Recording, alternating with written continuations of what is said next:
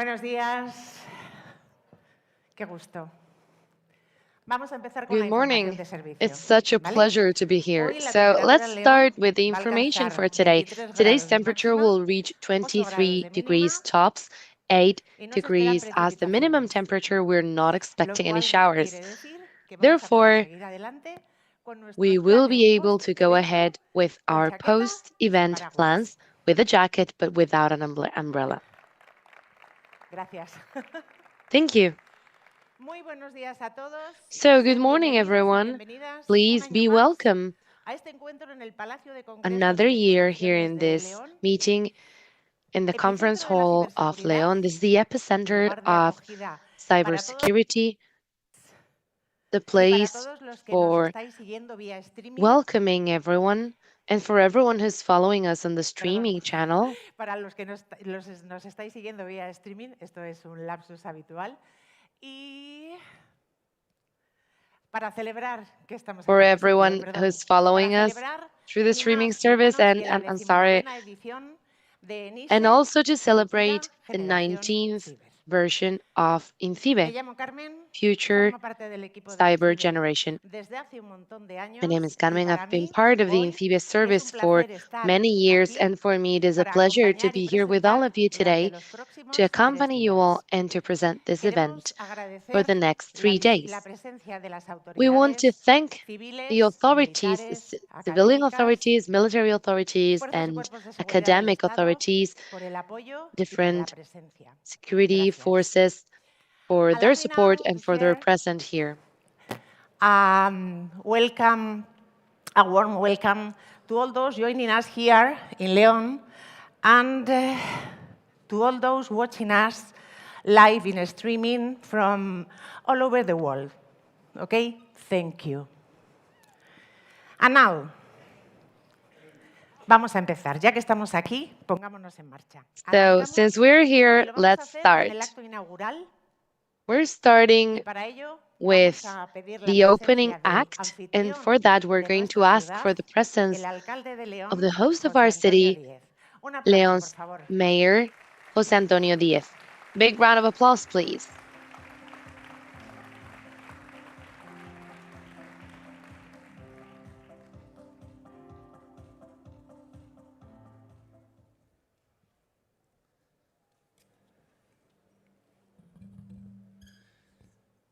Secretario de Estado, subdelegado, Secretary of State, resto de autoridades civiles, militares, Deputy académicas, Secretary of cuerpos y State, fuerzas de seguridad del Estado, policía different local, militar security gubernamental, forces, señoras y señores, civilian muy buenos and días military a todas y todos. authorities, ladies and Por supuesto, gentlemen. Good morning, everyone.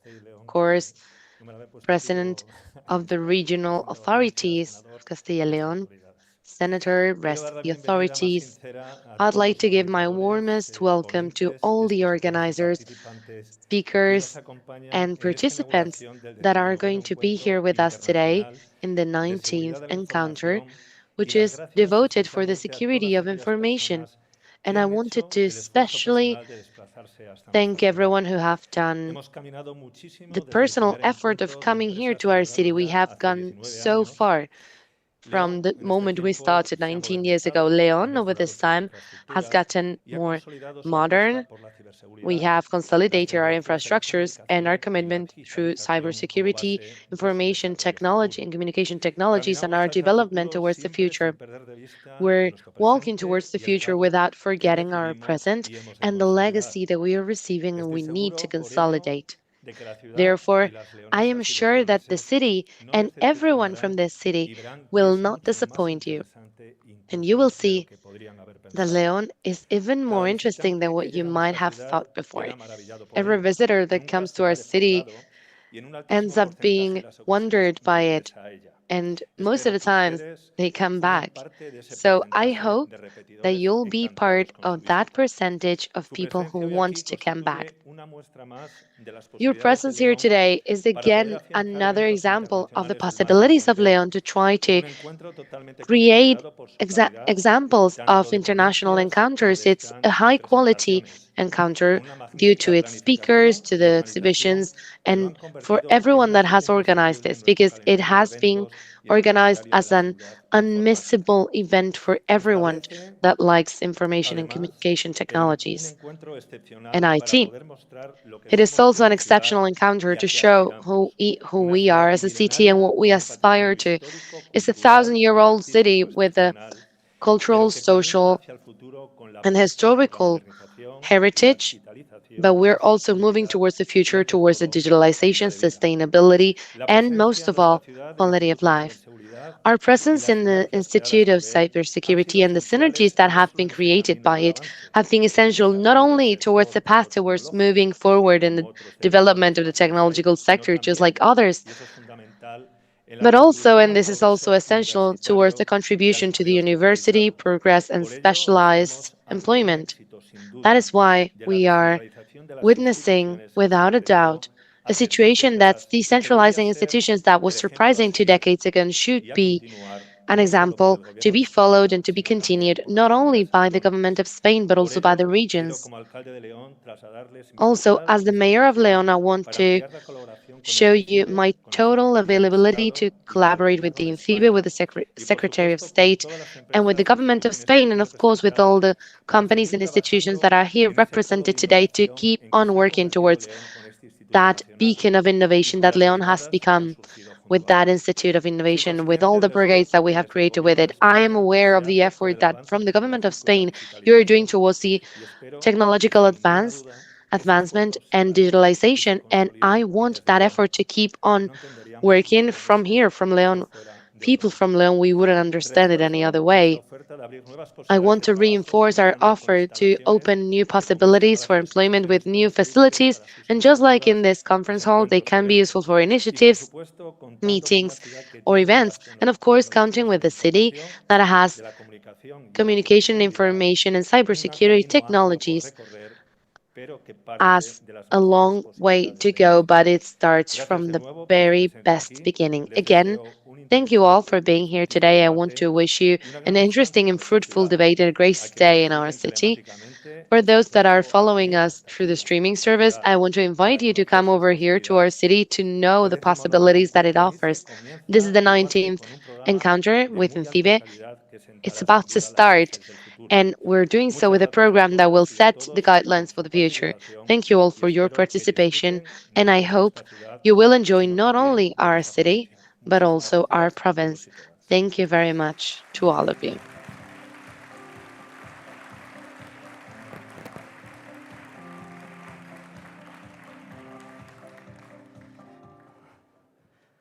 Gracias, alcalde. Thank you, Mayor. I remember for the first time that we did an event here in this palace, we were all scared because we had so much space that it was impossible to fill it in. But now we're running out of space.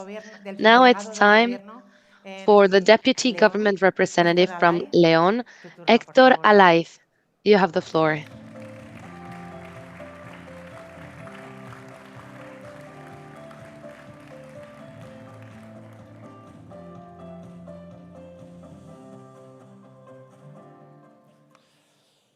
Secretario de Estado, alcalde de León, presidente de las Cortes, director general del Instituto Nacional de Ciberseguridad, autoridades civiles, militares, señoras y señores, bienvenidos a todos y muy buenos días.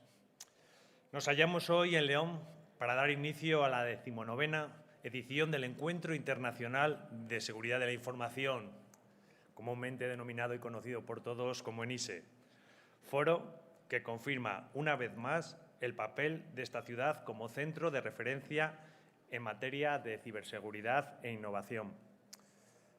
La celebración de este evento de esta magnitud en León es expresión del firme compromiso del Gobierno de España con la descentralización, la cohesión territorial y el impulso de empleo cualificado en todos The los impulse rincones del of país. qualified employment in all corners of the country. In this sense, INCIBE, with its networks in Spain, is representing an institution that has an international projection that is showing the commitment towards the citizenship towards the challenges that we have in digital environments. We also need to be aware that cybercrime is one of the main challenges in our society. In this context, it seems especially relevant for León to have cyber department from the Guardia Civil, the Civil Guard, located in INCIBE's facilities.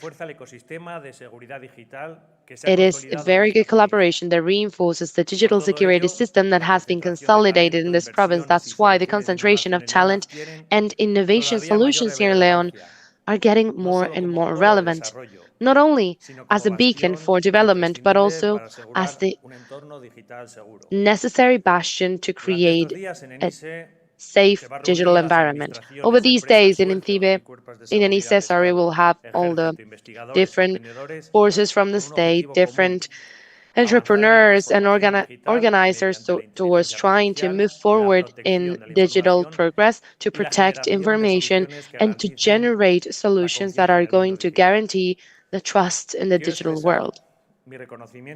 I want to express my acknowledgement towards the INCIBE environment to place León here in this network. I also want to encourage the corporate tissue to acknowledge the challenges and also the opportunities that are being generated in this digital era.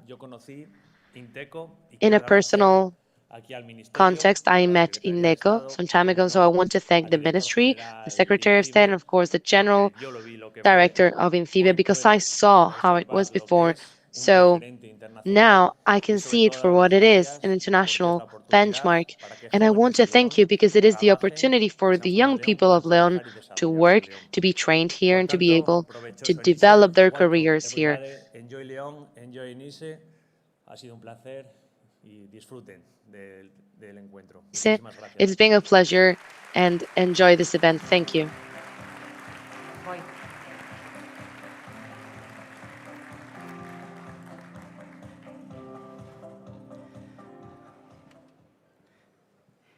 Y como lo has mencionado tú, pues yo, como llevo muchos años en And just like you mentioned, since I've been working in INCIBE for many years, I remember you going through the hallways. You were just another colleague, so I'm very happy to see you again. So we're going to close this opening act, and for this, and with the commitment from the government of Spain towards cybersecurity, we have the presence of the Secretary of State for Telecommunications and Digital Infrastructure, Antonio Hernando.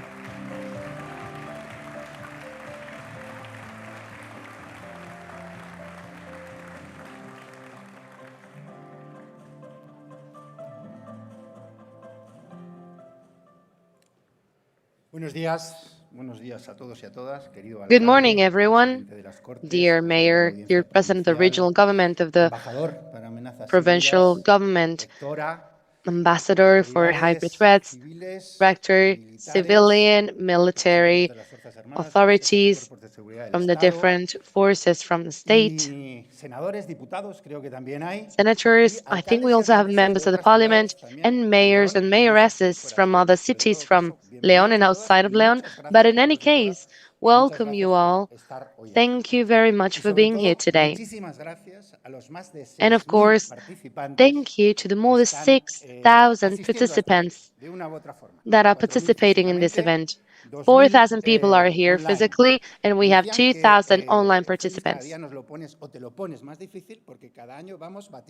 Every year, it's getting harder because we are setting new records every year. So we are setting a record from the last year, so it's very good. It's a wonderful work, the one you do. So I wanted to start by congratulating Felix and for making this event, this international event, possible. For the safety, security of information, ENISE is the 19th edition, making of León the capital of cybersecurity. Dear Mayor, do not have any doubt that our commitment towards León is permanent and will keep on doing so, not only for cybersecurity, but also for digitalization, in which we can, of course, work with our ministry. And the collaboration with the local council of León and with this city is permanent. So we are in an edition, and the motto is Future Cyber Generation, Talent, Innovation, and Resilience. That is the goal. to talk about the future. Cybersecurity is not a destination. It is the journey. It's the journey that we have decided to take on together with the administration from the state and together with society, with the industry. That's why today, in 9,000 square meters, although I know that we're running out of space, I agree, we have more than 192 stands with different exhibitors, companies, 40 countries that are our guests, different international exhibitions. But is this all necessary? Of course, because this is the path, this is the journey that we need to take on together. In the general administration of the state, with the collaboration inside the institutional architecture that we have in cybersecurity, it is very important to remember the role of the Ministry of Defense, and I want to thank General Justo de Santana, who's going to participate in the next roundtable with the different law enforcement agencies. Thank you, General Almanza from the Guardia Civil, for participating in the roundtable, and also Loreto Gutierrez, the Director of the Department of National Security, who will also participate in the next roundtable. We have a collaboration which is essential to tackle the challenges of cybersecurity. Also, the National Cryptology Center is an essential piece of this institutional scheme, let's say, on a cybersecurity level, because we evolve, we apply innovations, we use AI, we use quantum, but they use it too. That's why we need to go faster and we need to go together. We have a wonderful cybersecurity sector, a great cybersecurity industrial sector in Spain. We said that we went from 2 billion in Spain to 3 billion from last year until this year. Some years we have grown at 4%, but we will grow at a 6% until 2029. So we have a wonderful cybersecurity system in Spain. We collaborate with companies all over the world, but we also want to have national champions when it comes to cybersecurity, and we are achieving that. If you take a look later on through the stands of the next few days, you will see that this is a reality. And we have an important handicap, which is the future cybersecurity. The market is demanding for many people who are trained in cybersecurity. We can't be training as many people as we need at the same time. With the collaboration with the universities, that's great. Thank you, Rector, but we need to keep on training people. We need to wake up early talent, because very often in the STEM matter, we know sometimes there's a problem when it comes to that, mostly with the gender problem, with the lack of representation towards women. So I think it's great to have created a civilian forum for cybersecurity, precisely so that we do not leave anyone behind when it comes to cybersecurity. Of course, women, but also not other collectives. We need to be more integrating. We need to keep working on that, and the INCIBE is doing a great work in collaboration with other institutions, just like the Organization of American States. This is a huge challenge, but altogether, we'll be able to overcome this challenge. This is what we are going to do here, and this is what you will be doing here over the next 3 days. You'll work a lot, more than 300 speakers, 40% of them are women. Thankfully, let's see if we can invert the proportion over the next few years. And we need to set the guidelines to keep on moving forward together. So I think that's everything from my side. I want to wish you wonderful work, and I want to wish you that after working here today, tomorrow, and the day after tomorrow, you can enjoy León, the city, the people, the architecture, and the cuisine from the jewel that it is, the city of León. And I want you to learn a lot, to have fun, and to help us, because we need the help from everyone here. So thank you.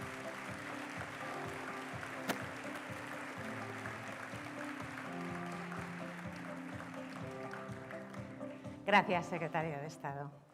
Thank you, Secretary of State. Pues Very well. ENISE cada año nos deja So, recuerdos, ENISE historias, every year momentos. is leaving Vamos a us hacer memories, vamos a echar un stories. vistazo al pasado, justo un año atrás, So let's y take a vamos look a back recordar just lo one que year pasó en before, 18 ENISE. and let's Estoy remember segura de what que muchos de los happened que in estamos the aquí presentes 18th nos version of vamos a ENISE. reconocer. I know that many of us Adelante, will Víctor. acknowledge each other in the video, so let's go.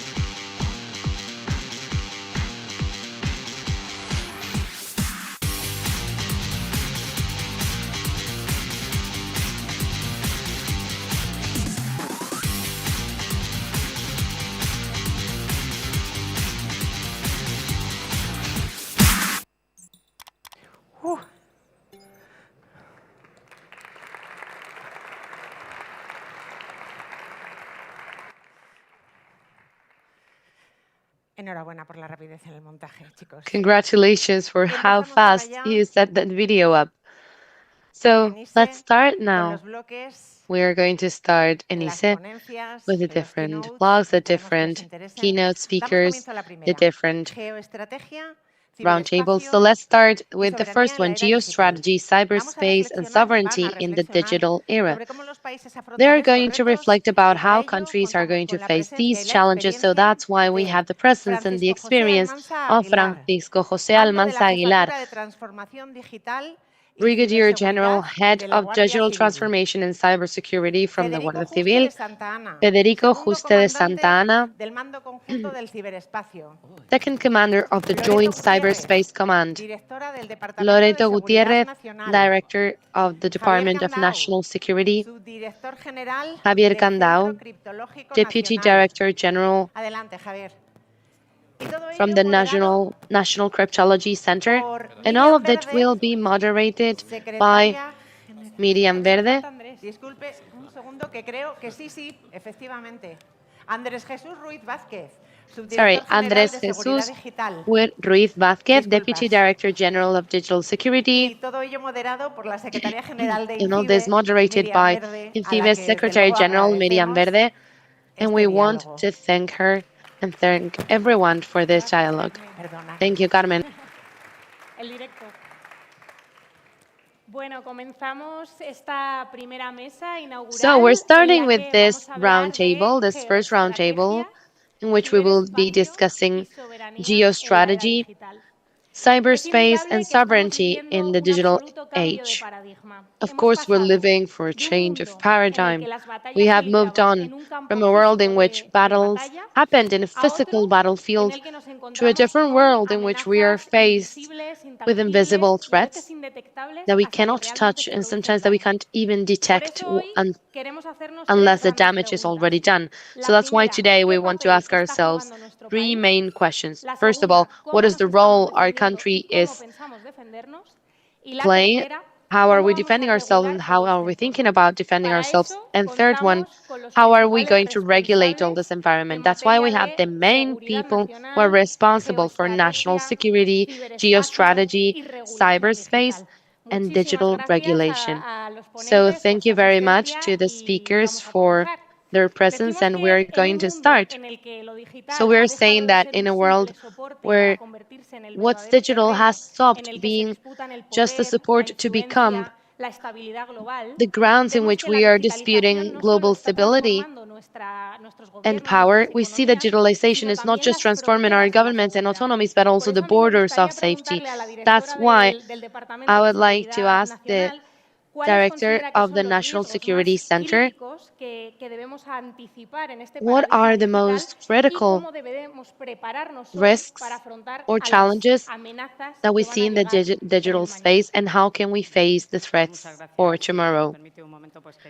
So thank you very much. First of all, you allow me, I'd like to thank INCIBE for the invitation, for participating in this opening table, and for sharing this table with a moderator and such an expert colleagues that I have the pleasure of working with. When we talk about national security, I'd like to start referencing the documents that create the framework for national cyberspace. And on the one hand, we have the National Cybersecurity Strategy that's set from 2021 that says that we are amplifying the exposure to cyber attacks. And among the dynamics that show this higher use of digital networks, we have working from home that has been increased after the pandemic. We also have the National Strategy for Cybersecurity, where we see that digital technologies are creating new activities and ways to do business that need to be regulated because they can affect stability and the exercise of rights and different liberties, which is going to be a threat to national security. And this is something that creates out of cyberspace an engine for progress, but it can also be used for malicious purposes because they can give you an anonymity and protection of your identity. The last information of national security report from 2024 shows an increase of the significance of cyber attacks and where the groups of cyber crime are operating in a more hybrid way. This national security report is also showing the results from the survey of national security risks. And we have seen that the population has seen the use of cyberspace for irregular or illegal purposes and also for campaigns of misinformation. We see this because this in our survey appears in our national security report. So we had to highlight just one specific aspect. It would be the start of generative AI as a technology that amplifies the capacities for the creation of contexts, both for text and images. And this can also be used to share false information and therefore strengthen misinformation campaigns. So all the technologies then can be used in a good way, and they can be a driver for progress, can also be used for a different goal. We can also see that there's emerging technological risks that are associated to the use of the Internet of Things, the cloud, or AI, because as we have said, it increases the surface of exposure. It's also important to show the interconnection among sectors, because sometimes in a specific sector, it moves really fast to a different sector, and it can not be set in just one sector. Another risk that we need to take into account that we have seen in cybersecurity is ransomware and the attacks to the availability of service, so denied services, or the attacks to supply chains that can affect as well the specific attack to a lot of users. The work for the Cybersecurity National Forum is generating guidelines and recommendations to mitigate these risks. What do we do for these risks? In the European Union, we need to highlight all the work that we are doing, and specifically what we know as the ENISE 2 regulation that is establishing a safety law in the European Union. But we also have different tools, just like the Directive Plan from the European Union for the management of cybersecurity crisis that defines how to coordinate a response to big cyber crisis or cyber threats. We consider that the shared approach is key.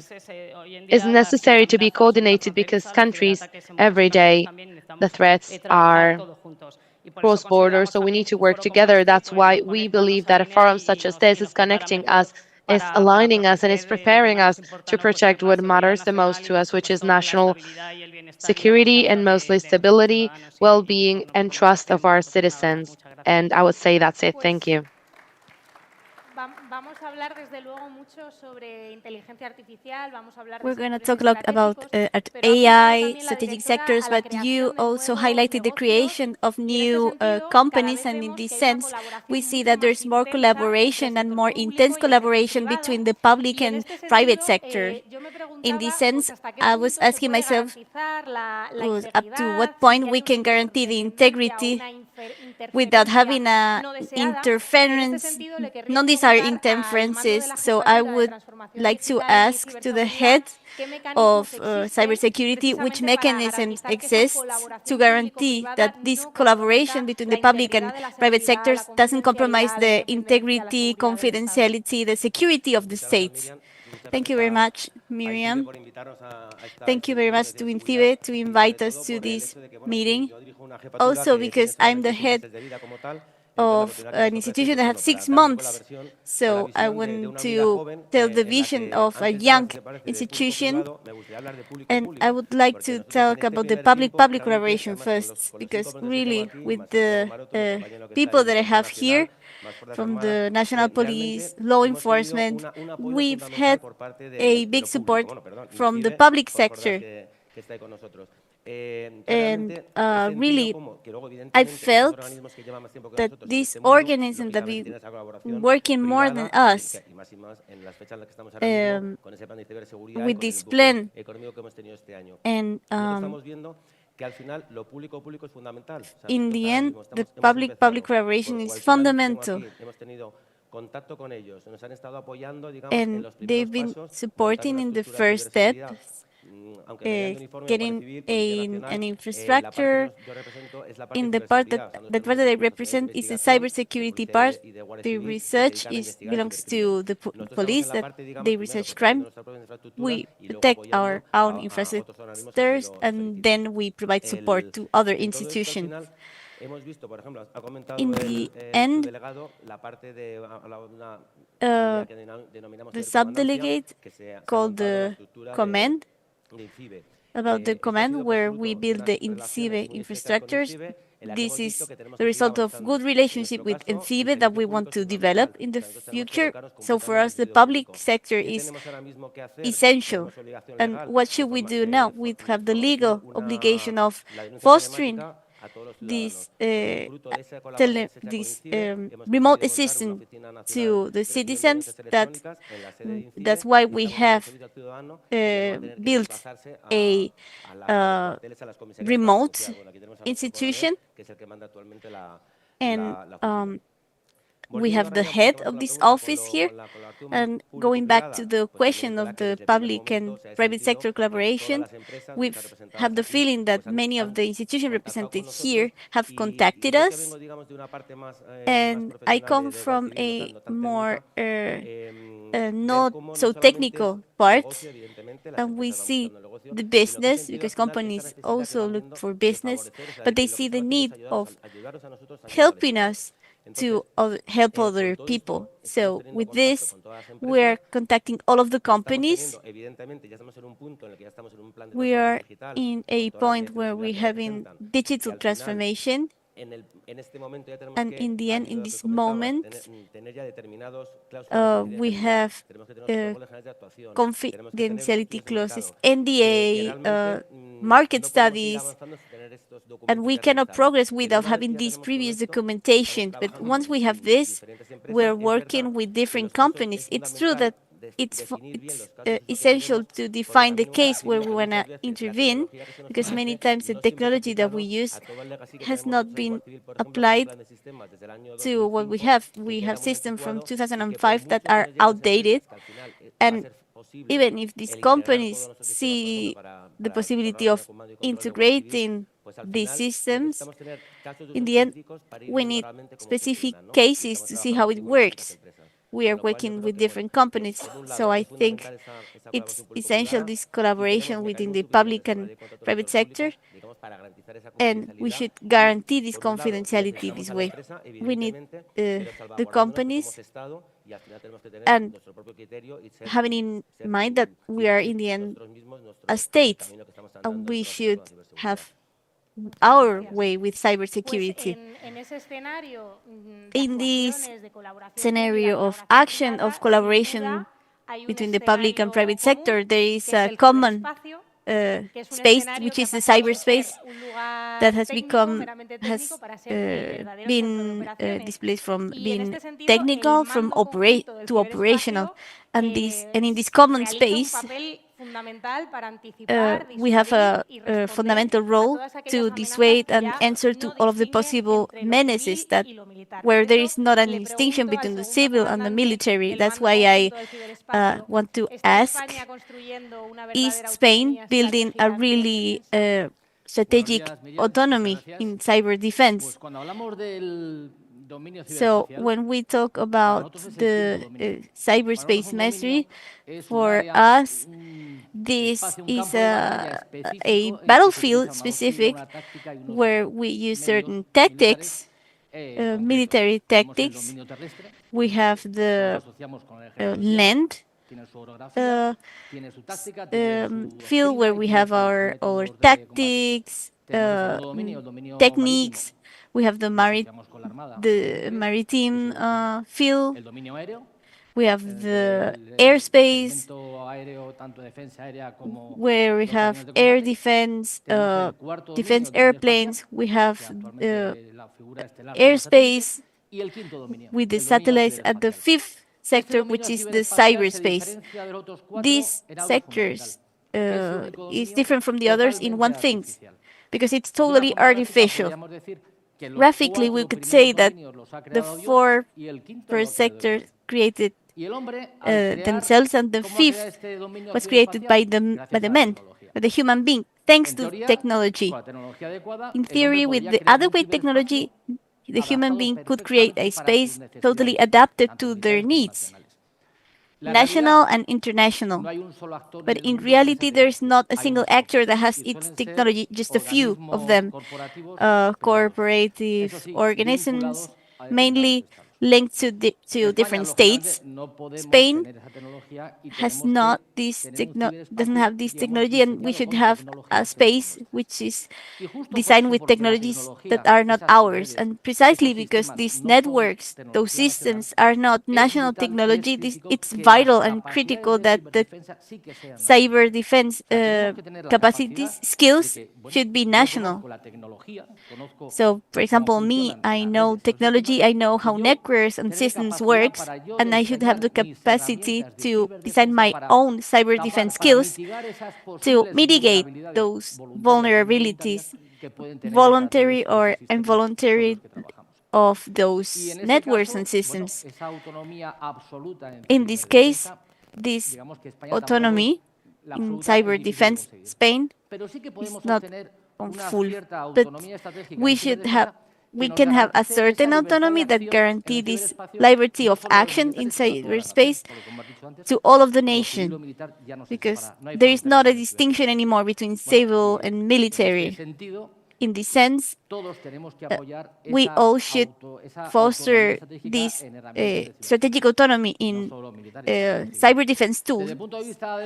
From my point of view, we support this first line when we need these skills. And where do we go?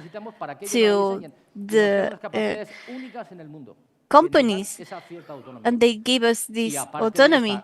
And apart from those skills, in all of the international national forums, we take the companies so they see we have the capacity and we can improve our capacity. So, in definitive, it's difficult to have full autonomy, but we should have some. Without any doubt, public sector is really relevant. It's essential. Also, public administration, we see that they are object of cyber attacks that are more and more sophisticated. Then we have the cryptological center that gets in place. He has a critical role of defending those public institutions. I would like to ask its director which capacity is developing the CCN in order to guarantee the security of the Spanish public sector and improve the resilience towards the attacks of more national actors and to have less incidents at a national level. Thank you very much, Miriam. Thank you very much, INCIBE, for inviting us to this event. I would like to say, to begin with, making reference to the activity of other states, I want to link this to a thing that happens a lot sadly in public institutions, and it's linked to the pandemics. I want to talk about this massive interconnection between all of the institutions that allow a usage of the users that can be used for these actors of the states, for cyber criminals. This is something that resonates in the analysis, and we see that the procedure to enter is more or less the same. Also, we can have a national cyber criminal that is trying to copy a database of public institutions. So we can have as well another actor that can be doing the same thing. So what can we do? To begin with, we've focused in other kind of activities trying to promote that the communities connect with other institutions of the states to have a first line of activity, what we call lines of cyber defense 2. We should have permanent teams. We already have them, and we're going to build them with the command of the cyberspace. We also going to include other actors. We want to have teams specifically dedicated to detect what's unknown. We have big technologies, we have CN technology, SOAR, different tools that are capable of automatizing everything that happens in the network. But these tools also are going to help us to give information about known attacks. So we should have specially staff to know what's unknown. What should they use? They should have decoys in order to avoid errors. We should have examples of use. That's why we have the tool Carme that allows us to detect things that are not at the beginning in the radar and that are not at the beginning like indicators of compromise. We should have the capacity of detecting and eliminate servers of control where the attackers are able to translate the information or keep this information in order to try to act in this network.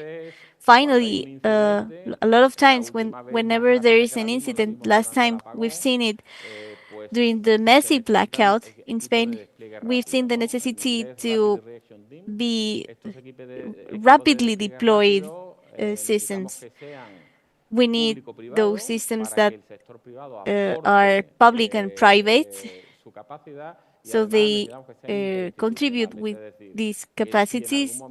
And if at any moment we should activate an equipment in order to act in a public institutions or one or plenty, we should have the capacity that have these products issued from the referencers, and so we can act conjointly. If we succeed to do this, with these measures of active cyber defense, we can improve a lot of things, and we could go to attack. Because now we just receive, we refuse, and we receive it again.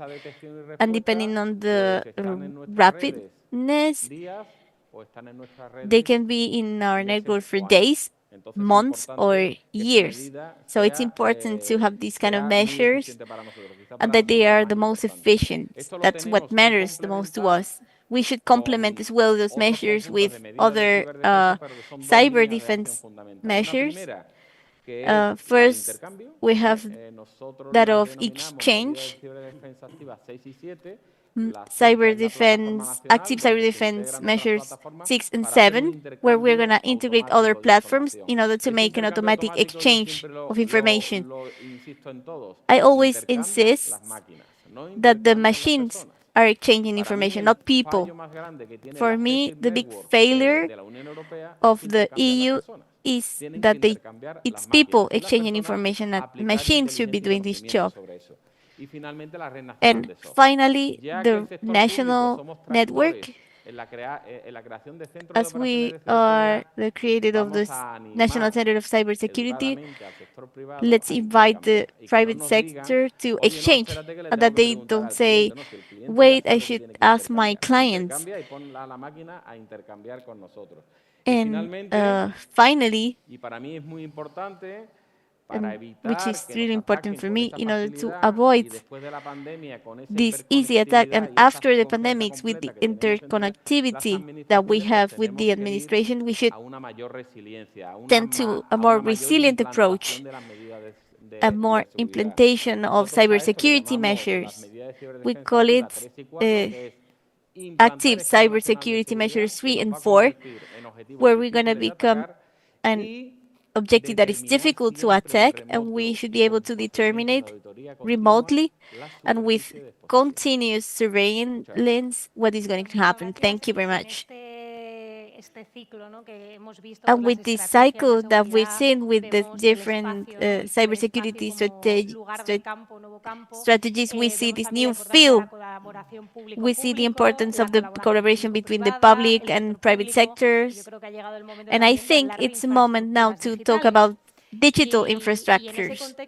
And in this context, these infrastructures, specifically having in mind that Spain is a reference in connectivity, these infrastructures are the object of attacks often, and they become basic pillars for security. Even though the director is going to give us a keynote, I can't help but make a little spoiler, and I'm going to ask him to ask some things that he's going to give. How we guarantee the concept of sovereignty in Europe, security-wise, to respond to the digital interdependence and respond to the cyber attacks, and also guarantee these critical infrastructures and guarantee the importance of these infrastructures that are more important than physical traditional infrastructures. Do you hear me? Can you hear me? Yes? No? Now better? Okay, thank you very much. So I want to link my speech to what has been said previously. Cyberspace, it's a logical concept based on a physical layer of products and services as well. This layer, which is the digital infrastructure, and we have capacity in our ministry to manage this. It's composed of different sub-layers, what I call the digital pyramid. In the base, we have the telecommunications, the submarine communications, that I'm going to speak on my keynote, the mobile connections, 5G connections, radio connections, satellites. Then we have the data centers, and within those data centers, we have all of the different our AI processes, They are filled with microchips that give service to the cloud, where our companies and organisms are stocking their data and services. This pyramid, where we have on top AI, which is an innovative element and that use the cloud in order to stock information, also communications for computing. It is important to secure this AI. I want to make a distinction now, because sometimes we confuse technological sovereignty and digital autonomy. So digital sovereignty is complicated to have it at a European level, because in each and a single one of layers, the EU is a leader. But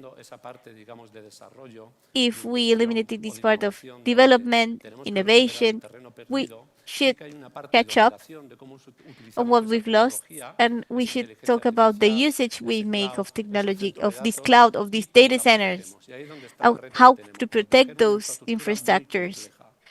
Because there is a really complex and diverse infrastructures which is in hands of third parties, private companies that are not in our territory. And these skills, infrastructures can be used as an influence by third parties. And we're not talking about war, as we've seen in Ukraine, where private companies have the power of shutting off certain communications. We are talking about our daily lives, or certain menaces that not even reaching the point of a conflict put our institutions, our companies in a really difficult position, and that difficults not only the answer, but the capacity of detection and prevention.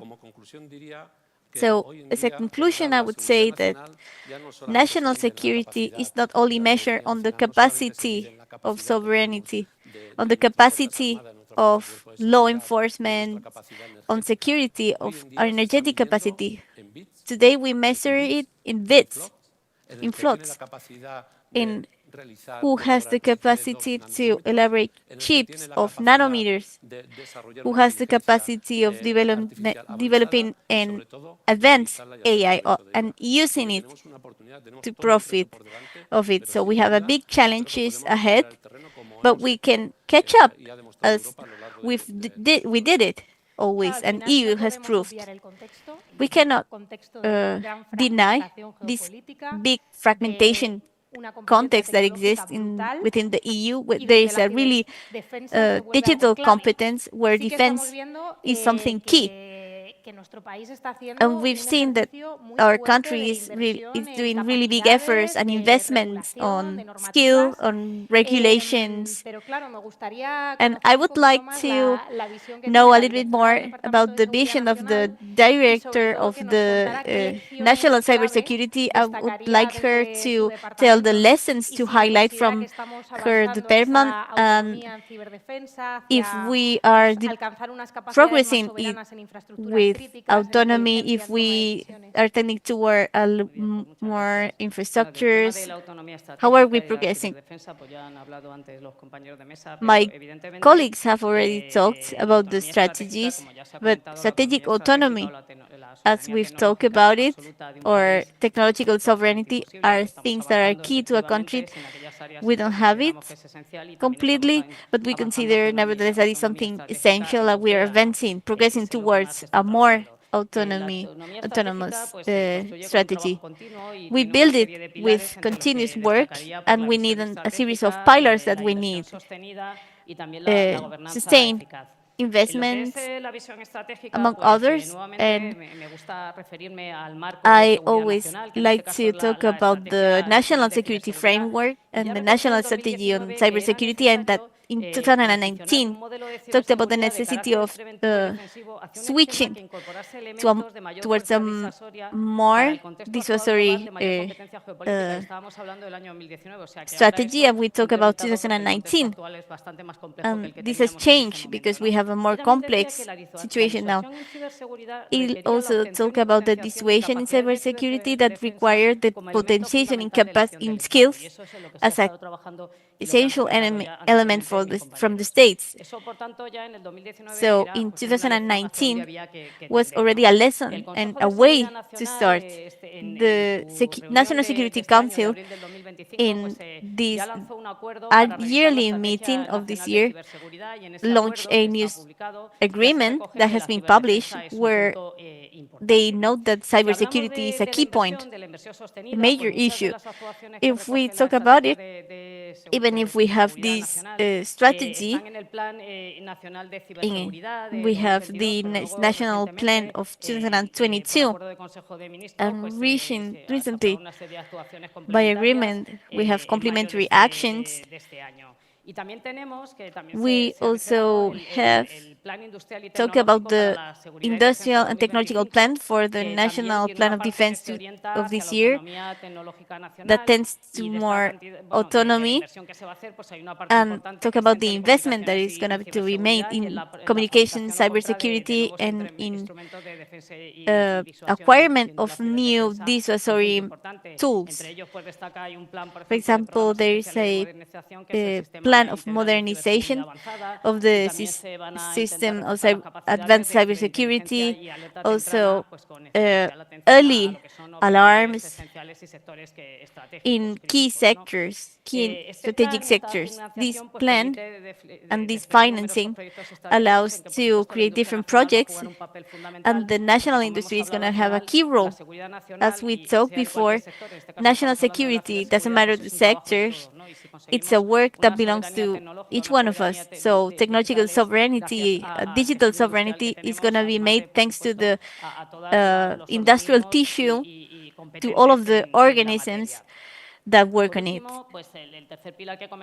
The third pillar is the efficient governance. I'm going to mention again ENISE 2, that is going to be the law of coordination on cybersecurity that wants to improve at the national level governance, collaboration among all of the key actors in cybersecurity, describing functions and roles. I want to mention also the importance of the participation of Spain in, for example, OCSIN's cyber coalition of the NATO, because once we make assessment and we make exercises, we see the points of improvement. Learned lessons are really important. So I think we're progressing towards more strategic autonomy in cyber defense, and in Spain is investing, is building solid infrastructures, and it's coordinating at the national level to all of the actors that are essential, all of the actors that have a word to say. For example, collaboration between public and private and with the citizens, because everyone contributes, and we always see that the main points of interest are the most weak ones. So we're working to detect and respond to all of these kind of menaces, and in order to answer to potential cyber attacks if they happen. As we talk about hybrid menaces, non-conventional ones, we talk as well about AI. I would like to talk about the Cybersecurity Command. How are you integrating AI in your transformation, digital transformation processes? How you're tackling it from a secure perspective? Well, we're doing it really carefully because it's more complex than it can seem. AI is here to rest, and we try to follow the evolution, but sometimes AI is evolving faster than we do.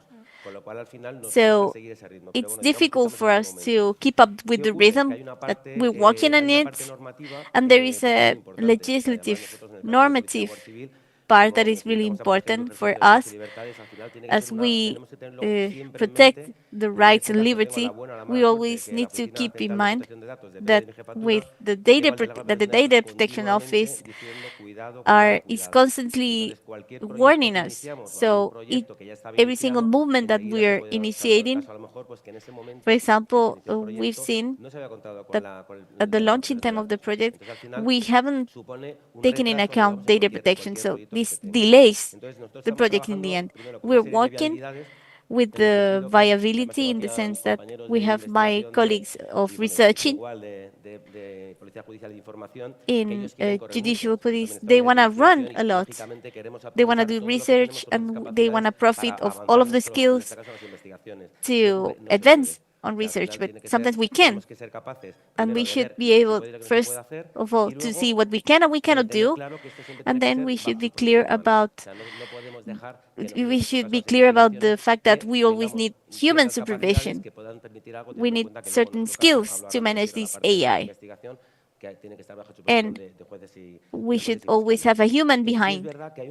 It's true that there is a really important part from the point of view of my department that is this superior layer that should be put to manage our command systems. We have our typical infrastructures, operational, personal part, logistical part, and they need all of the information of the data.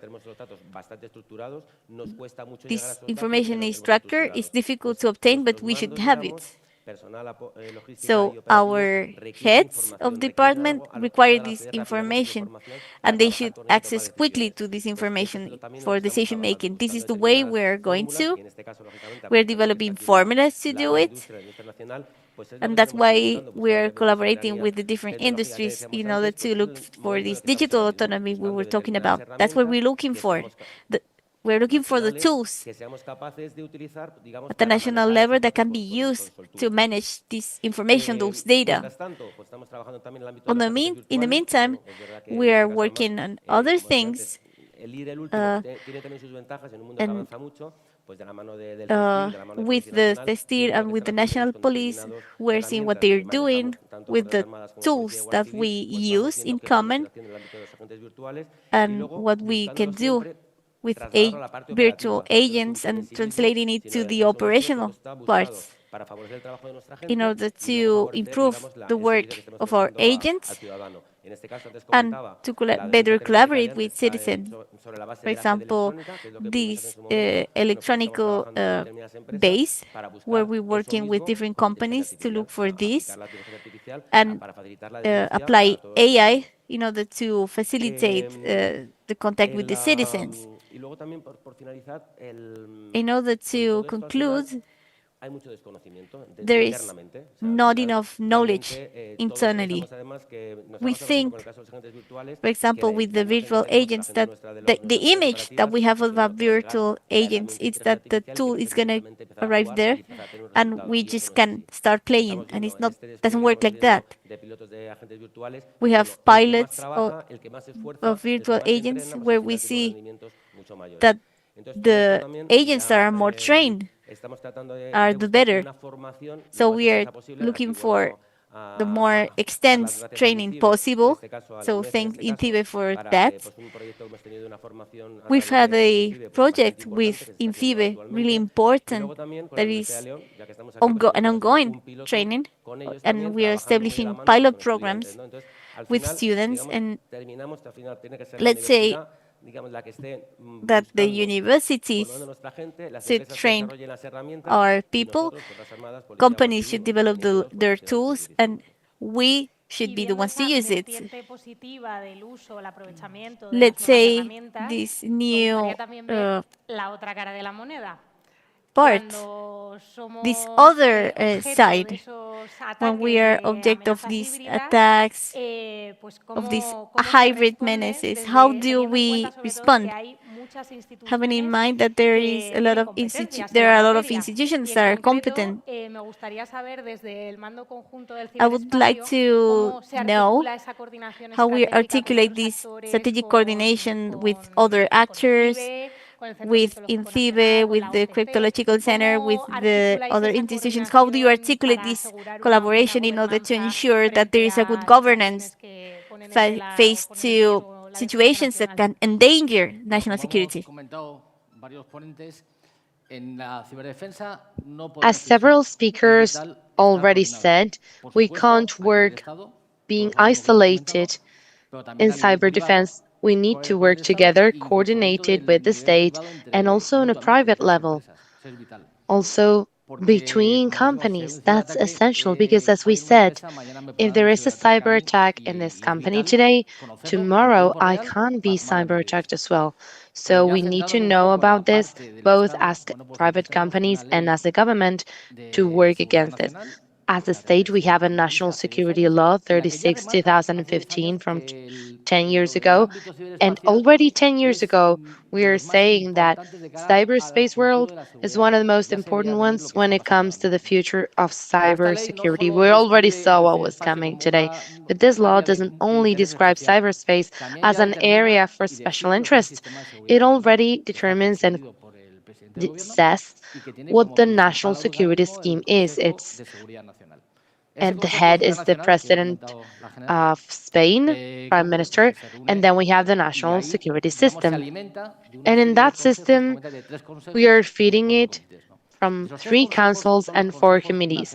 Those 3 committees are national security councils, the aerospace, national security system, the maritime security system, and the national security for cybersecurity. And in that council, we already participate, both the chairs and the rest of the organizations that are here. And that's the first strategic level where we start dealing with this. When I talk about strategic organization, I talk about the path and how we are going to achieve our goals in that path. And from that council, that's depending from the national security system that's made of the members that have an operational security. That's for the strategic plan when we create goals and when we're coordinating the path towards achieving those goals. If we move on to the other level, the operational level, which is where we have actions, we have the famous CERT for reference, CNC CERT, National Police CERT, INCIBE CERT, and then we have us. We are perfectly coordinated, just like Javier said before, with a series of tools that are the same ones, so that if there is a cyber incident in any of our responsibility areas, we know it. And although they are very efficient and very fast tools, I would like to highlight the most important aspect in this coordination is people. But the most important thing is people, because if we're not perfectly aligned, our technologies are not going to work in our favor. In this sense, we are perfectly coordinated. Our efficiency is real-time efficiency. We don't only coordinate when there's a cyber incident, because every day we're sending information in real time.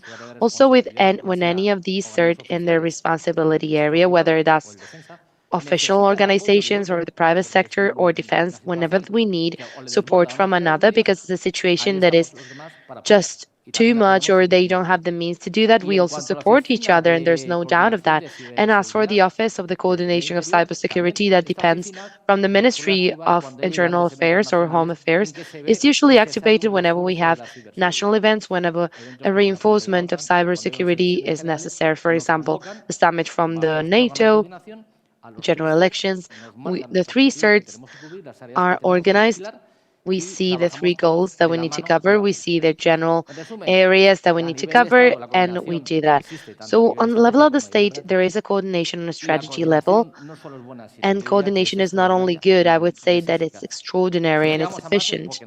If we don't do more, it's because we don't have the means to do more. But those that are working in this area were perfectly aligned. Claro, año tras año estamos Thank you viendo very cada much, vez más General. ciberataques, más Year after year, we're ciberaccidentes, seeing more con cyber mayor attacks, more cyber escalabilidad, más incident with a impacto. higher scalability, higher Los motivos pueden impact. ser diversos. Quizás es And the que reasons tenemos might mejores be herramientas diverse. para Maybe it's because we have identificarlos, para better tools to detectarlos. identify También them, puede to ser detect them. que se Maybe utilicen herramientas más we might sofisticadas use por more parte de los sophisticated tools ciberatacantes o que by quizás cyber estamos más attackers, or expuestos maybe a una we are alta more conectividad. exposed to a Ahora higher bien, connectivity. bajo la dilatada experiencia del But CCN, under ¿dónde tenemos que the dilated concentrar todos experience los of the esfuerzos para garantizar National la Police, misión where de should we focus asegurar our un efforts to entorno guarantee the mission ciberseguro of y cómo podemos ensuring mejorar la a cyber secure ciberresiliencia nacional?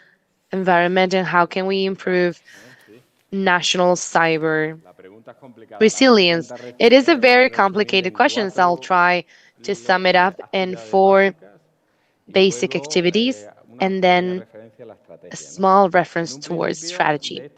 Well, first of all, out of these 4 basic activities, the first one is detecting and responding. To detect and to respond, we need to work together with the Cybersecurity Operations Center, the private certs, and altogether they need to be included in the national network. And that way, we're not only going to exchange whenever we have an incident and we exchange all the information from that incident, but we're also highlighting everything that the SOC sees in their networks. So a possible vector for penetration that maybe you're going to stop it and maybe a different SOC would not stop it, we could act on it.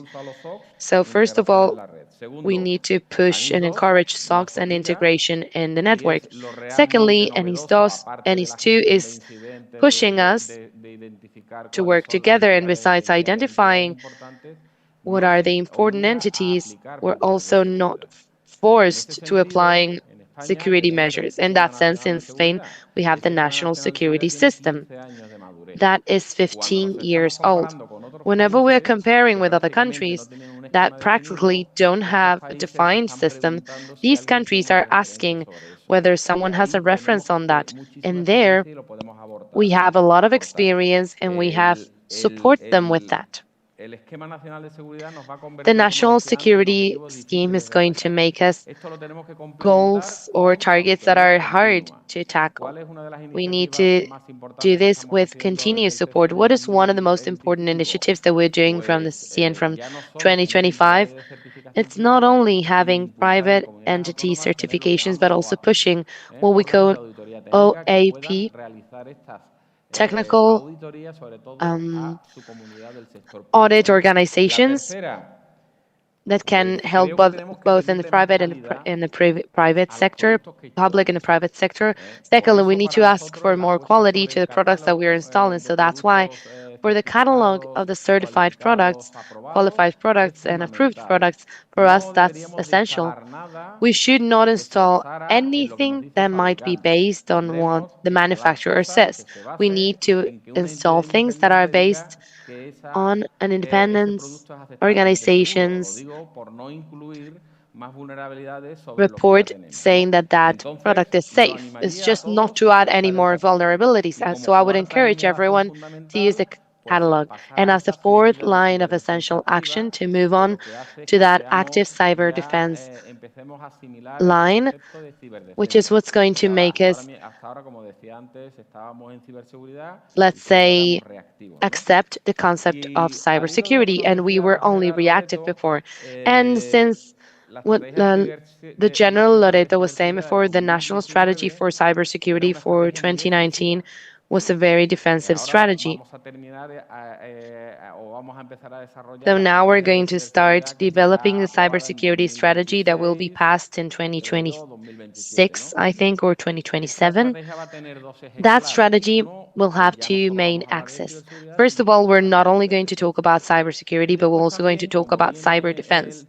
And then, as the headline of the table also says, for sovereignty of the digital age, we'll need to identify key technologies that have Spanish sense to it, that they have our essence there. So I'd like to say some of it. First of all, an EDR. We had an EDR when we had the antivirus hack. But the bad part of our private companies is that other companies are buying them, and they don't necessarily need to be Spanish. So I'm not saying that the EDR is mainly Spanish, but the EDR should use national clouds, and the information should not start working in other places where it should not happen.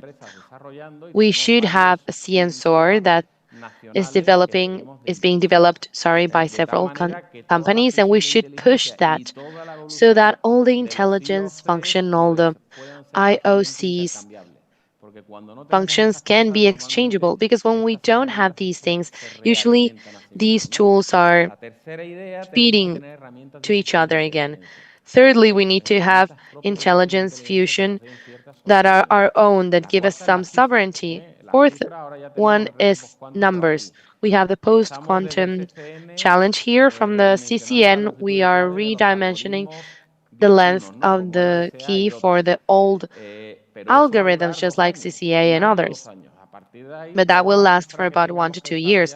From there, all the numbers that we need to develop need to be post-quantum.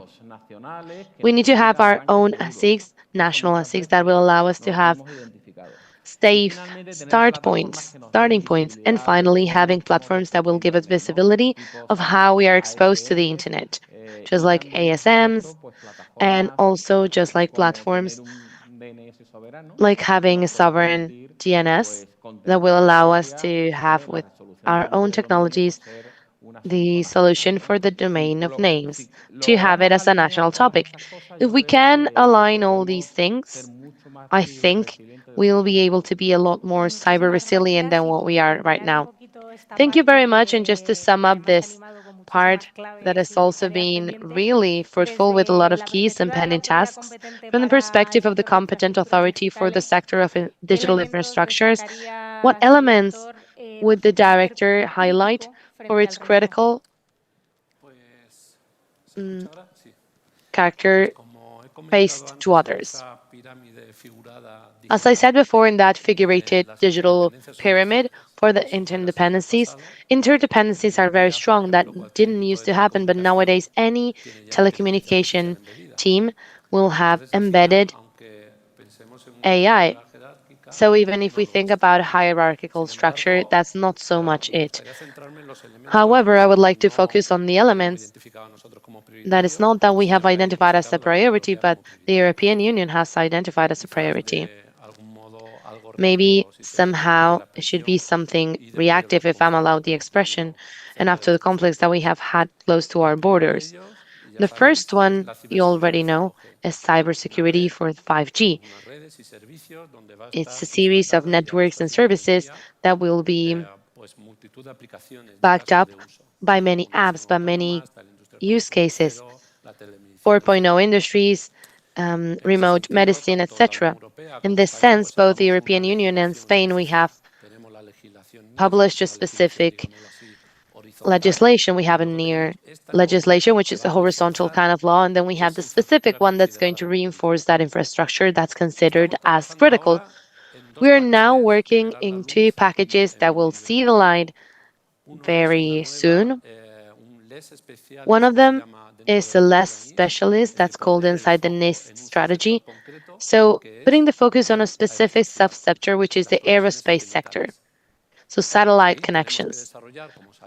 There we need to develop, as we have seen, and only over the war, and we have also seen this in our daily activities, the different GPS actions that Russia is doing.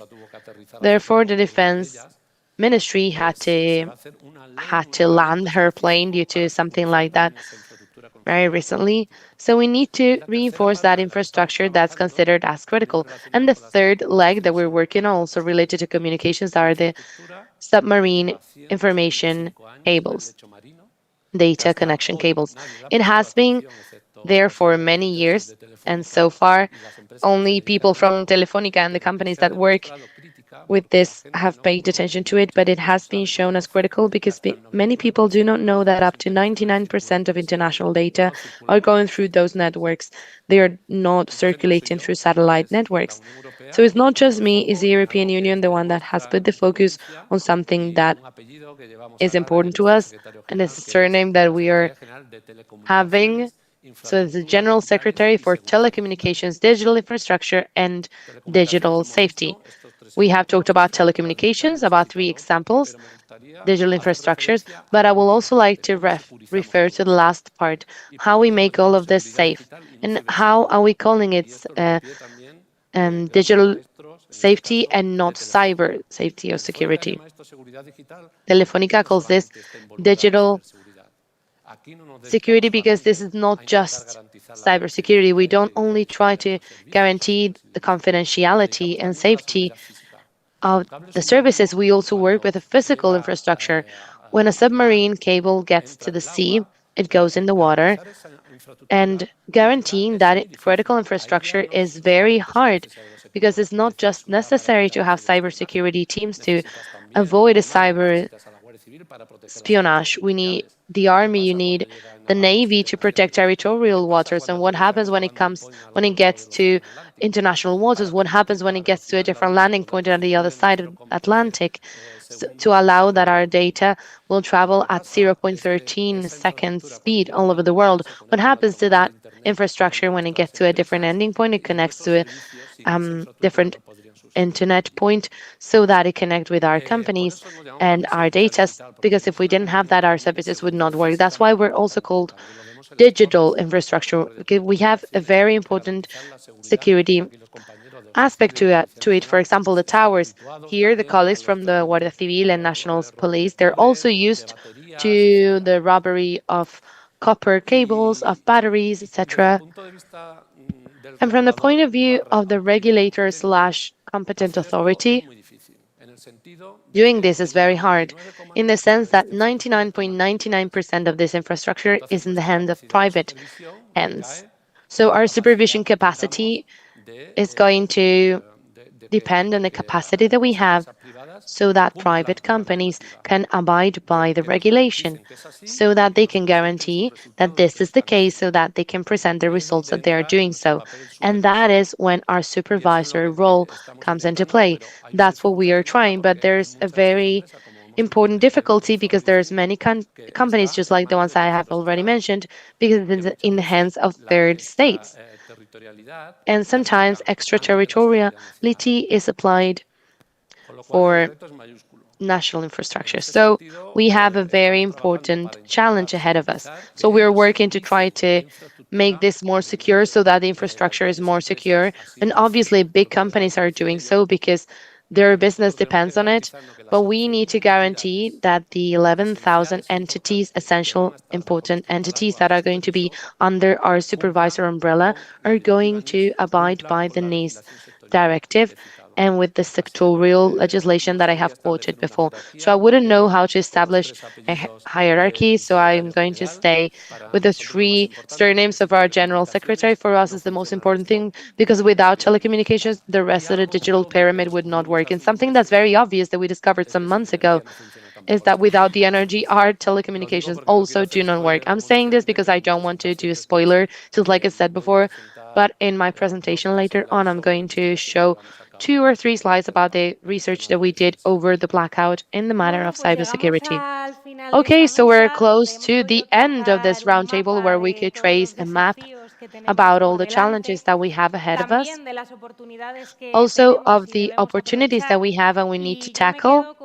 And I'm going to keep 3 main ideas that I think are responding to the spirit of this encounter. First one is the idea of anticipation, to be able to take that quantum leap from cybersecurity to cyber defense and digital safety, to be able to anticipate, to see the key future for strategic intelligence and perspective capacity. The second main idea would be resilience, because there will never be a zero risk. There will always be some kind of risk, but we need to have the capabilities, the skills, and the training and the strength to be able to adapt ourselves and be the first ones to stand up whenever there's a situation arising. And third one would be collaboration, public-private collaboration among institutions and mostly among people, because people is the ones that are creating these organizations, and it is essential for us to share information, to collaborate, because no state by itself will be able to face the challenges that cyberspace will pose. I don't know about you, but I'm very safe knowing that we're the best possible hands. So thank you very much for your participation from the whole team of INCIBE, and let's keep on enjoying ENISE. Let's get some strength back from the recess, and thank you very much.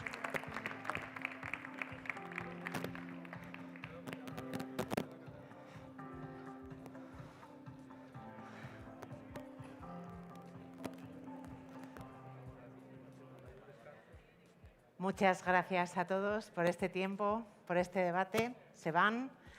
Thank you all for your time, for this debate. They are going to leave, and we are also going to have a keynote by Daniel Jesus later. But I'll see you here again at 12:10. Enjoy your recess, and we'll see you when you come back.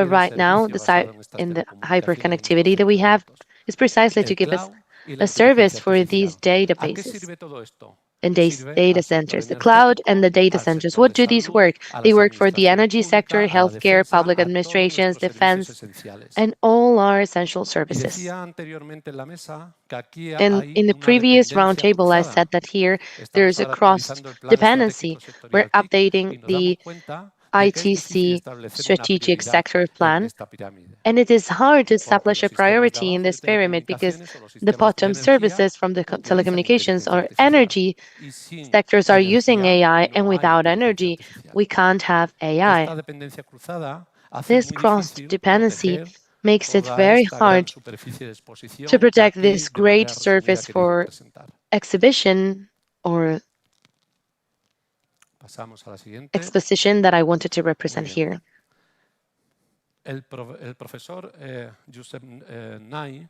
Professor Joseph Nye,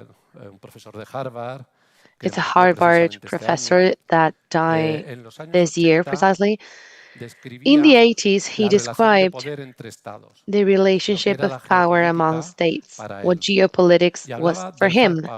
And he talked about hard power, so the capacity or the strength that a state has, and also the economic capacity through custom payments, etc. That is understood as hard power. He also described what a soft power is, that very far away from the stick and the carrot that we're used to. It's based on cyber diplomacy and cultural factors, for heritage, for ideological proximity. That's smart power, which is a mix of both. It's what the states use, not only this power or that coercion, but also a mix for cultural proximity. That is used by the states frequently in their bilateral and multilateral connections. And soft power is the cognitive level, how specific states are trying, through misinformation, through external inferences, to put pressure on specific territories. That's also an element for hybrid threat. So digital infrastructures are present in each one of those elements. They are used as a coercion power. We have seen this in the war in Ukraine. I'm going to turn your satellite off so you're left blinded. I'm going to cut your communications and you're left blinded. I stopped giving you a service and you're blinded. And we're at the hands of private companies. Soft power through that cyber diplomacy and that influence, that regional influence that some states want to exercise on others. That smart power with the regulation influence. For example, we are a reference for many countries in South America where we are exercising our intelligent power, that attraction. They are seeing us as an example because we have a very strong regulation base and specific skills. So yes, we can say that digital infrastructures are first-order geopolitical elements, or just like Professor Knight defined in his theory from the 80s. Can we move on to the next slide, please? And inside all these infrastructures, I wanted to zoom in. I wanted to focus on something that is essential, and then I have also talked about before, which is submarine data cables. They are up to 24 pairs of the size of a hair that will allow us to travel at the speed of light all over the world. It does not allow us to do so. We're not aware when a company is using a cloud service or when a company is using a service for AI. That is allowed for those companies that are called hyperscaler companies. It's the big companies that are positioning their data centers all over the world, and they are connecting them through submarine data cables. Historically, these submarine data cables are being operated by classic operators, mostly Telefónica. For example, they have been working on these cables for more than 150 years. 175 years ago, in in Europa 1850, con América. they Ese threw primer the first cable cable that was joining Europe with the fue Americas. a raíz del That cable descubrimiento de una happened resina after the extraída de un discovery of a barro resin that que was se llama extracted la from a tree gutapercha. that is called Pues consiguieron hacer esa tapercha in conectividad. Spanish. Esos cables llevaban They ahí could create that connectivity. 175 años, Those cables have been there for comunicando 175 continentes. Y nadie les years, había prestado atención hasta hace unos communicating meses, cuando en el continents. Báltico se produjeron una serie de But in the cortes. Baltic Sea, there were a Quiero series decir of que no cuts. solamente se producen en el Báltico So estos cortes. they don't only Aquí en happen España in the tenemos Baltic cortes Sea. también, In Spain, we que also muchas veces have no these salen a la cuts, luz. although Normalmente very son often cortes they don't accidentales, happen. pesca It's de usually arrastre, accidental cuts. anclas, etc. So different kinds of fishing techniques, ¿Y si no es un corte accidental? anchors, ¿Y si etc. es But un what if corte it's not an deliberado? El accidental 95 cut? What if it's 99% a de los datos deliberate de cut? Internet circulan por 99 or estos cables. 95% Nuestros of territorios internet cables insulares, are going nuestras through ciudades these autónomas cables. están Our conectadas por estos cables. island Son un elemento territories esencial are en la different amenaza híbrida. island cities. They are Y connected by como veis these cables. ahí, They are an tienen unas essential element for capacidades hybrid threats. And as you can see there, inigualables, they have an incomparable incluso por los satélites capacity, LEO. even La through the constelación de geo 6.500 satellites. It's a satélites por los constellation of satélites Starlink que da un servicio 6,500 maravilloso en satellites. zonas rurales. Starlink is Pero giving que us cuando a llegamos marvelous a service in áreas rural areas, altamente but when we get densificadas como puede to ser highly Madrid, densified areas pues just like esa Madrid, capacidad no es suficiente. that capacity is not enough. Si no fuera por los cables submarinos, es If imposible it wasn't garantizar due to el submarine cables, funcionamiento it would de be las impossible to infraestructuras digitales, guarantee el funcionamiento del ciberespacio. the functioning of those cyberspace ¿Y qué ocurre con España? or cyber digital España tiene services. And what happens with oficialmente, Spain? Is Spain has ahí he puesto 35 que son los que officially, aparecen en I la web wrote pública, 35 pero that are tenemos the ones that más cable appear de datos in the public submarinos. Somos uno network, de los países del but we mundo have que more más cable de datos submarine submarinos tenemos. data. We're one ¿Por of the qué es countries in the esto? world that has the most Principalmente por dos highest motivos. amount Uno, of por nuestra submarine situación cable, geográfica. mainly for two reasons. One, for Somos first of nexo de all, unión because de of our varios geographic continentes. situation. Desde We aquí, are las empresas a union point for different interescalares continents. dan sus Here, servicios a hyperscaler toda esta companies parte are del giving globo, services to all this motivo part por el of the cual globe. están Is the reason why proliferando los cables we're submarinos seeing a y los centros de proliferation of datos en nuestro submarine país. cables and data centers in our country. Y esto es importante, So este it's dato, important porque en los to últimos have this 10 años information because hemos over the last pasado 10 years, a que we prácticamente have el moved 90% on de los to cables son practically tirados having por empresas 90% of the cables interescalares. they are Se sent by espera hyperscaler que companies. en We are 2009 expecting that en 2029, perdón, sea in el 2029, 99%.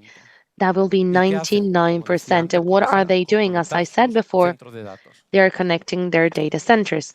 España es un país Spain seguro. is a safe country. España es un Spain país donde su ubicación geográfica is a country y si in which medimos un its parámetro geographical en las location, if we're telecomunicaciones muy measuring a importante parameter in como la telecommunications that latencia is very desde important, which España, is pueden dar latency from servicio Spain, they 3.500 can give kilómetros a la service to redonda 3,500 con una media de kilometers 65 round milisegundos de with latencia, an average of 60,000 con lo cual es el to sitio ideal. 65,000 Sin seconds embargo, of hay un reto latency. So aquí, it's the ideal acompañar geography esta spot. But transformación there's a challenge digital to accompany this digital y transformation que seamos un hub de and to be comunicaciones y a de datos communication global con and la data transición hub ecológica. globally with the Los centros de ecological datos, como transition. sabéis, Data son centers, as grandes you know, consumidores de are recursos big naturales, de consumers for electricidad, natural de agua, resources, etcétera, electricity, etcétera. water, etc., Aquel etc. país que consiga The country compaginar that ambas allows to estrategias get será el together both país strategy que más will desarrolle be the su country that will develop influencia their influence, geopolítica their porque political tendrá infraestructuras influence, the digitales, better como because estamos they will viendo have en digital nuestro país, que dan infrastructure servicio as it is a una happening gran in our parte del country globo. that are giving service to a big part of the Voy globe. a hacer un paréntesis y luego haremos unas conclusiones, pero muy rápidamente 3 slides que sé que Let me muchos quickly estaréis show interesados you sobre 3 slides la that you may be investigación que interested llevamos a in cabo tras la with crisis our, energética. regarding the researching Además de estar varios realized días con after the durmiendo digital pocas horas, transition pero bueno, started. eso va And en el sueldo. we can see that Em, this is Podemos linked decir que hasta to donde yo our tengo salary. conocimiento, la mayor As far as investigación de I know, the ciberseguridad que se ha hecho biggest nunca en research on nuestro país. cybersecurity made in our country is Más de this, that I'm 75 showing. More personas, than de hecho fueron 75 bastantes más, people en 6 equipos. distributed Analizamos in más 16. de 1000 We IPs públicas analyzed more than en 1,000 un periodo public temporal IPs del 20 al 28 de from abril. the El 28 de 20 abril to fue the cuando se 28th produjo of el apagón. April Pues when we empezamos had a the tirar massive blackout. Then we milisegundo a started milisegundo research, para atrás, para millisecond by intentar detectar millisecond, algún in order to evento try to en los detect sistemas de control industrial events o en las on redes the IT control systems que in dejara these ver que ahí había habido un net ciberataque, que IT había habido networks, un comando in order to detect that there has a been a algún centro de cyber attack. generación donde And we se transmit habían this alterado los information to a parámetros. generation Más de on 1.230 more than horas y 14 empresas analizadas 1,230 in hours, situ and con una gran cantidad 14 de información y companies registro, analyzed with 133 a big gigabytes en amount logs. of information, Con lo que esto supone. ¿A 133 quién involucramos gigabytes of ahí? information. Tuve la Who suerte we y el engage. honor de coordinar I had the a estos honor and the equipos, 6 chance to equipos coordinate de those teams, respuesta rápida, these 6 2 del teams INCIBE, of 2 del mando conjunto 2 of the y 2 del INCIBE CCNCER.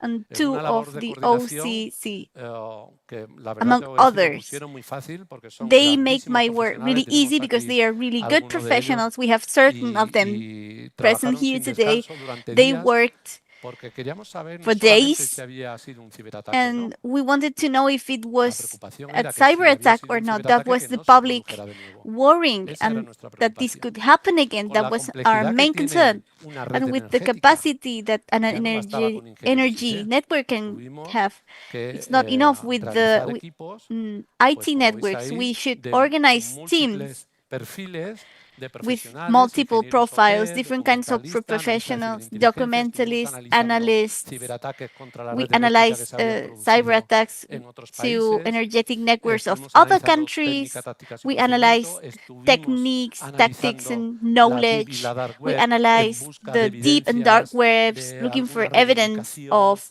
de algo. reivindications Es or decir, no something like solamente fue el trabajo en similar. campo a través de So estos it's equipos, not sino que just también hicimos un the trabajo field de work. investigación It y de was análisis a research en and nuestras analysis instalaciones. work in these premises. El primer día que se produjo el apagón, el First día day 28, we had estábamos the desembarcando en Redella. blackout. We Recuerdo just que arrived estaba to David Redella. también. Tuvimos We un had equipo David. allí A team was de present todos los there organismos, of all of the porque Redella organisms es el cerebro participating, which del is the sistema energético brain español. of the energetic Allí tienen sus system sistemas in IT, Spain. y They tienen have sus their sistemas OT, IT tienen sus systems, sistemas a their escala. auto Estuvimos con sus systems, they ingenieros analizando scale systems. si We were había habido analyzing algún whether acceso we no have controlado, a si había non-control habido algún access, movimiento lateral, if si there había were habido alguna any escala de lateral privilegio. movements, Estuvimos haciendo another análisis forense. privilege Estuvimos issues. realizando We multitud de were actuaciones analyzing para intentar plenty of detectar actions in order este to posible try to ciberataque. detect this cyber attack. Establecimos un segundo nivel We established a de second prioridad level media of donde nos centramos en los centros de control. middle Como está priority ideado el where sistema we energético, had the control Redella es el systems. cerebro, hay 35 Redella is centros the de brain. control, We have que 5 son control grandes empresas, centers pero también pequeñas that y are medianas empresas, big, que a but su vez also middle gestionan and small los centros de companies generación, que pueden that ser manage desde the un huerto solar generation centers hasta una that central can nuclear. be from solar to 125.000 nuclear power plants. centros de generación que So we tenemos en have nuestro país. thousands of centers in our country. Como veis, la superficie de As you exposición a can see, analizar the surface fue of exposition to inmensa. analyze was Nos immense. centramos en estos We tres niveles focus in y these íbamos 3 levels you can see on the priorizando screen, nuestra investigación and we siguiendo las prioritize instrucciones de our otro grupo research de following the trabajo, el instructions grupo of de trabajo de other operación. group of El work, grupo de the trabajo de operational operación se working group, dedicaba that a was decirnos dedicated dónde to se habían say producido, en qué zona del whether territorio se habían producido in los which eventos zones que segundos we had antes, the porque los events that ingenieros seconds industriales se before, mueven en because industrial milésimas de segundo, engineers segundos work antes with habían llegado milliseconds. a la Those desestabilización de la events red that y finalmente lead to a la unstabilization crisis of the energética y network al and apagón. ultimately to the energetic ¿Qué sacamos crisis como and the blackout. conclusiones? What we could Pues extract no as encontramos ningún outcomes indicio de or acceso no conclusions. autorizado, We didn't detect ningún malware non-authorized o movimientos access. We didn't laterales, detect any tampoco malware, lateral prácticas movements, OTTPs conocidas. either non Estuvimos buscando no también unknown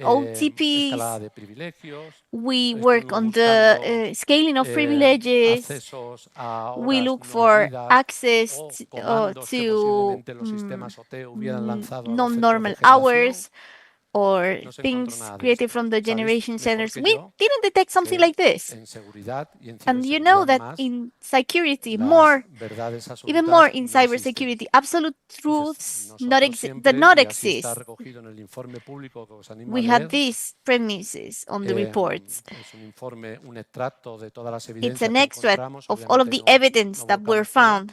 pero siempre nos And referimos a que we con las always evidencias encontradas y que en el talk límite about the fact temporal que that tuvimos with de what we found and the 59 limit días that we have of y 59 sus days respectivas noches, no and encontramos nights, evidencia we de que didn't hubiera sido un find ciberataque. evidence that of a cyber Y ya attack por in this último, como case. conclusión a la keynote, To conclude my keynote varias speech, reflexiones. I want to La have primera de todas ellas, certain conceptos reflections. First of all, diferentes, soberanía different tecnológica concepts, y autonomía estratégica technological abierta. sovereignty and Soberanía tecnológica es open que tú eres independiente del mundo. Hoy en día, technological strategy. ningún país, ni siquiera las No grandes potencias, country, son not even independientes the del mundo, big ni a nivel countries energético, ni a nivel de are fabricación de chips, ni a nivel totally tecnológico. independent in any Tú puedes aspect. recuperar terreno en alguna de You las áreas can que se consideran críticas recover some y es lo que está haciendo key Europa a sectors. través de That's diferentes what planes. Europe is Intentar doing recuperar through the terreno different plans en la that have been fabricación de implemented, chips, en la gaining creación de una nube field, soberana, for etcétera, example, etcétera. on chip creation in other Término fields. muy diferente de autonomía estratégica abierta. ¿Qué It's es? different La autonomía from estratégica abierta open significa strategic que no nos autonomy. cerramos, It que means lo que that vamos we a are not intentar es closed buscar socios and we try fiables to y look for diversificar trustable partners and la we cadena try de to suministro, diversify que es otro the concepto que venimos ya chain. desde nuestra normativa de 5G apostando por ella. And we've been No pongas todos los huevos en la misma cesta, fostering this. si me permiten la expresión. We have been Vivimos en un improving mundo, y lo this saben, las amenazas diversification. híbridas We know that están hybrid continuamente golpeándonos. menaces hit Y us quizás all the time. no somos conscientes And de hasta maybe qué we are not nivel, conscious and porque aware su enough capacidad of de the híbrida point hace que pase desapercibida. of Hay its eventos que detectará un seriousness of CERT, this. hay For eventos example, a que CERT can detectará detect an mi event. An ministerio, event un can be corte de cable detected submarino. by a Hay ministry, eventos by a que submarine cable, detectará el Departamento de Seguridad or there can Nacional, be una events campaña de detected by desinformación. the security department, Pero by ¿estamos the ante una estrategia misinformation híbrida de un actor campaigns, estatal but o no estatal? we don't have any hybrid Si no mezclamos toda esa strategy. If we información, don't es muy mix all difícil of the saberlo. information, it's difficult También to know estamos everything. trabajando en reforzar We los are mecanismos de working on coordinación que reinforcing the tenemos tanto a coordination nivel mechanisms that we nacional como a have nivel at the europeo. national and an international Por level as ejemplo, y well. lo he nombrado For antes, a example, nivel and I europeo, didn't mention it before, but hemos publicado un we've plan de published acción de recently protección de an cable de action datos plan submarinos, linked to the protection of donde submarine se van a cables, financiar where we're y se gonna van a give reblindar financing and rutas we are consideradas gonna como rebuild críticas, routes that we se van a consider hacer that are stress key test, routes. We are hacemos gonna análisis de riesgos make específicos sobre esa risk infraestructura assessments in y those hacemos infrastructures, escenarios and de we're riesgo. gonna create Y a partir de ahí risk sacamos scenarios, una caja de replicate herramientas risk que verá la scenarios. luz And from antes de that, we're Navidad gonna have a con medidas toolbox de tipo that will be estratégico y de tipo published técnico, before entre las Christmas. que se encuentra And la we will have financiación de financing of sistemas de monitorización y vigilancia que surveillance mezclarán systems toda esta included that will información mix all of de this diferentes information that we organismos need coming por from cuenca different marítima. organisms Uno en via Mediterráneo, Atlántico, submarine, Báltico, Mar de Mediterranean, En eso Baltic, estamos trabajando Ocean. también. That's Y ya what we're termino, working on right now. que veo por aquí por el And rabillo que I'm vienen a gonna echarme la conclude bronca. because I'm seeing they're Creo que coming España here. tiene una gran oportunidad. I think Una Spain has a oportunidad big opportunity que es ahead a su vez un reto. that can Las be grandes also empresas a no son challenge. nuestros Big enemigos, companies are not our tienen que ser enemies. nuestros aliados. They need to be our Cumpliendo una allies. regla del juego. They No need to podemos play the estar same en rules as manos we de do. We cannot empresas be in hands of que no son fiables, companies that are not porque nuestra trustable. seguridad nacional, Because nuestros our servicios national esenciales security, our están cada essential vez más en services manos de estas are more empresas. and more in Nuestro property transporte of por these ferrocarril, private nuestras aguas, hands. nuestro Our sistema energético. transport, Hoy nadie tiene un water, CPD. energy, La no gente one has a subcontrata sus CPT. servicios. People normally Por eso aquí también muy importante la capa, go y lo ha dicho to Javier Candao antes en su sub-hiring. intervención, la capa de la ñ, So the nuestra layer that capa have de been mentioned, españolidad. our Quizás a lo mejor national no fabricando, layer, pero sí not dándose servicio, sí maybe not estableciendo ese partenariado producing, but a having this través de ellas que nos hagan association, confiar aún más this en trust que nuestras link, infraestructuras digitales you están know, en so we buenas can manos. improve Y yo our creo que digital eso es todo. infrastructure, Creo and we que can ha ensure that they are in quedado good más o menos hands. I demostrado think la bronca, Andrés Jesús, en it's ningún clear. caso.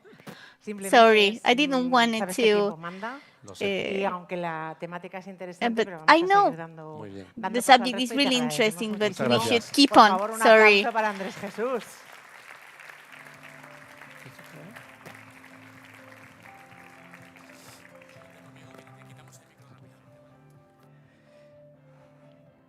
Esto del tiempo es inapelable. Y This aunque esto no question sea la of time televisión en directo, es parecido. is normal. Me gusta mirar And las caras de la audiencia. I like Mientras to estamos, see vamos a my pasar a la siguiente audience as keynote, we que are sí que es going muy to interesante, the next computación keynote. cuántica, I pero vamos think a it's really important, aterrizar lo humano. computational Me quantics. gusta But ver las let's caras, go to the pero human como sois factor. muchos I like to amigos, see your estáis todos faces. sonrientes. But as we have a Entonces, lot of eso friends es, here, estoy you are all convencida, smiling, un and éxito I'm garantizado. convinced that this Muy is bien. going to be a Gracias. success. Thank you Entramos very ahora much. en el territorio We are de la going computación cuántica into y sus implicaciones quantic en la seguridad computation digital. Por eso now esta and mesa its role propone in una mirada security, científica cybersecurity. That's we e propose a innovadora a los scientific proyectos que están and redefiniendo innovative el approach to the futuro projects de that la are ciberseguridad. reshaping Es una the future of mesa muy cybersecurity. potente, This is con un montón de a ponentes. discussion table Vamos a really empezar por Raúl interesting with, Siles, we are going to have fundador y Raúl Siles, analista founder de and analyst ciberseguridad of senior en Dino cybersecurity Security. senior in Dino Security. Bienvenido, Raúl. Welcome, Raúl. Maribí López, Maribí López, coordinadora técnica technical de la Fundación coordinator Centro de of the Supercomputación de Castilla Centro y de León. Bienvenida. Supercomputación Center in Castilla-La Mancha, in Francisco Spain. Sánchez, Francisco director de Sánchez, Indra Sistemas de Director Comunicaciones of Seguras. Indra Communication Systems. Bienvenido, Francisco. Welcome. Alberto Pedroso Ulloa, Alberto Pedroso investigador Illo, de la Universidad researcher de Vigo. at the Vigo University. Francesc Sebec, Francesc profesor Sebec, catedrático de la sorry. Universidad de Lleida. Quería saltarme. PhD at the Bienvenido. Lleida University. Welcome. Alberto Pedroso, Alberto Pedroso, investigador de la Universidad de researcher Vigo. at the Vigo University. Carlos Andrés, Carlos Andrés, investigador de la Universidad researcher Rovira y Virgil. at the Rovira y Tenemos mucho Virgil conocimiento, University. Aquí. We have a lot of ¿Y quién knowledge va a here. moderar esta mesa? And who is going to moderate Nuestra this discussion compañera de table? INCIBE, Our colleague Nerea of Urquijo, y INCIBE, responsable Nerea de Urquijo, cátedras y responsible proyectos of estratégicos de PhD and INCIBE. strategic projects at Bienvenida, Nerea. INCIBE. Welcome, Nerea. Un aplauso, por favor, para todos ellos. Let's give them a round of applause. Buenos días a todos y a todas. Para mí es un placer. Good morning, everyone. It's an honor for me to moderate this discussion table and welcome you to this panel where we are going to tackle one of the most promising and challenging issues, intersection between cybersecurity and quantic computation. As I've been presented, I'm Nerea, and I'm going to moderate this discussion table where we're going to try to understand the risk of the quantum era in cybersecurity, what opportunities are open in post-quantum cryptography, and how can we apply it for the future. As you know, quantic computation is a big progress in processing capacity, but is also a direct menace of for the cryptographical systems that defend our communications and our critical infrastructures. Today, our panelists are here with us to analyze the different approaches of this subject. I'm going to start this panel that I think is going to be interesting for all of you. And even if Carmen has made a synthesis of our panelists, I would like to give a little bit of context. Raúl Siles is founder and analyst of Ciberseguridad at Dino Security, a Spanish company that offers innovative solutions, certified solutions, and trustable solutions for management and secret sharing with protection of data. Maribí López, Maribí López, engineering by the University by Granada. She gives computational skills. He has created the hub in Skyle, and he gives keys QKD. Francisco Sánchez from Malaga has developed his career with cryptographical solutions for protection of communications in mobile and satellite networks with more than 25 years of experience in encrypted communication systems. He's the director of communications in Indra, where they develop solutions based on technology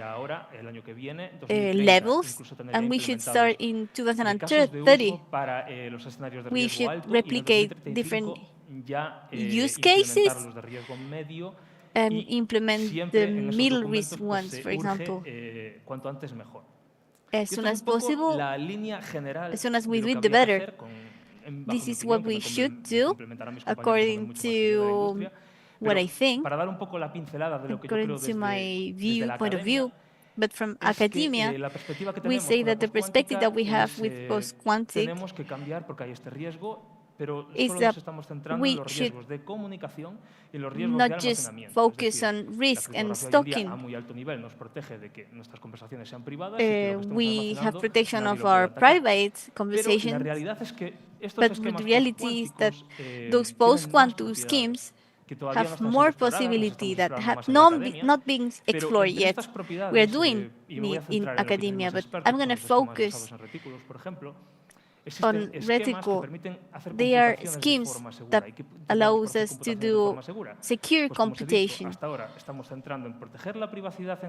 We are centered on protecting, and we are seeing with AI that it's also important to know how to manage data. If we follow this paradigm, we should follow those information, exploit it, and maintain the privacy of this data. So with these cryptographic techniques that allows us to make this kind of magic, let's say, they are based on cryptographic problems, and this is something that is being standardized today. So I would talk about the necessity of exploring new use cases. Let's use the data that we have, respecting the capacity that we have, respecting the rules and regulations, and let's use this information in a secure way. Let's try to put Europe on the lead, showing that we can provide our services in a private way, in a secure way. This is a big challenge. Industry is far from reaching this object, but we need this computation and this starting to assess our needs in order to really progress and make this framework that allows us to manage the data and use it. I don't know if I've talked too much, no? Okay, thank you. Once that we've seen the approach from the academia, I would like to ask Francisco Alberto and Raúl, what is your point of view? Can you hear me? No? Hola, sí.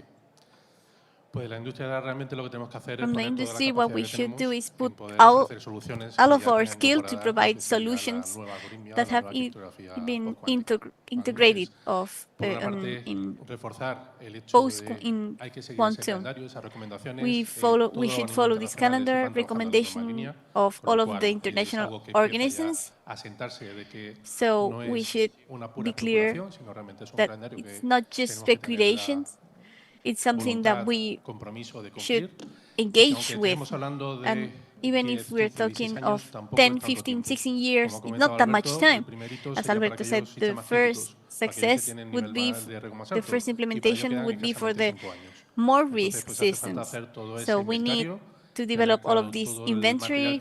We should know the material that is needed in these systems and use the equivalent in quantum. So in the last years, we've been working a lot in industry. We've been working really hard in order to get everything set up with all of the certification processes that have been going on, all of the CCN processes.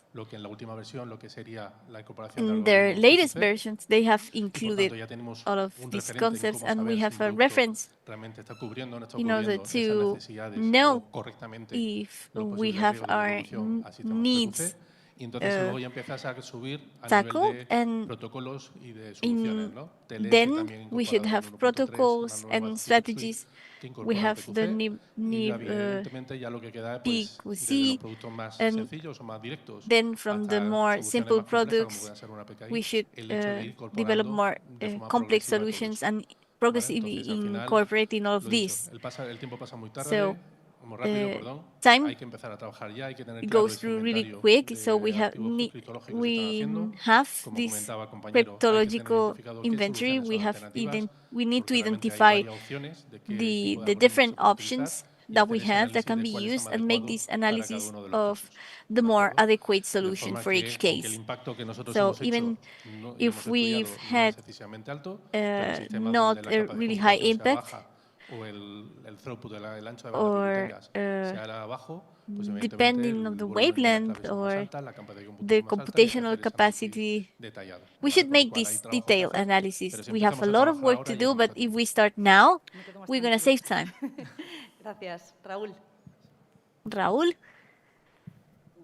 Gracias Nerea, usamos este micro porque Thank nuestro you, se ha Nerea. We are vuelto going to use cuántico y this va y viene como los microphone because qubits. the other is not Si working. tuviera que responder a la pregunta If que hacías I en should 3 palabras, answer the yo question creo that que diría you ponerse made in las 3 pilas. words, I would ¿Vale? Esto say es lo que we need tenemos to que hacer. catch up. Me ha gustado lo que I comentaba like what Alberto, intentarlo Alberto was complementar y no saying, repetirme lo que han trying dicho, to con el add tema up de las to what he modas, said, ¿no?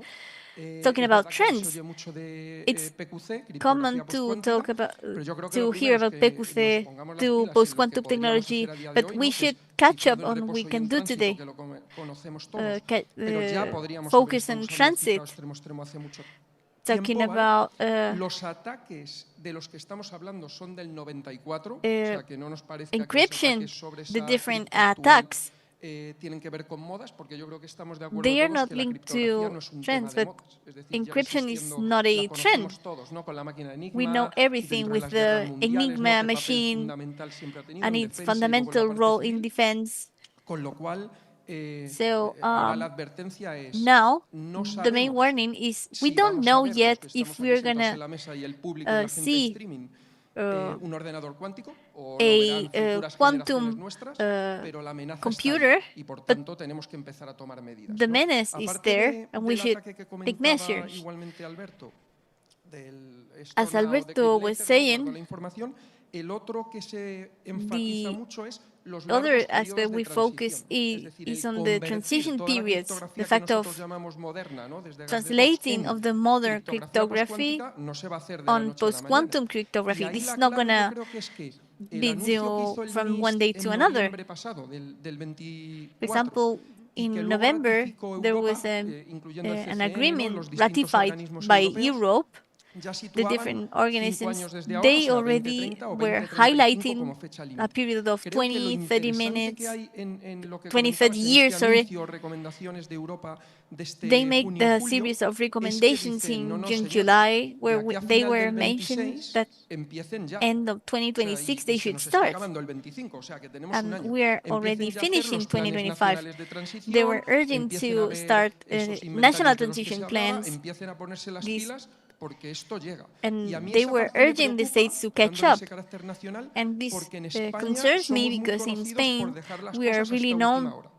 for ¿Vale? Tenemos leaving mucha capacidad things de to hacerlo the bien, last incluso minute. aunque lo hemos dejado a última hora. Pero esto de And we have planificarnos the y capacity, ser but previsores a veces nos this cuesta, ¿no? planning and Entonces creo que foreseen esa is llamada de difficult for us atención nos sometimes. viene So bien this call of precisamente attention para is eso, para positive decir, for us ya. O sea, precisely no es to para el say we 26, should no do es it para el now. 30, porque el It's not 30 to comentabais 2026 antes, or ¿no? Parece que es, 2030. o sea, no es tan lejos, pero nosotros pensamos a 5 años, eso en It can España seem es una far away, barbaridad, but it's ¿vale? not that Entonces far no away.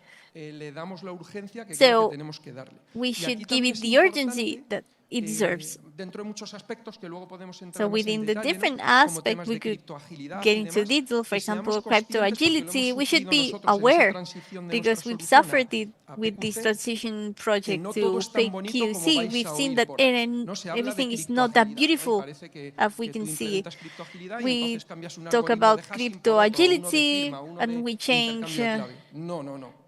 Mucho things, but cuidado porque we los should be algoritmos really con los que careful veníamos because hasta the ahora en algorithms muchas that we've ocasiones been no son working up until exactamente now are not equivalentes exactly a los nuevos de similar PQC. to Y the hay new ones. detalles And there are También details un problema que hemos visto es que se regarding orienta mucho some la parte cripto a problems las oriented comunicaciones, to no a TLS o VPNs, pero communications, cuando tienes que ir más VPN, allá, y but es, when en you nuestro should caso, por ejemplo, go tenemos further than comunicaciones, that, pero we cifrado have extremo extremo, y le tienes que dar communications persistencia, encryptions, y but tienes que poder you should recuperar give los it datos en el persistency, futuro and you y de should be able to forma recover no data in the interactiva entre el future, usuario B y and y in el a usuario A, non-interactive way entonces in no es tan between the sencillo. user Un A and Diffie-Hellman B. It's not as antiguo, pues no simple. es exactamente un So nuevo de it's postcuántico. not Y en las firmas, something bueno, las firmas hay ciertas similitudes so new, and mayores there are que en esos certain intercambios, pero hay que things tener in cuidado common, también con esa parte. but we Entonces should be yo careful. alertaría de que es un Anyways, proceso it's a largo, long complejo y process, que hay complex que tener process, cuidado. and we Es should verdad be que sí que me careful. gustaría romper un poco I would una like lanza a favor de to que si con todo talk in lo favor que hemos dicho, ¿no? Y que about the parece algo fact como muy that futurista lo de que even sucede y if que hay un ordenador it can cuántico, seem something yo os digo futuristic, I que would say that sorprendentemente, y entre otras cosas por surprisingly, apoyos como el de la because of CEPE y the de support INCIBE con los of proyectos, ¿no? que ENCIBE and other fuimos institutions with the seleccionados, different projects ya that disponemos de we've una been selected, tecnología we have already española con the Spanish criptografía technology postcuántica with en el máximo nivel de post-quantum seguridad, certificada, como cryptography comentabais antes, por los certified organismos by de the different referencia, con organisms of criptoagilidad para reference with manejar esos crypto agility mecanismos y que es to española, manage those pues yo creo que mechanisms. I estamos en una think muy buena we are posición in a para really good liderar también position ese in order futuro to europeo lead y decir, this oye, vamos a European empezar a dar future and ejemplo y to a say, proteger let's la start giving información a the día de hoy example and con la let's amenaza start o giving frente a la training amenaza que viene.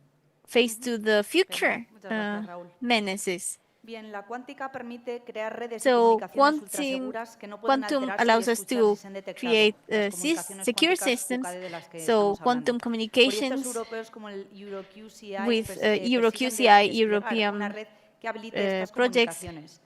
allows us to create this Carlos, network to Andrés, Francés, Maribel, facilitate os lanzo la communications. siguiente pregunta. I'm going to ¿Qué ask you the papel following creéis que question. What deberían is the jugar los role gobiernos y las that the empresas de governments and telecomunicaciones companies en el should despliegue de play redes QKD? when deploying Carlos, Andrés, si quieres empezar. QPD networks? No. Raúl, ¿nos puedes, por favor, dar el micro? Raul, can you give us the microphone? Thank you. Sí, yo creo que desde el punto de vista de este proyecto I europeo que think mencionas, from tenemos this que tener en European cuenta project que that you se mentioned, we should consideran dos have in aspectos. account that Se habla ya de there una are two red aspects. fibra que We es are bastante talking conocida, about la the tecnología, y después de una known capa network satelital. and Yo creo a que satellite primeramente para las empresas es layer. importante For the companies, comprender it's realmente important los to retos understand the tecnológicos que technological implica challenge that tener receptores implies fotónicos to por have ahí y que alguien más pueda photonic receptors that deshabilitarlos someone simplemente else con un can láser. shut them Entonces, down creo que with hay a muchas laser. preguntas So abiertas there are en many temas open de questions cómo regarding garantizar que how los to guarantee sistemas the cuánticos different quantum inalámbricos, systems, llamémosle, sean inalámbric ones, realmente funcionales, que and if sean seguros, they can be suponemos really que lo son, functional and secured, we y know that they dentro are. de la red de And óptica, within the optical network, pues cómo um, llegar how más allá de to simplemente el go hardware further than cuántico that que se le just llama, the cómo hardware, conseguir protocolos quantum que realmente hardware, puedan transferir más how información to que transfer more solamente information, claves. just En not cuanto para los keys. gobiernos, So for ahí governments, podemos mencionar dos we can aspectos. mention two El aspects. primero es en cuanto a las redes cuánticas, First one is que, linked como to bien infiere la quantum pregunta, networks no pueden ser monitorizadas. that Es they decir, can be un par surveyed. de actores pueden tener una So two transferencia de actors información completamente have secreta, can have pero esto the también quiere power on decir que no secrecy sabemos o no in the podemos transfer, but regularla we de ninguna cannot manera. Y regulate it. recientemente, independientemente del punto de And vista a apart favor o en from contra, la the Unión Europea ha impulsado approach in favor or iniciativas against, que the proponen EU has promoted un some sistema de initiative monitoreo de in order to foster a comunicaciones surveillance cifradas. system of the encrypted Y la communications. pregunta un poco So the abierta es, question, ¿esto se open extenderá a las question redes is cuánticas? this going to be ¿Eventualmente applied llegaremos al to punto donde las quantum redes cuánticas networks? puedan transferir Are we going to arrive suficiente to a point where información these networks entre can pares transfer sufficient y que information no seamos between capaces de among pairs monitorizarlas? and that we cannot be able to Entonces, es un tema survey them? de el uso. So ¿Quién this tiene is acceso a a las redes subject of cuánticas? ¿Quién usage, tendrá who acceso a has estas redes access, cuánticas? who ¿Y has access cómo to those vamos networks, and a how are we going verificar qué to informaciones han sido verify the transmitidas? informations that have been Y desde el transmitted? segundo punto, que es From the second point referente a los that ordenadores is cuánticos, linked es un to poco the en la misma dirección. computers, ¿Cómo podemos, how una can vez we, que esté disponible un ordenador once cuántico, that we o have es these más, quantum computer, should we regulate the usage of those computers in order to legally act? If we have an entity that can have these tools that can be a menace to the stock information, think about it. If we have this quantum computer, we don't know. But if we have it, and that is used to break our information system, should we have a legal framework in order to regulate its usage? Dar por sentado que en el momento que un actor malicioso tenga un ordenador cuántico, no podremos hacer nada al respecto. In the moment that a malicious actor does anything malicious, we will not be able to do anything with regards to that. Can you hear me? Okay, great. As for the question that you ask of what should governments do or telecommunications agencies do, I coordinate a regional network for science and technology in Castilla y León, so I'm that part of a public operator. And what do we need? We need governments and regional governments or even local governments to invest in this technology, because if we talk about UKB, with regards to quantum communications, that is a lot more mature than quantum communications, but that needs an investment for the teams, because those equipments or teams, they have a more elevated cost, and we need more fiber for that, more fiber structure. We have the EuroQCI project. It's a European project that wants the 27 member states to deploy infrastructures that are UKD in their own countries.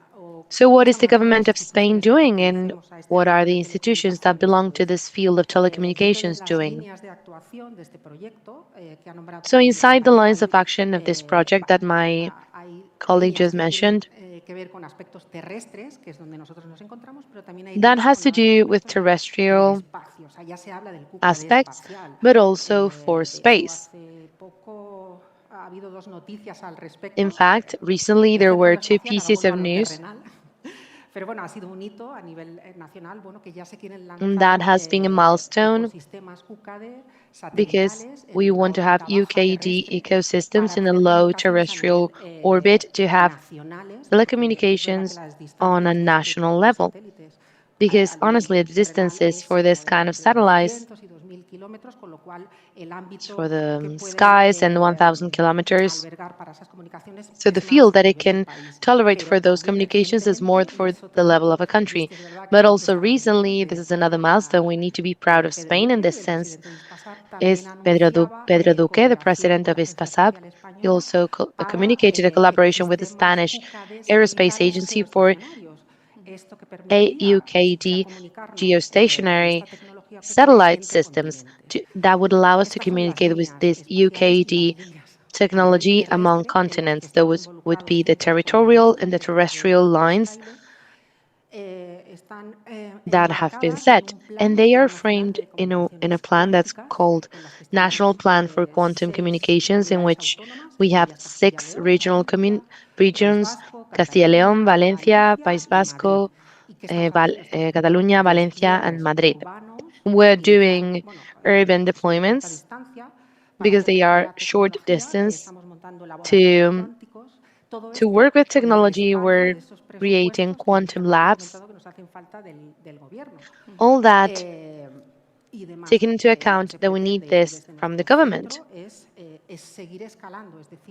What we want from our center is to keep on going up. We are on an urban level right now, but the idea is that by having the science and technology network that we have, that has 1,500 kilometers all over geography, by getting together innovation centers or university centers to keep on implementing long-distance UKD centers, which is the handicap of this technology where we have more problems. So I want to take this opportunity to support our Galician partners because they published some days ago, and this is another milestone on a national level that we should feel proud of the first link that goes over 1,000 kilometers with quantum technology between the points of Santiago and Vigo.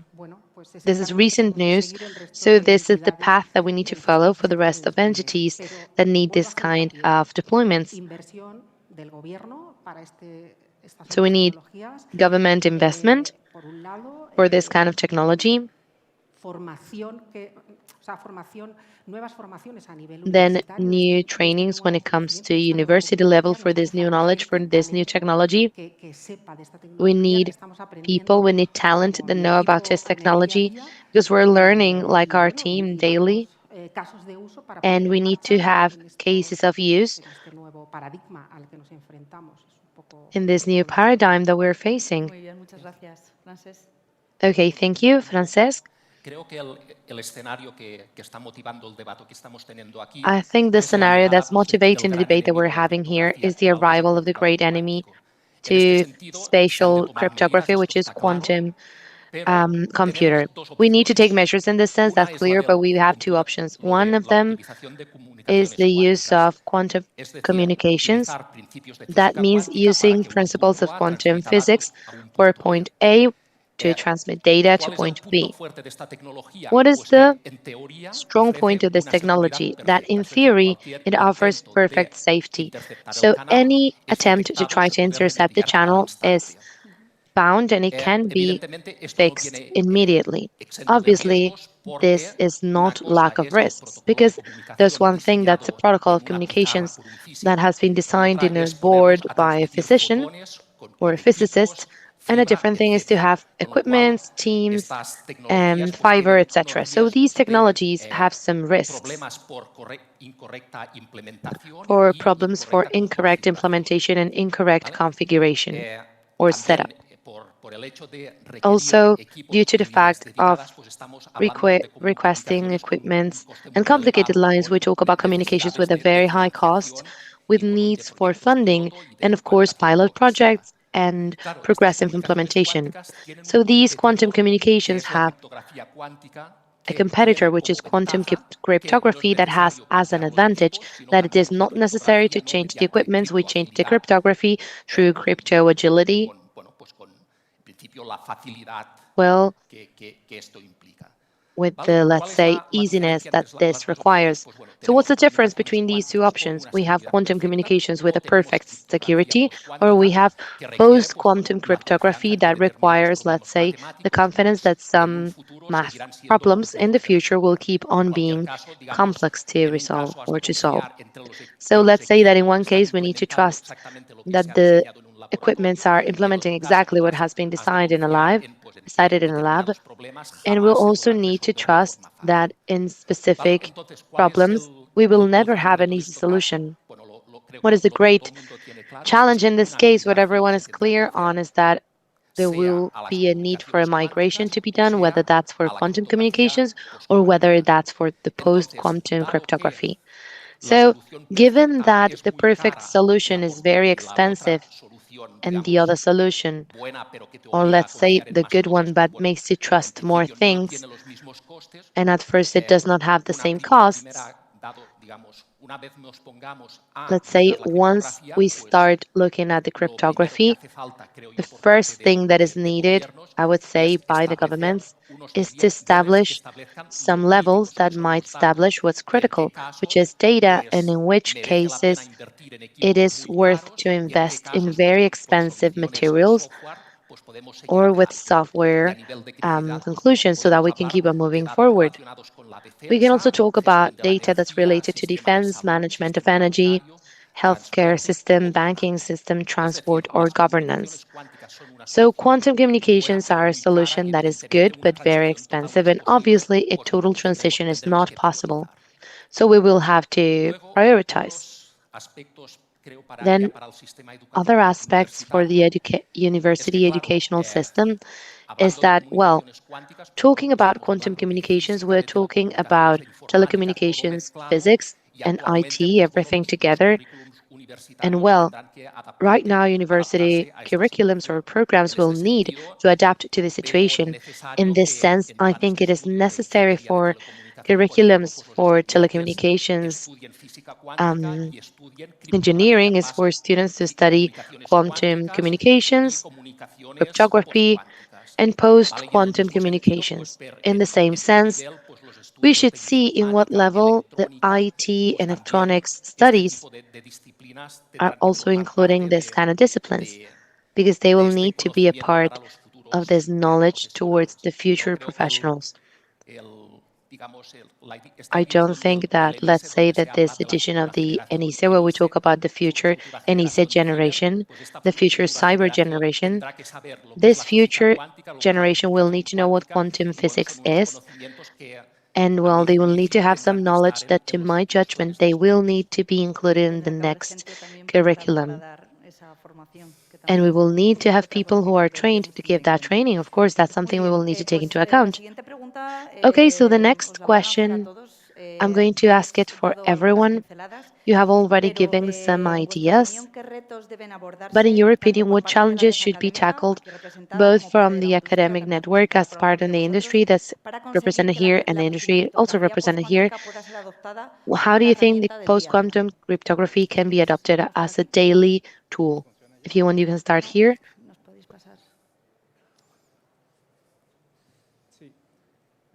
Yo creo que ya se han tomado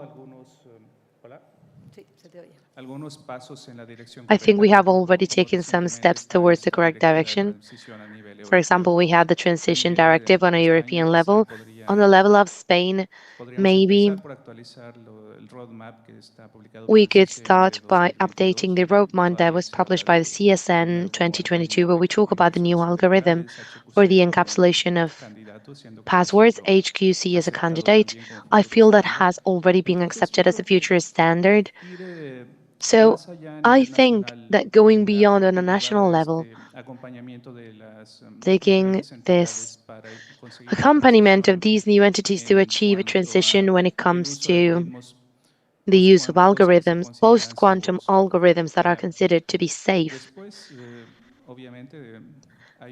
Later on, there's obviously a lot of work to be done to make those algorithms to land in the devices that we really use in our daily activities. So our laptops, our phones, Internet of Things, which is pervasive nowadays. And it is a considerable risk and challenge that we sometimes don't take into account. Post-quantum algorithms, beyond having operational differences of what they do with the cryptography of public passwords, traditionally, they have some operation costs that are more elevated. They have keys that go over a lot of conventional keys. They require a higher time to complete operations, and therefore, all the devices that have a restriction when it comes to the amount of memory, time of response, processing time, they are a challenge to us. For us who work in the academia, how to conceive more efficient implementations, faster implementations, and therefore to achieve these algorithms so that these algorithms can be used in devices with more restrictions.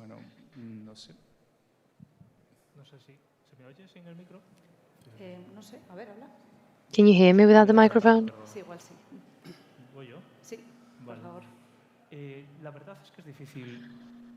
The truth is that it is hard right now to incorporate something new, because I think it has been mentioned in what we talked about before. We talked about several challenges, but we could also make a little bit more strength. One of the most important academia challenges that I see is the fact that I see a difference between, or a jump I see between the academic part. We are very focused on our articles and the part of developers, that they will have to have the implementations of the systems.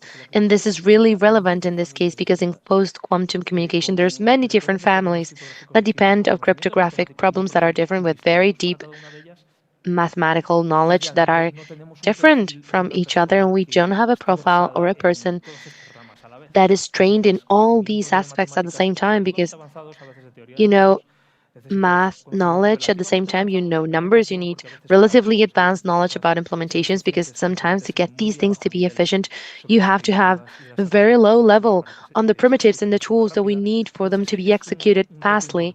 So it is an important challenge, how we design, how we think about knowledge, so that we can generate a curriculum of people that are able to do this kind of implementations. And mostly, and maybe most importantly, is that with one, it's not enough because this field is evolving.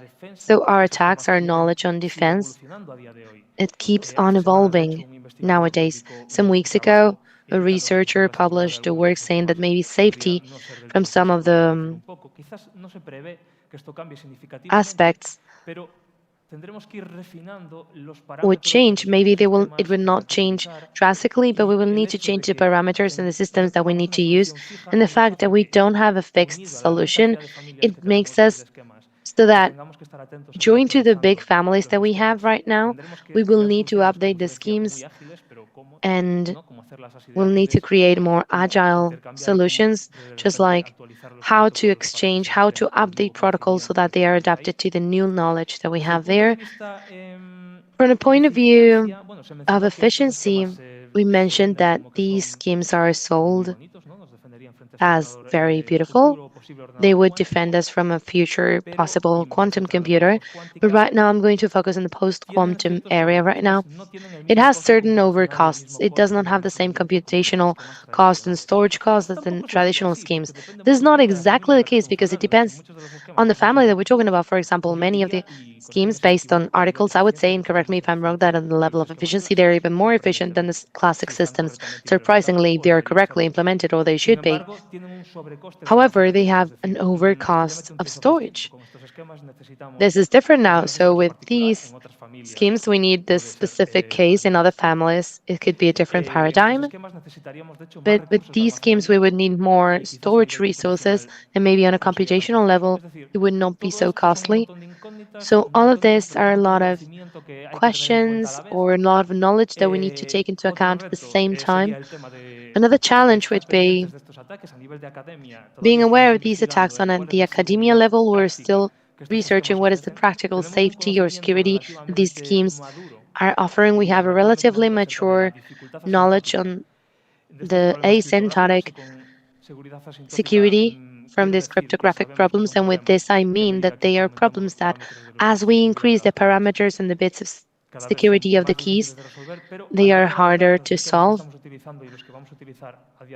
But the system that we are using right now on a practical level, we have multiple kinds of attacks. And depending on how we create parameters for this, some attacks or others might be more efficient. And we keep on doing research to refine how these attacks work. This does not mean that we need to be scared. It needs to mean that we need to be prepared to keep on adapting, to keep on changing, to keep on adapting the parameters from the systems. This implies that we need a much more efficient and comfortable communication between the industry and the academy. And at the same time, I talked about the safe computation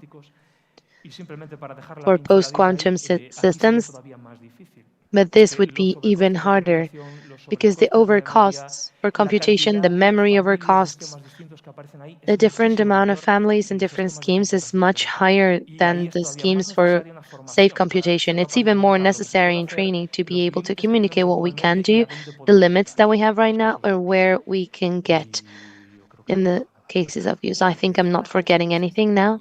Thank you, Francesc. I wanted to draw the topic when it comes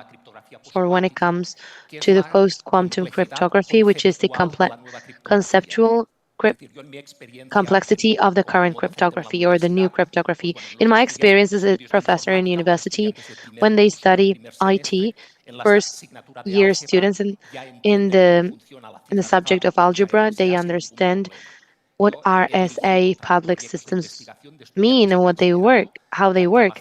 I have students from the last year of their high school degree, and they understand that without a problem. In a non-academic world, they should understand what a full number is to multiply them. Everyone can understand them with relative simplicity, but the problem is that when we go to post-quantum cryptography, we go, for example, to start talking about things just like elliptic curves and ectomorphism rings, and these are such specific and complex environments that, for example, the math student understands the concept, but then they don't have the technical knowledge to implement it.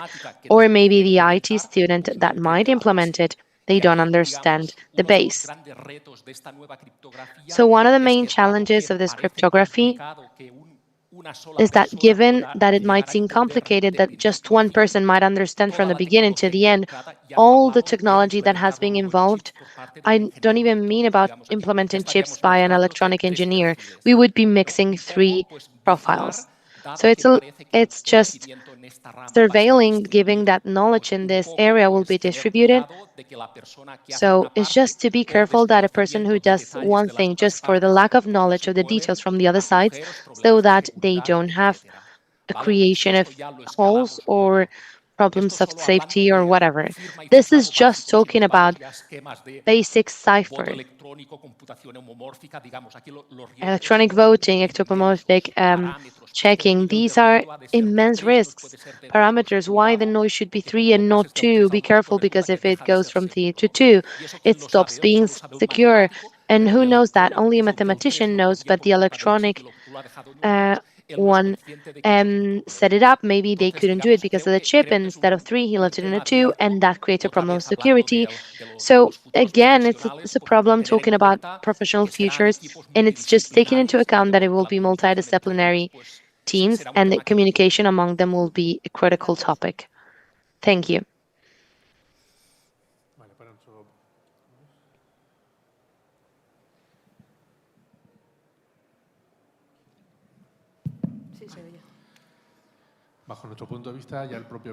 From our point of view, the calendar that we have already commented on is already a challenge, because this migration is cross-sectional and it affects all systems. We need to do that progressively, and it's what we said before in the action plan of how to do that migration.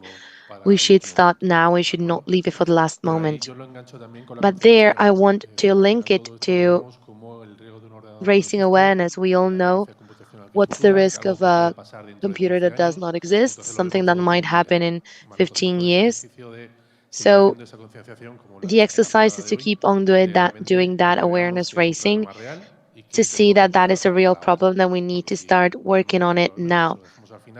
Because if we leave that till the last moment, we're not going to have any capacity for reaction to protect ourselves. Another concept that I would like to talk about is crypto agility. It is a concept that is a bit of a utopia, to be prepared for any future change that might happen in the cryptography part. As we have said, the implementation is very complex, because I also share with Raúl the fact that creating crypto agile system, by my own experience, is not so obvious, it's not so simple, but what matters to me as well is also the concept. So we need to be aware that the algorithms that have been standardized in the last year, could happen that some of them in 1 year, they might not be valid. So the work that we have been doing, we need to do it again. So from that point of awareness, we need to be ready to do that in the minimum possible time. So the designs that are being done and all the work that is being done right now is thinking that at some point we need to take that step, maybe due to natural cryptological communication, or also maybe because there's relevant situations that create such a complex math to stop being valid to solve the problem that we want to solve. Okay, so my conclusion is going to have a little bit of everything that my colleagues have said, obviously. But if I stay with something, as you have just said, is with the awareness raising. We need to be aware, and just like my colleague has already said, is that the bad guys already have ciphered information, critical data that has been kept, so that our new technologies, they are waiting for that information. So we need to be aware that we're already late. We need to start increasing measures from now. So I'm going to launch a theorem in our world from technologies and the colleagues that we have distributed on a national level. We always think about the fact that worry about the theorem when Michel Mosca, when the equation is negative. This theorem is very simple. What it says that if the sum of the time of the data that you have ciphered, that they need to be kept all over the time, stored over that number of years, plus what takes you to change that infrastructure from the entity that you're at to make it condition new post-quantum algorithms, if the sum up is over. So when these new systems go, that they are able to decipher these classic algorithms, you're lost. So it's a little bit alarmist, but we need to be aware of that. So what should we do? First of all, to create an inventory of what data we have already stored and ciphered with this kind of classical algorithms that are susceptible of staying in time, and so that we have these supercomputers that are able to decipher it. So to be aware of what critical data that's stored are susceptible of this problem. When you already have this inventory, obviously you can't do a migration from your system from overnight. It needs to be a progress, but you need to be aware of the data. It's also true that as a technologic center, the purchases that have been done on a technological level, we need to be aware of this compatibility. So buying equipment that is already compatible with these new algorithms. We need to keep this in mind. We have talked about crypto agility. Obviously, the setup of these new algorithms that are incorporated in our architecture, they should be agile. We can't move all our architecture and change it overnight. This needs to be agile and progressive. And of course, the last step for the migration, that would be the last step. So answering to your question of when we're up to date for everything, we're still a long way to go. But if we are aware of the problem, we're probably going to be able to solve it from yesterday.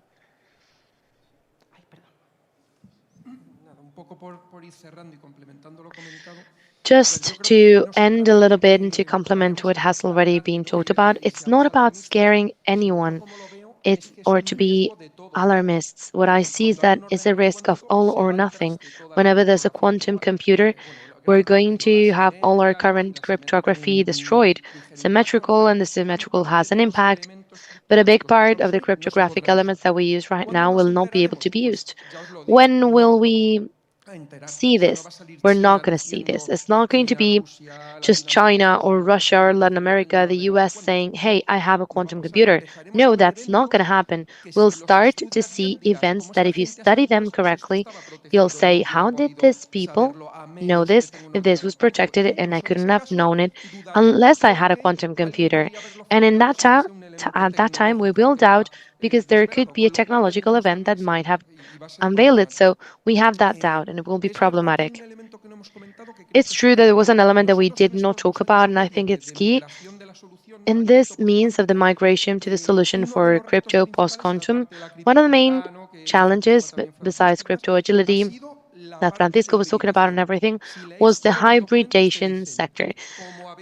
If you read all the documents, it says, as you have said in the academic sector very well, due to the informatic and all the mathematical problems that it's new knowledge and relatively new algorithms from the cryptographic point of view, years and decades have to go through, we don't know if they're still safe enough and a traditional computer will not break it. So what have all the institutions and reference mechanisms done? We need to combine modern cryptography with new cryptography. We need to create a hybrid system through articles, codes, and the post-quantum cryptography. This has been a huge challenge because imagine that they tell us to change the current box to post-quantum, but we have not been said that.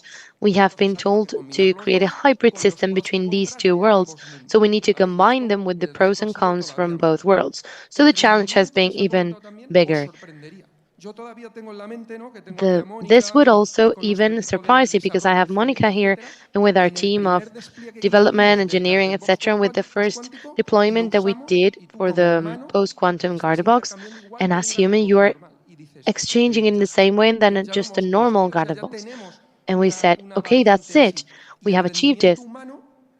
We have this variable, and the human performance is very basic.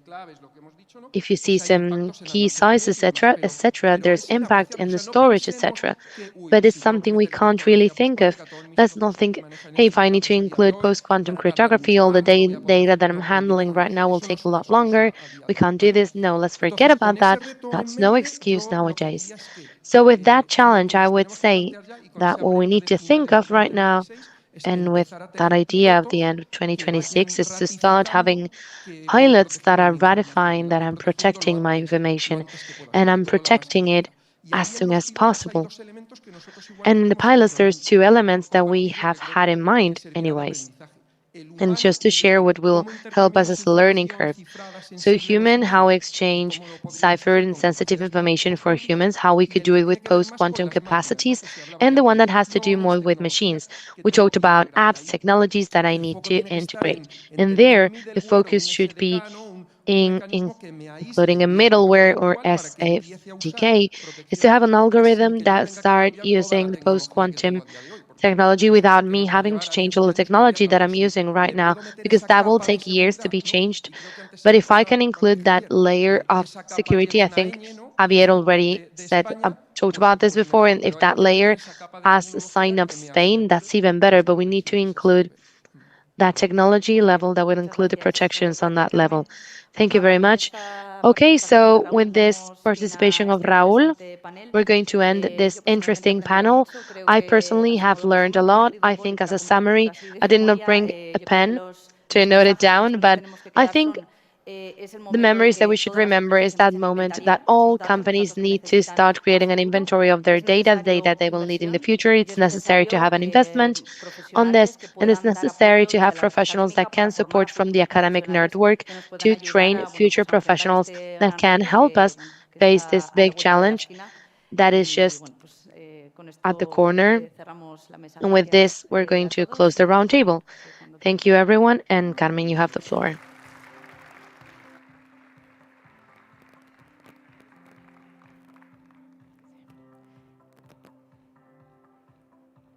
¿Habéis estado bien? Seguro, ¿verdad? Gracias a todos. Thank you, everyone.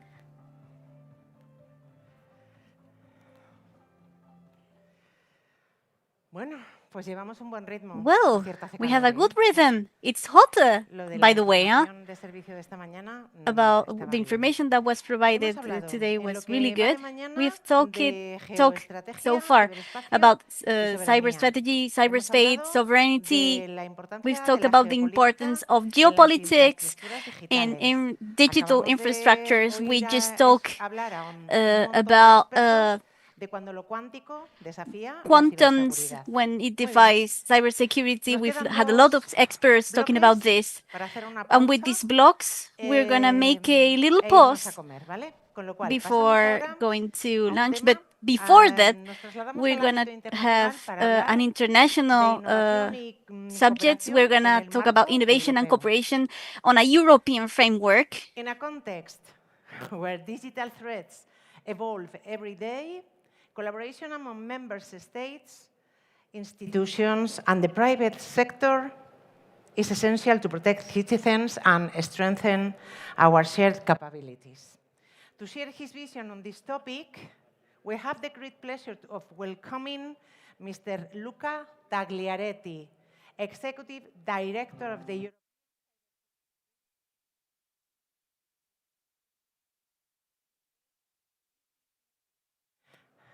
Luca? It's okay. Welcome. Thanks. Okay, so you introduced me very well. I just want to, how many times you heard the sentence, cybersecurity is a team sport? Or it takes a network to fight a network. This is a very common sentence that we hear a lot of times, and this is exactly what we have been created for.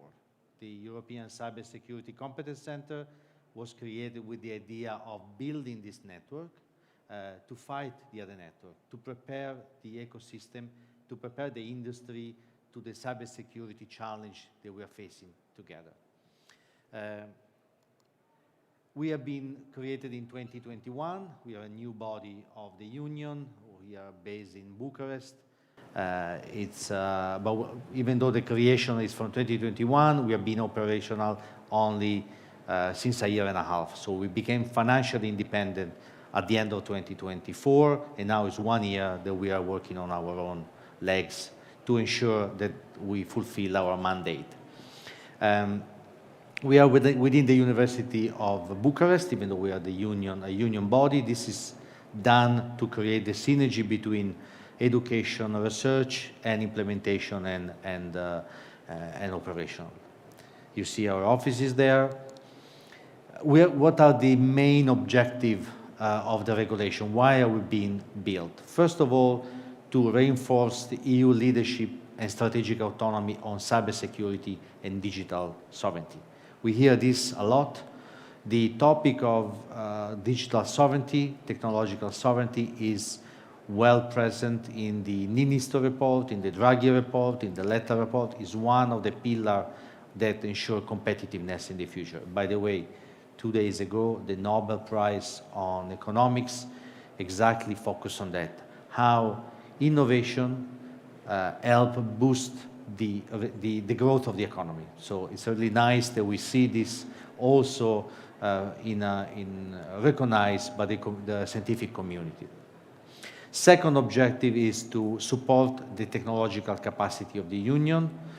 So the second objective is more on ensuring that as a community we grow. So not just involving research, but also ensuring that we have funds for the uptake of technology. So technology already existing, how we make it marketable, how we make it useful for the community. And the third one is a bit of a result of the first two. So increase the competitiveness of our industry on the global scale. This is important because we say, first of all, implementation of regulation help us become more competitive, but more investment, more cross-pollination of idea is also what makes us more competitive on the global economy. The last element of our activity is, which is also quite important, the procurement and management of large-scale systems. We will see later a couple of these huge projects that we are now doing together with member states. Now, how do we achieve this goal? Well, first of all, there were three ways of doing. I say the final goal is building the community, building the team. We do this, first of all, by setting the long-term strategy, so setting the priority and the strategic agenda. Once this is done, we'll help the network to grow with funds, with dedicated funds, through grant or through procurement. And then the third element is how we put everything together with the construction of a cyber community. So these are the three levels of implementation. And we do this using two main budgets of the Union. The Horizon Europe program, we are responsible not for the work program, but for the implementation of the Horizon Europe. Horizon is a program for which we found 100% of the cost. It's focusing on the research and innovation, especially cutting-edge cybersecurity research. Quantum, we just see a panel on post-quantum, is one of our key objectives. DEP is a new program of the Union. Horizon is the biggest and the most famous program, which, by the way, will also be in the next financial circle, in the next MFF. DEP was a specific project created from 21 to 27 to ensure uptake of technology. 4 pillars. We are responsible for the pillar on cyber, and for cyber, we manage both the strategy and the implementation. So here the idea is support uptake of technology, make technology available for the industry. The agenda, which is somehow a guiding light, our star, our polar star, is done every 2 years. We are now working on the second revision of the agenda. The agenda set the roadmap. The current one has 27 action and a priority from AI and quantum, so from fundamental research to 5G, 6G, to cyber in space, cyber in the health, education. So it's a very broad document. I encourage you to have a look at it on the website. From the agenda, which again is high-level document, we draft a more actionable work program.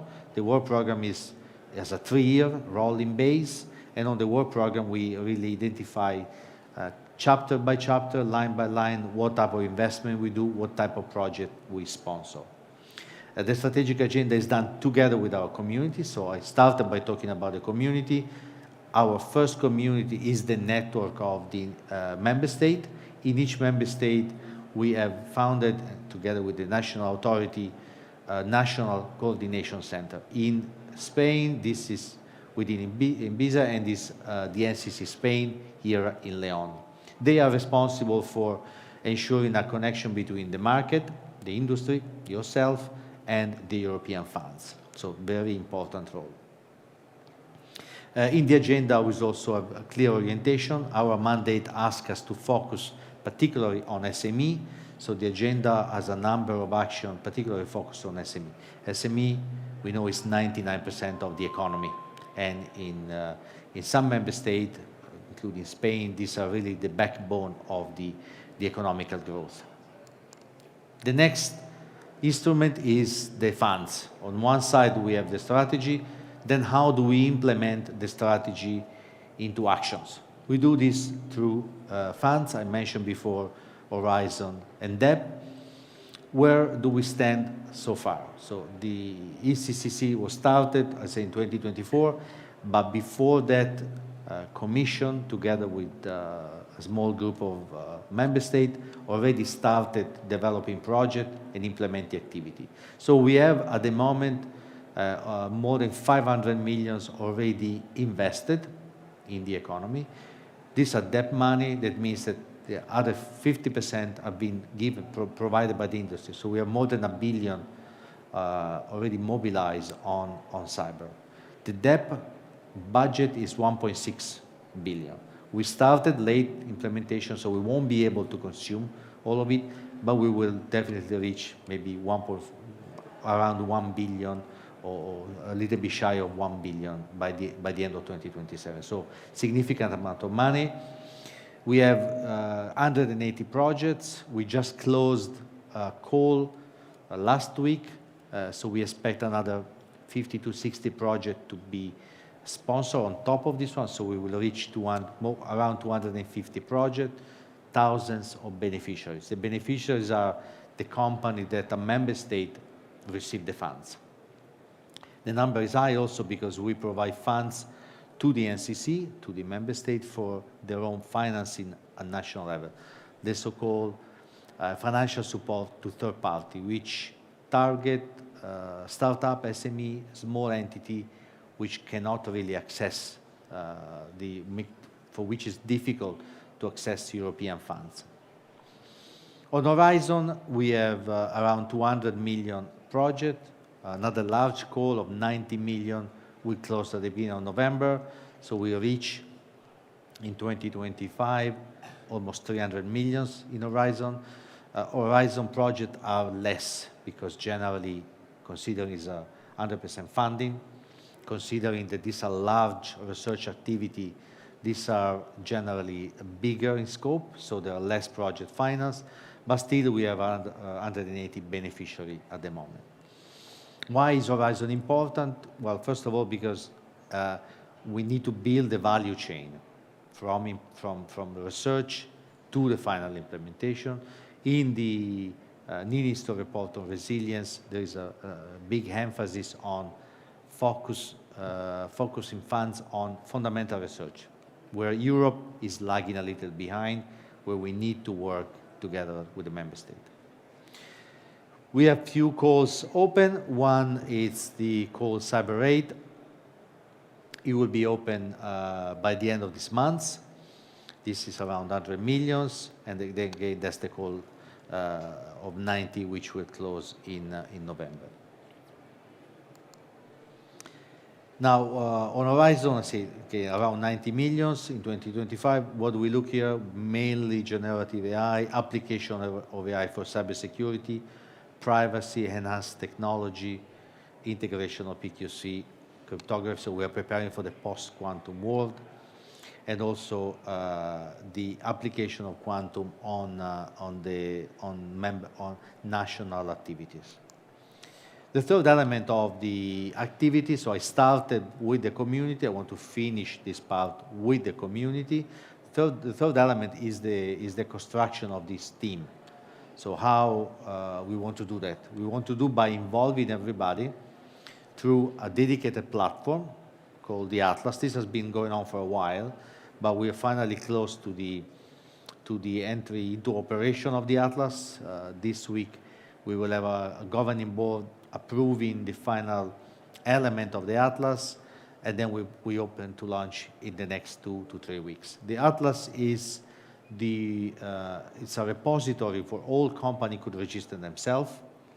All companies established in the EU could register through the portal, which will make available in their member states. So here through the NCC Spain, anybody who is coming from academia, from industry, from research center, from a standardization authority, everybody who is subject to the regulation could be part of the community.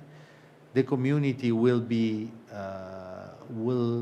used as, first of all, as a platform for us to tell you where do we want to bring the European strategy investments in the future.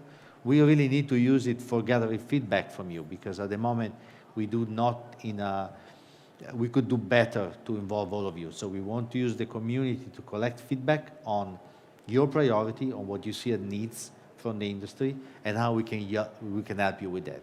And the third element is a partnership between each other. I have seen now recently, for example, on the call for hospitals, where there was a desperate need to find partner, and it's not easy for a company in one country to find a company who could help them in another country. With the platform, we want to make this easier. So we want to replace part of the interaction which normally would have by knowing someone with a more organized and methodical approach. So the platform, the community, this will start being built in 2025. As a follow-up of that, we will also create an advisory group, which will be selected from members of the community. The advisory group will help the ECCC, will help the board, will help the community to be more present in the decision-making process. So 20 persons. We will publish also the call for application by the end of October. We want this to be in place by March, by mid of March, and the community, the advisory group, will become a part of our governance, together with the governing board and together with the NCC network. And then now to close a little bit on the future, I start by telling you what we have achieved so far. What do we have left for 2025, 26, 27? So I say that the remaining funds for that are around 370 million, 360 million. There is a bit of a number changing there, but let's say in that area to be consumed from now to 2027. And we will focus on a number of areas. The first is, again, technology, new technology. We will have an area of investment on AI, We want to use AI for cyber and cyber for AI, particularly starting with project focused on government. So use of AI for government entity, use of AI for early threat assessment on national SOCs, on national hubs, and then spill over to the SME, to the industry. Use of AI for the industry. So the same technology with a slightly different approach on national and on private entity. We have a large chunk of funds on quantum or preparation to post-quantum. In particular, one large tender we are launching by around the end of November, latest at the beginning of December. This will be 25 million. This will be a new entity for Europe. It will be a testing platform, a testing infrastructure, which will allow SME startup to test their algorithm on quantum. So we want to copy or duplicate what NIST is doing in the US, creating our own European testing infrastructure for quantum. This will be open to all European companies and also under certain conditions to non-EU company. You will access to platform. You will try to either make it free or at very low cost, and you will be able to test your own algorithm. We want to test security of the algorithm. We want to test compatibility. We want to test interoperability to make sure that what we develop there we then use and in the market. Again, this is the first time we do something like that. I mentioned before that we focus on, there are some large projects. This is one of these large projects. On this one, we will build future work. There is a EU quantum strategy. We want to use this, for example, also in the future for verification or for testing or for certification, if this is the decision they will take. On quantum, we will also work on the transition of, and this is a call which, by the way, already closed, transition from PKI to PQC, so creating PQC-resistant key. It was a 50 million project. We got a number of good offers. We are now working on selecting this for the future. And the last element on quantum would be use of the migration of this technology on quantum for the national hubs, for the national SOCs. Second area of investment is on the SOCs, on the hubs. You might not know, but together with the member state, we have created a network, a web of cross-border hubs. We have 3 consortium now already established, which cover, I think we have a 22, 23 member state.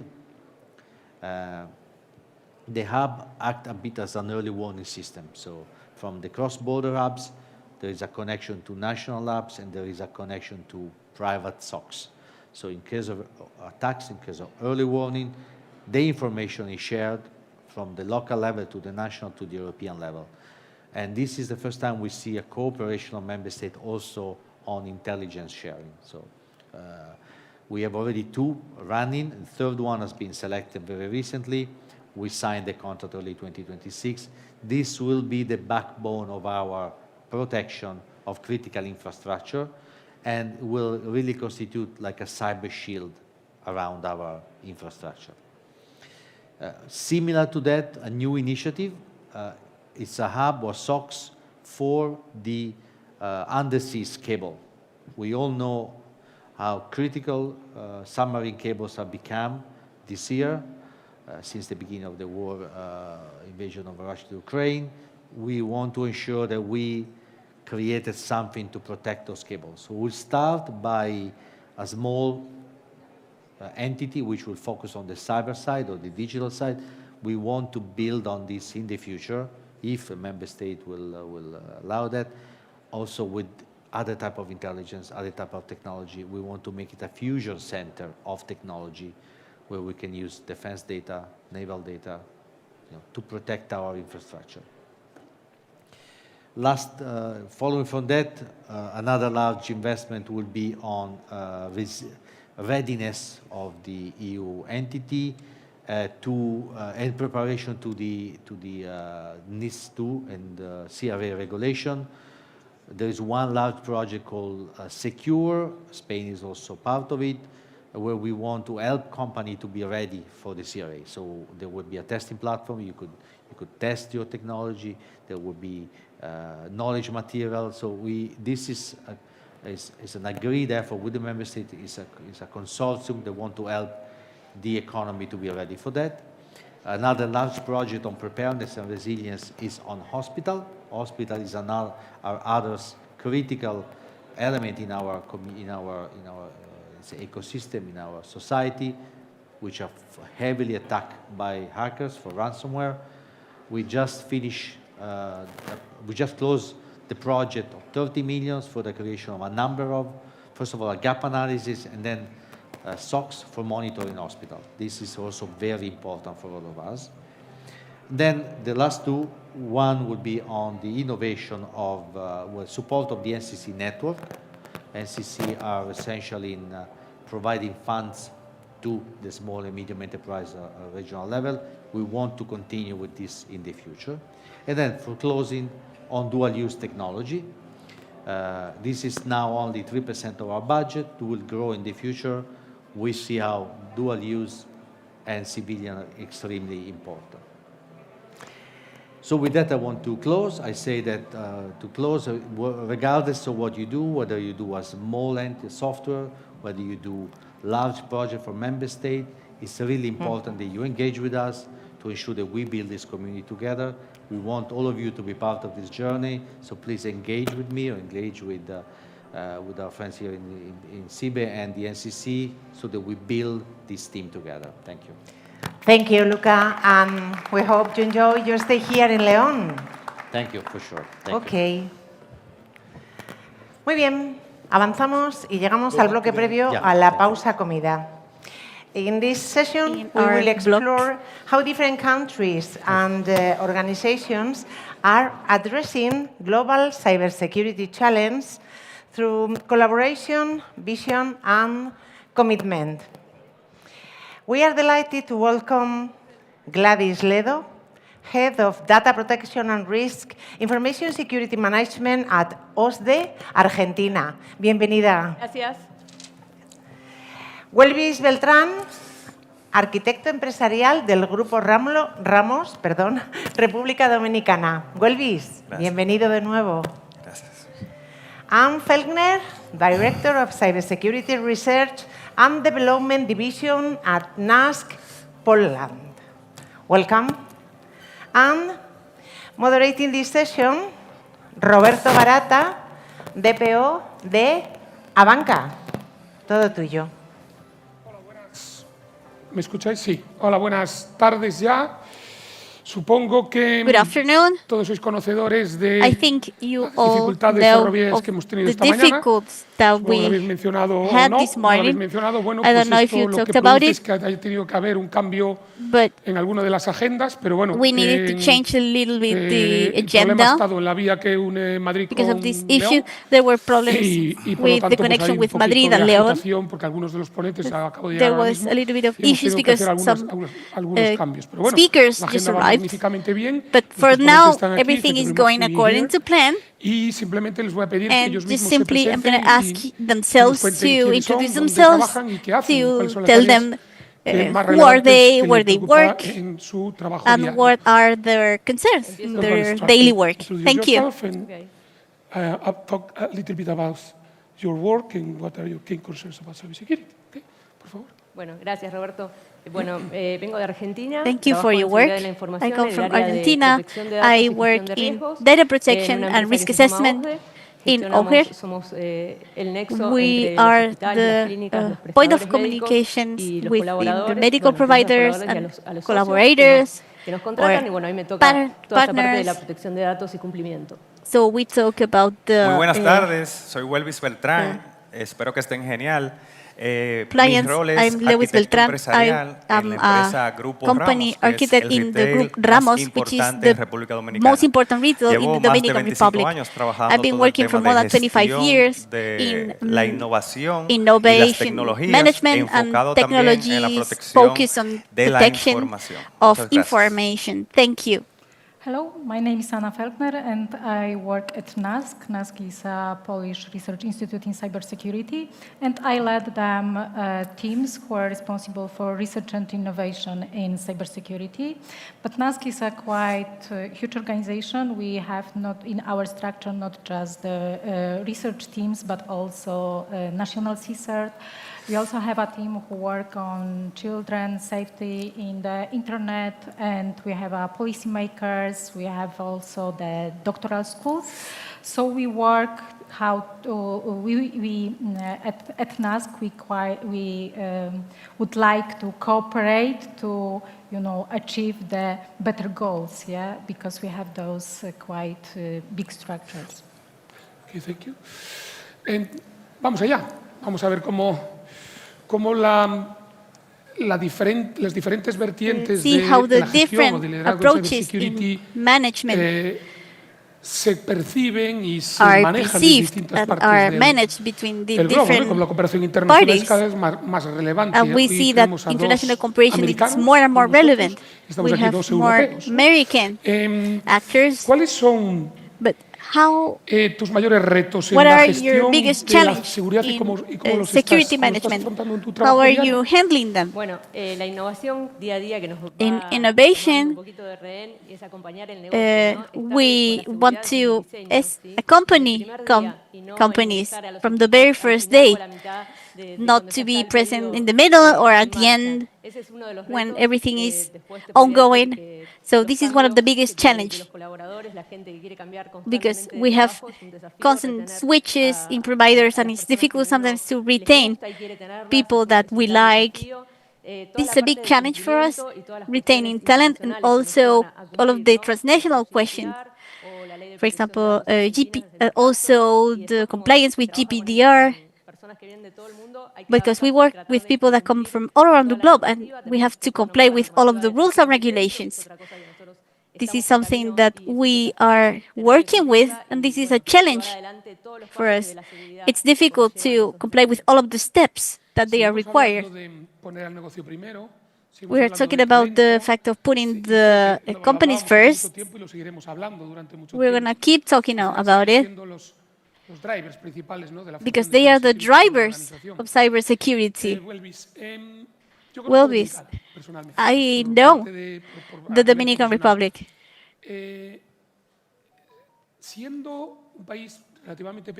Being a relatively small country, because I know the financial part, they always, nevertheless, lead it at the regulatory level or political legislation, how to manage. And also you had influence on PMIs. Did you consider that this is a progress to the Dominican market? And how do you interact with the environment? This is an excellent question, Roberto. So the last 15 years, we've been working a lot in politics documentations or procedure documentation to extract technology at a governmental level. We also have a cybersecurity law that also helps to reinforce our digital environment. Obviously, this is a challenge because there is the adoption of new technologies, and also talking about the AI, this is an objective of the most companies, and they want to do it no matter the cost. But we should have the politics, procedures, laws, so this adoption of technology can be done in an organic and secure way. I understand that the country, the banks, and the main institutions at the governmental level are on the correct way, but we lack some things yet. But we are on the correct way, I would say. I think this is important because talking about the Dominican banks, there are few countries, such as the Dominican country, that have this law on cybersecurity. That's what I was asking. So in your perspective, what forms of international cooperation in cybersecurity are proving to be working today? In our case, definitely the international cooperation during the multi-countries projects, because we are doing projects with different countries. The project from European Commission funding or even outside the European, yes. So, for example, we had a project where we created the vulnerability and exploit database in IoT devices. So, for example, we had an expert who worked on IoT devices, but we also had lack of different experts. So we asked our colleagues from different countries, and we prepared a database which is publicly available, yeah, so everyone can use it.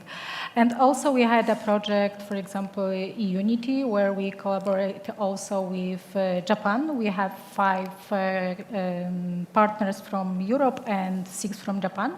And we were looking for some gaps and what is working, what is not working in cybersecurity, but also in funding to cybersecurity or even funding the research in cybersecurity.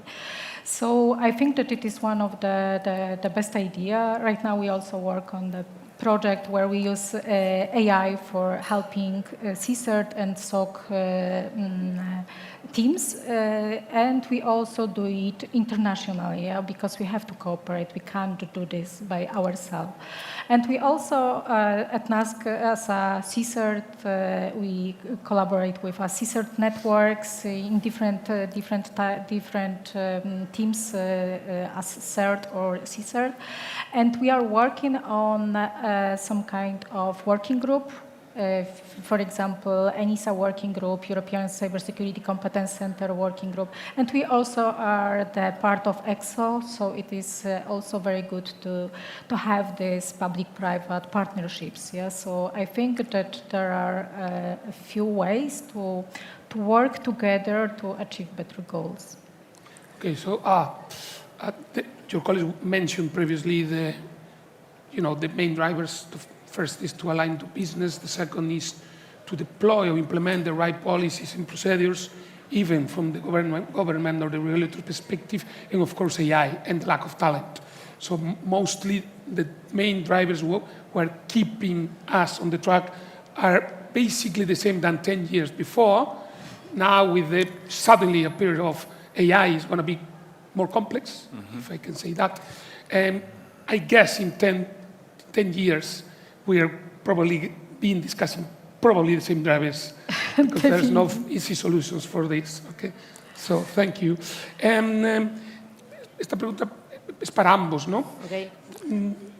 ¿Qué experiencias de cooperación, lo de siempre, internacional creéis experience at an international level you think work the best? Now center of implementation of political infrastructures. Para los dos. Okay. No es mi expertise las infraestructuras críticas, por eso te digo. This is not my field of expertise.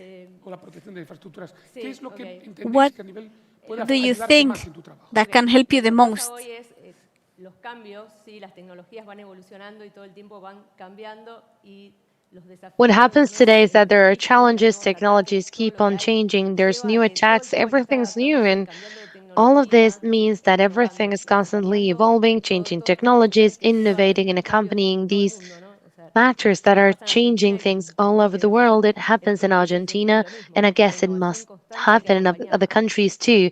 The constant innovation needs to be accompanied. Excellent, Roberto. I had an experience in judicial power where we had an international cooperation, and one of the main focus was technology and cybersecurity.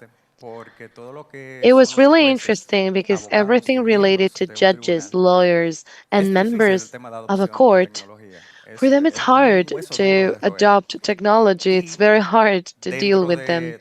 So in our technology company, it was very hard to reach true awareness and understanding what it meant to protect security assets by those stakeholders. However, through that cooperation, we could, let's say, share that awareness that we need to keep our passwords protected. Each digital asset is protected, is high value, and that had a price that we could not have achieved without that cooperation. I frequently comment on the fact that it doesn't matter the sector or the field where you're working in cybersecurity, we collaborate, we don't compete. Other fields might compete in financial, commercial, or business aspects, but not in cybersecurity. We're not alone, and we shouldn't be alone. That's also why I'm asking this question.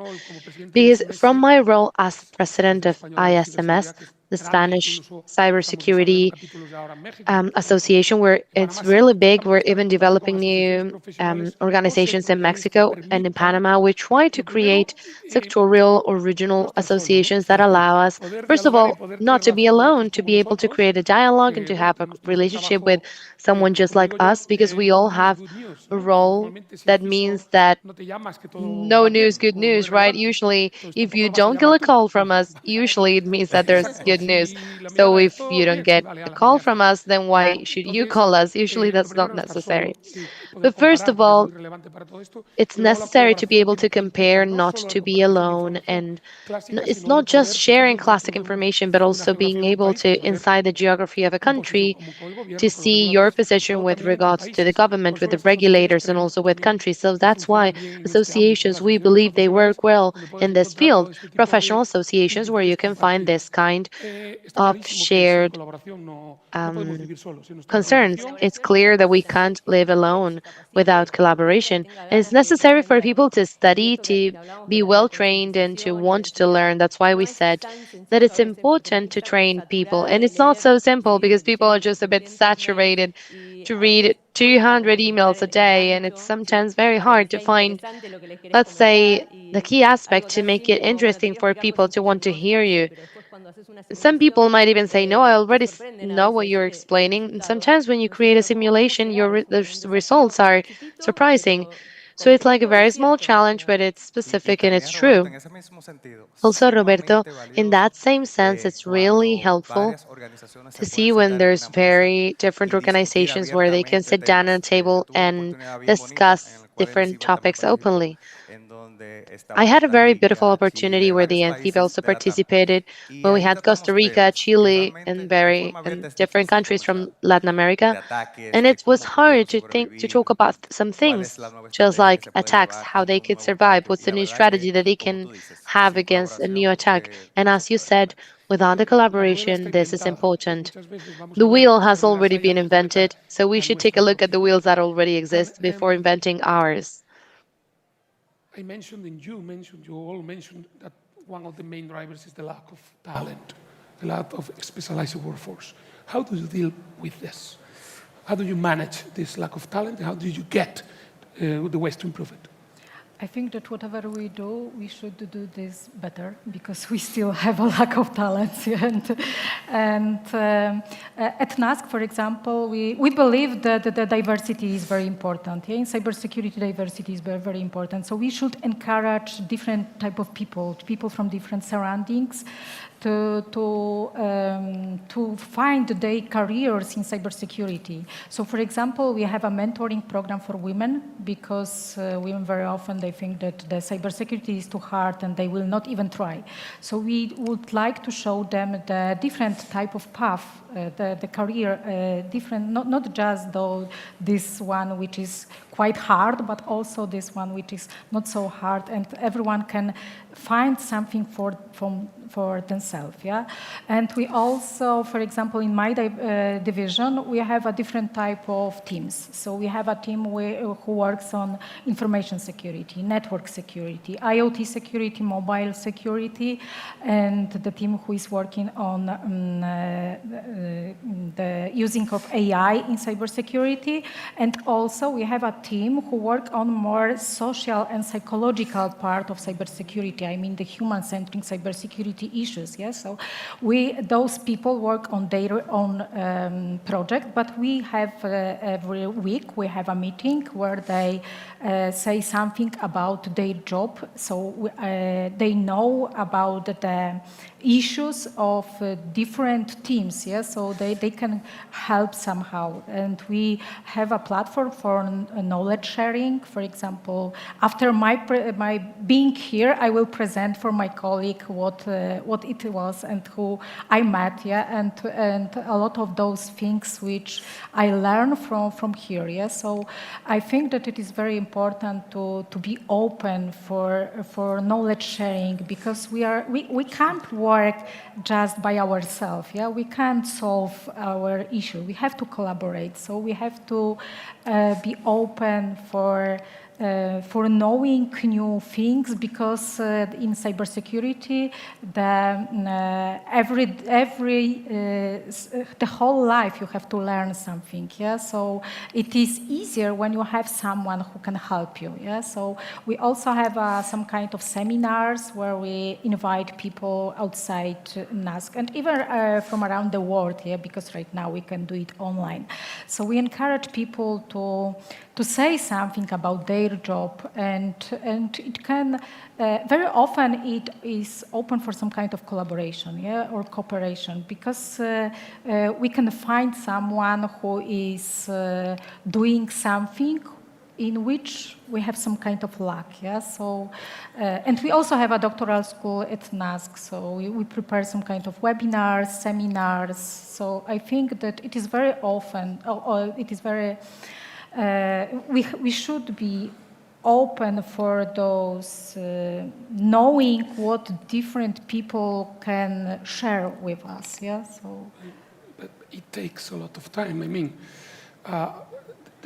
the cybersecurity professionals today, actually, they're very demanding jobs. They have very demanding jobs, so they are really, really busy. So, do you feel, in your experience, is mostly these kind of professionals you mentioned are kind to receive these new capabilities, new training? Are they open, or do you have found difficult to make them open to learn new or to invest more time in their education?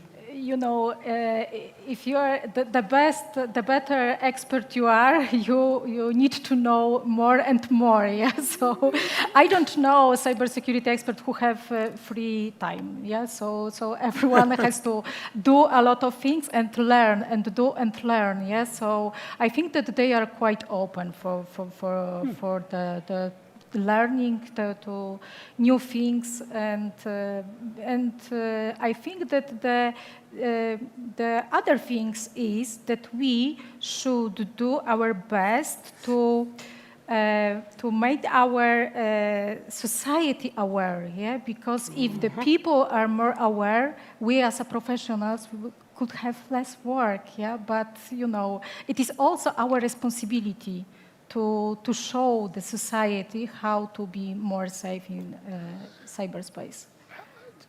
One quote. Right now, coming here, the taxi driver asked me and my colleague, what type of event are you attending to? Oh, a cybersecurity conference. Oh, yeah, I know something is in León. Oh, yes, a big organization.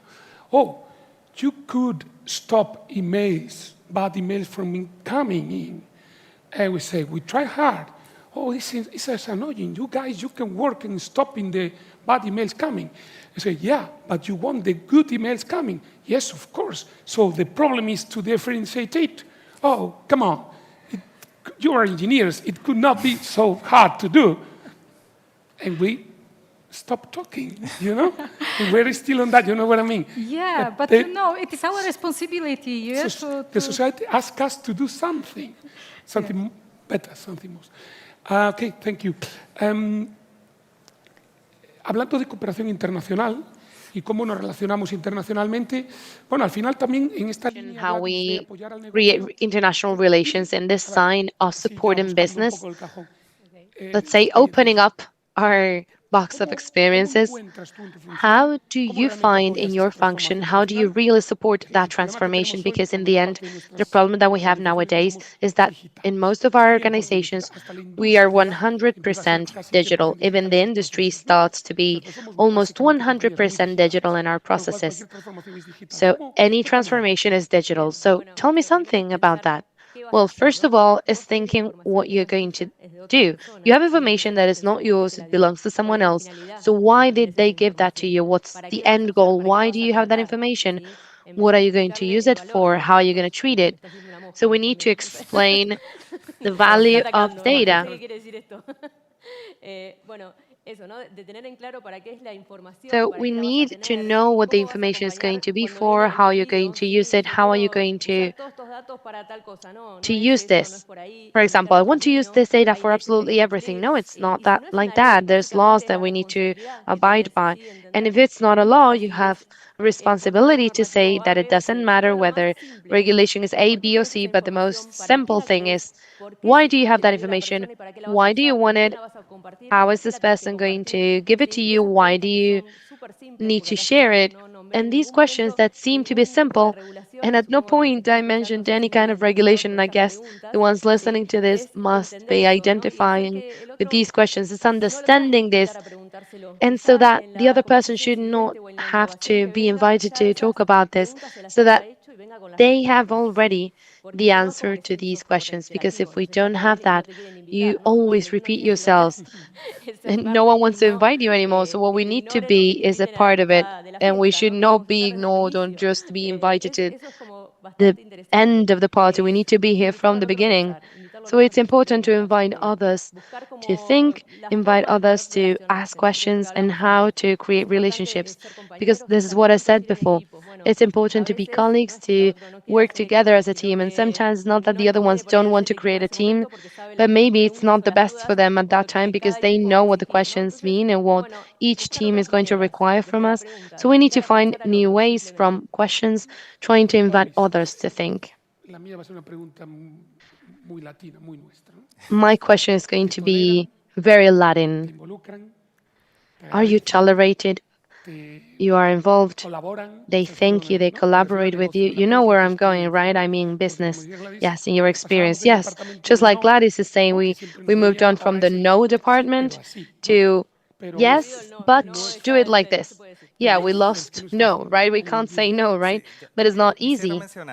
Yeah, I wanted to mention that I agree with what Gladys is saying, what you were mentioning, but I have this particular experience because in a company where, well, a company that was a victim of an attack, everything changed. Before that, investing in cybersecurity was like, no way, what are you talking about? After that attack, and the company lasted for about 3 days on the low, I'm not even going to tell you how many millions of euros went down. Everything changed. You prepare your budget, you prepare a series of activities with leaders inside the organization, etc. And everyone listens to you. Everyone wants to be there. And the ones that don't want to be there, they already feel that they're already jumping on that wave. So I would say that we should not get there. We should work so that companies don't have that kind of situations, so that we don't have to reach that point. But I would say that at least in Dominican Republic, awareness is being raised a lot when it comes to cybersecurity and what I said before about regulations too. But we need to keep on strengthening that international cooperation. We have a saying that goes that no one is a leader in their land, right? So sometimes we need new faces to also help in this conversation. That should not happen only once, but several times a year. Because we are human. We like to step twice on the same stone. This is the perfect example. I had the same situation. And what I learned was never waste a good incident for collective learning. And it is true that it changes many things, but since we're human, we also tend to forget what's bad and to relax. You keep on saying, be careful, this might happen, The trend of the business is usually saying, no worries, everything's going well. With changing the role of cybersecurity leader from a local or national perspective to be international. I guess there's some changes, some challenges. I think that it's easier to understand the local issues, yes, but it is quite harder to understand the global one. But we have to build some kind of bridges between our, for example, perspective, but with the different people, different organization perspective also. Sometimes there is a problem with, I don't know, the culture, for example, because it is a different one. For example, when we work on the Unity project with Japanese people, it was at the beginning of GDPR, yeah? So it was for them, oh, no, we have to leave Europe because we do not follow those rules, yeah, and we can't. So the beginning was quite hard, but after that, they do not leave Europe, yeah, so they are still in Europe. So we have to find the solution how to work together and build the bridges, those internally, for example, as I said with my division, we have different teams and we have to talk to each other and to share the knowledge, but also we should cooperate with ministries to prepare, to work on the strategies, for example, which works, yeah, not just to make the policy, but also to prepare for it. And I think that it is very important to know the perspective of different people, different societies, and also different countries. We have a few minutes to go. So the last question for all of you three. Regulation. We are in Europe. You know what people say. We are in Europe. No? The Americans innovate, the Chinese copying, and Europeans regulate. This is a very common joke today, especially related to AI. What do you think? And the regulation is helping you in your day-by-day basis? It's an issue. I know it's an issue, but do you think it finally is going to help you? In some cases, yes, but in some not. The innovation with a lot of regulation is not so easy, yeah. but still, we have to follow it. Yeah, of course. Alvis, ¿qué opinas? ¿Te ayuda la regulación o no te ayuda en Dominicana para? Yo entiendo que sí. En República Dominicana ha sido Dominican Republic or no? I think so, because in Dominican Republic it has been pushing the safe use of technologies. We're going back to, in Dominican Republic, to a country in which everything is digital. Commerce, banks, the government, everything is turning digital. So I understand that with everything that comes with AI revolution, which is making everything evolve, companies, governments, actually frameworks and politics are important, because at the speed at which we're going on AI level, if we don't have a regulation, the whole ecosystem can be vulnerable. That's what I think. I had never heard that saying. To Argentina, it didn't get to us, but well. What I believe with the topics of abiding with regulations, compliance, etc., depending on the industry, sometimes you need to adapt regulations from industries or generalizations from a third party that sometimes we should not apply them. Sometimes we need to abide by some things. Of course, I agree with the regulations because regulations are welcome, but sometimes we need to specify a little bit more for some industries. Because if we don't, there's a lot of generalities and it's just abiding by abiding. And it's just losing a lot of time on something that in the end you don't even know if it should apply to you. Obviously, I'm in favor of abiding by the regulations, etc.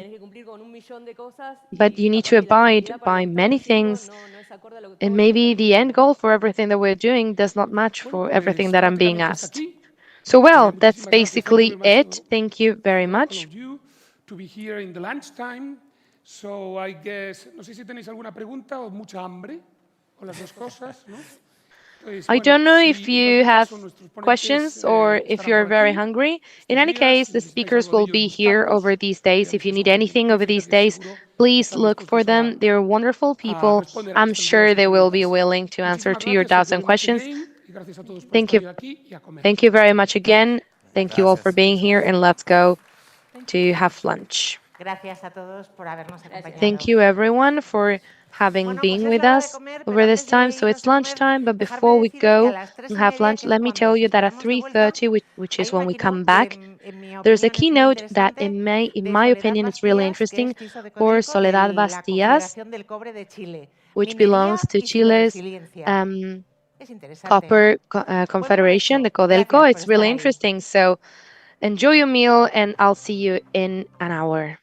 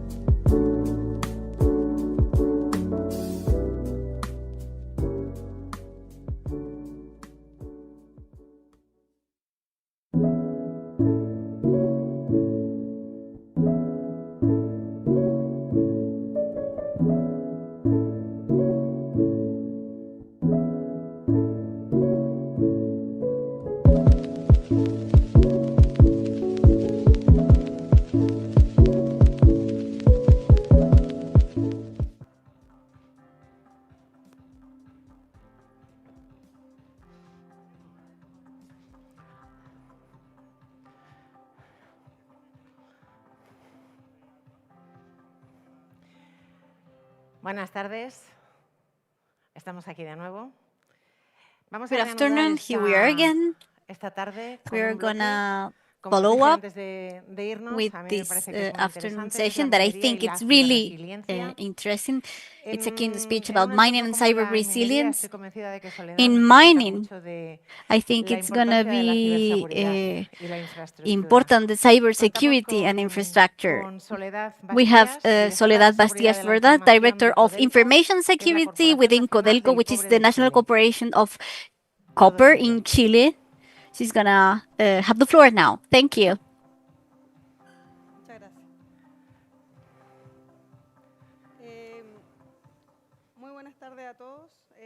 Good afternoon, everyone. First of all, thank you for inviting me. I hope that everything goes well. I have a little bit of coughing. I'm gonna share my experience in mining in Chile. I'm going to show you what is Codelco, why is it important for Chile, how cybersecurity in mining has been evolving. We are a mining country, and how the fight against cyber attacks has been evolving, not only in mining. Also, I would like to tell you how we've been progressing in regulation in Chile, the collaboration that has been going on in this sector, and how we've been building a cyber intelligence similar to the bank one in Chile.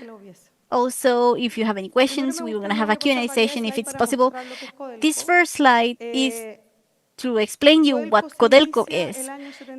We began in 1971 with the law that nationalizes copper. We had plenty of operations between 1905 to 1970. In 1971, we nationalized copper. We create the National Corporation of Copper, and from there, we create other mining operations. Obviously, mining is a challenging sector because law is been changing, reducing, and you need to look as well for new mining zones. So we have the division created in 1915, Chuquicamata, sorry. So if you don't know it, you can look for it. It's the biggest open mining field. So it was really expensive to maintain it.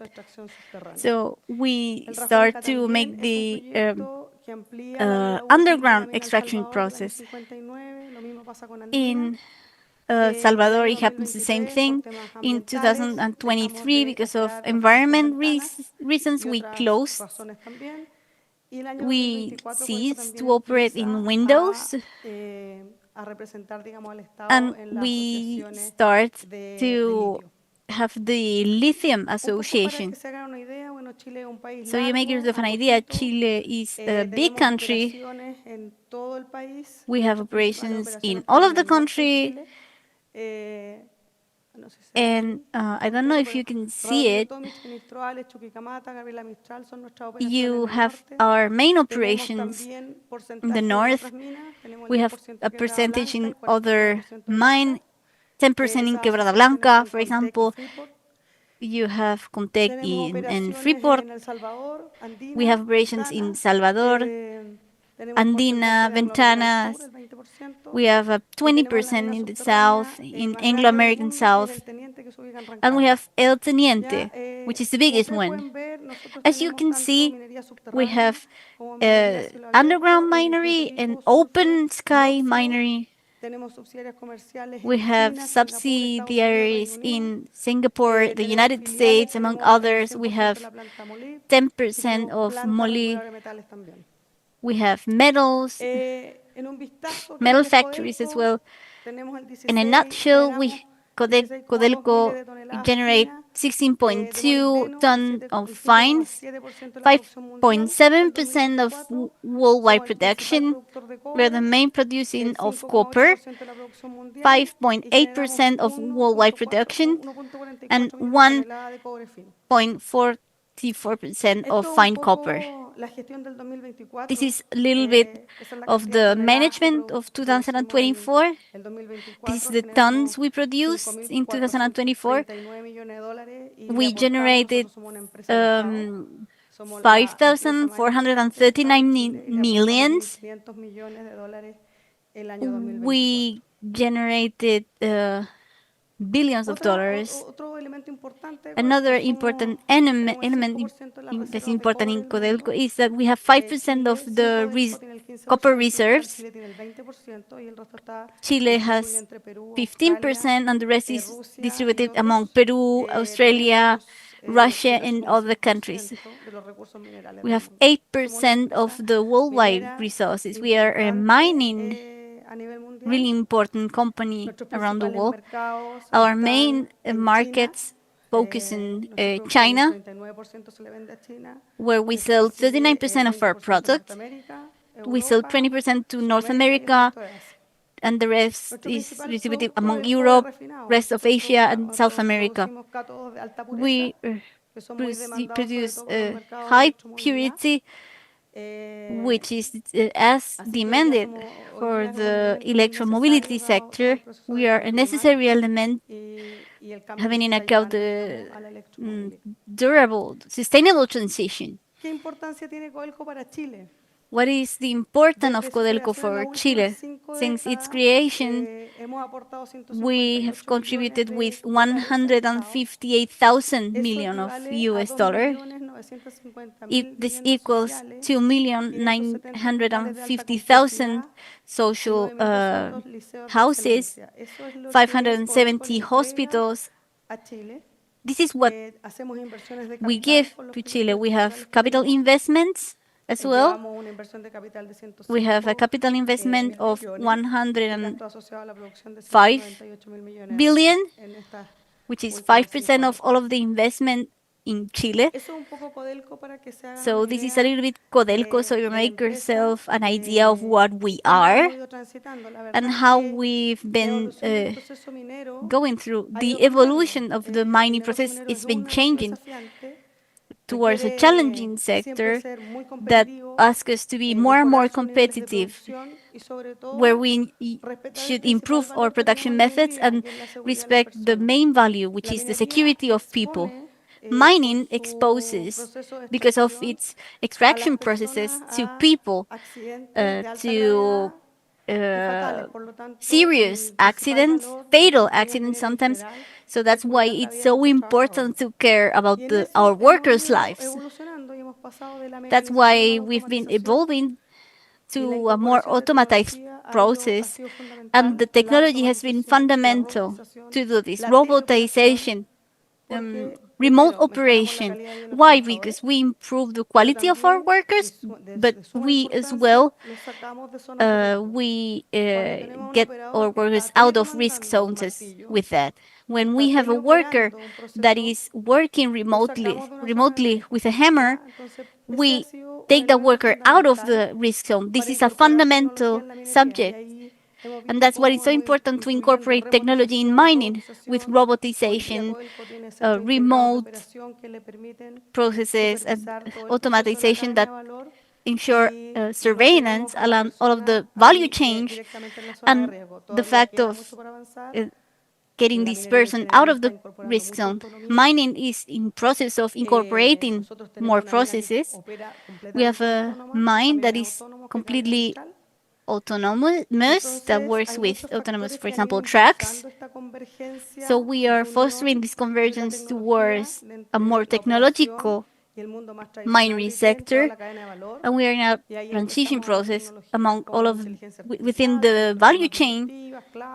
And we are introducing machine learning, cloud, data analytics, and other factors, because we require to have more sensors, identify the risk zone. We need the factories to be more aware. And that's why we're having this transformation towards a more technological sector. But that implies some challenges, security challenge specifically. And why? because the OT networks, industrial networks, were isolated. And when we want to use new technologies, and when we want to have this cloud capacity to have this predictive maintenance, etc., we need to extract this information from the factory and give it to a surveillance center or data analytics machine learning system. That's why we need to connect this network to something that is going to position it in another way. So that's why IT and OT have different objectives. We have back office from one side that we need in order to make commercialization processes, logistical processes, etc. When we're talking about security of information, confidentiality is a really critical, major issue. But in OT, it's the other way around. And the most important is this availability, confidentiality, integrity that have other values and attributes. So how have we been working all of this code and security of information? First of all, having in consideration this triad, we've elaborated a model which is focused on people, technology, and processes. People for us is the key element because it's important to create the security culture in mining. It's important to understand that technology is a key element today and that can generate disruption, a mindset switch, because staff doesn't see technology, let's say, as something that can be disruptive. This is something that we've been working with over time, and this is a process that we are working on. We've been doing phishing campaigns, and in different processes we are a different industry. We have the technologies of information that are more traditional, but we also have operational technology. We have cables, we have ovens that are operated by different control systems. So these are two different worlds that protect themselves in a different way, with different availability within the value chain. We have 24/7 surveillance today for IT and OT. We have cyber intelligence, and we have a systematized process. We understand that cybersecurity and security of information are not isolated issues. We need to constantly design, manage, and assess again. And that's why what we focus on, we have different national and international standards, ISO standards, you can see it, and different kinds of controls. We've designed a defense framework, a deepened defense framework focused in a strong government. We have cooperative politics. It's important that everything is written. That's why we have really clear politics that the users must comply with. And we have a technology pool that helps us mitigate the risk in this framework. This is the strategy that we've been following. And this is some reference architectures that we've been taking. We apply the ISA 62443. We've been implementing this in all operations, convergence operations, and there is a strict separation between IT and OT. Here we have the working framework, and I want to talk to you as well that I've been working for 14 years in mining, also in banking. And when I arrived to mining from banking, I was aware of the fact that we could receive a cyber attack. And we were not a bank, we were poor, let's say. And I had this change of mindset, let's say. And today, when we look at the data, we see what's going on in the heavy industry in general. We've been noticing that, first of all, most of attacks are initiated because there is a malware in an email. That's how everything is initiated, let's say. Afterwards, the sectors that have the most attacks are petrol and gas and minery with 36%. That is one of the attacks that is more difficult to recover afterwards, because it's difficult to have this maturity and this muscle of resilience, to have the support, recovery plan, to ensure that we have clean supports. And we've seen many industries and companies that end up paying the recovery because they don't succeed to do it otherwise. We do monthly campaigns of fundraising and support because we want to see who is able to detect something, to alert, and being part of our security and detection ecosystem. We've been doing this since for 6 years. We've been doing it continuously. And if we look at the cyber attacks, this is heavy industry with different types of impact. Here you see the legal implications, reputational impact, and what are the kinds of attacks that we've been seeing more often. Phishing,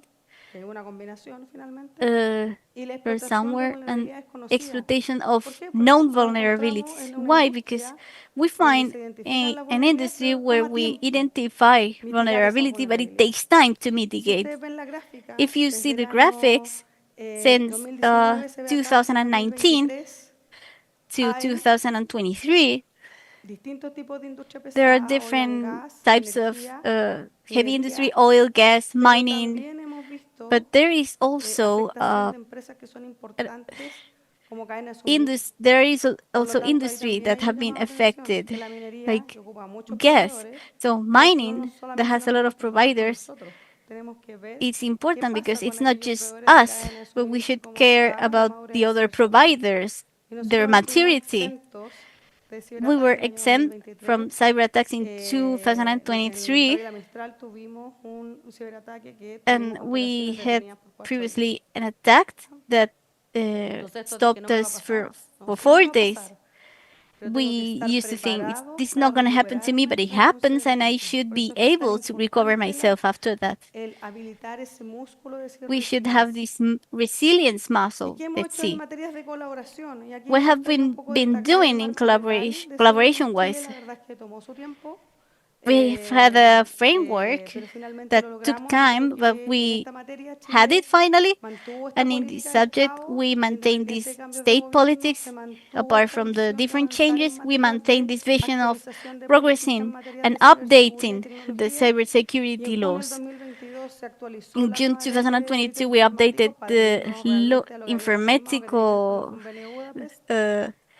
crime laws. In April 2024, we have the framework law on cybersecurity that creates the Agency of Cybersecurity, and in November 2024, the law of protection and managing of personal data was approved, and well as the creation of the Agency of Protection of Personal Data.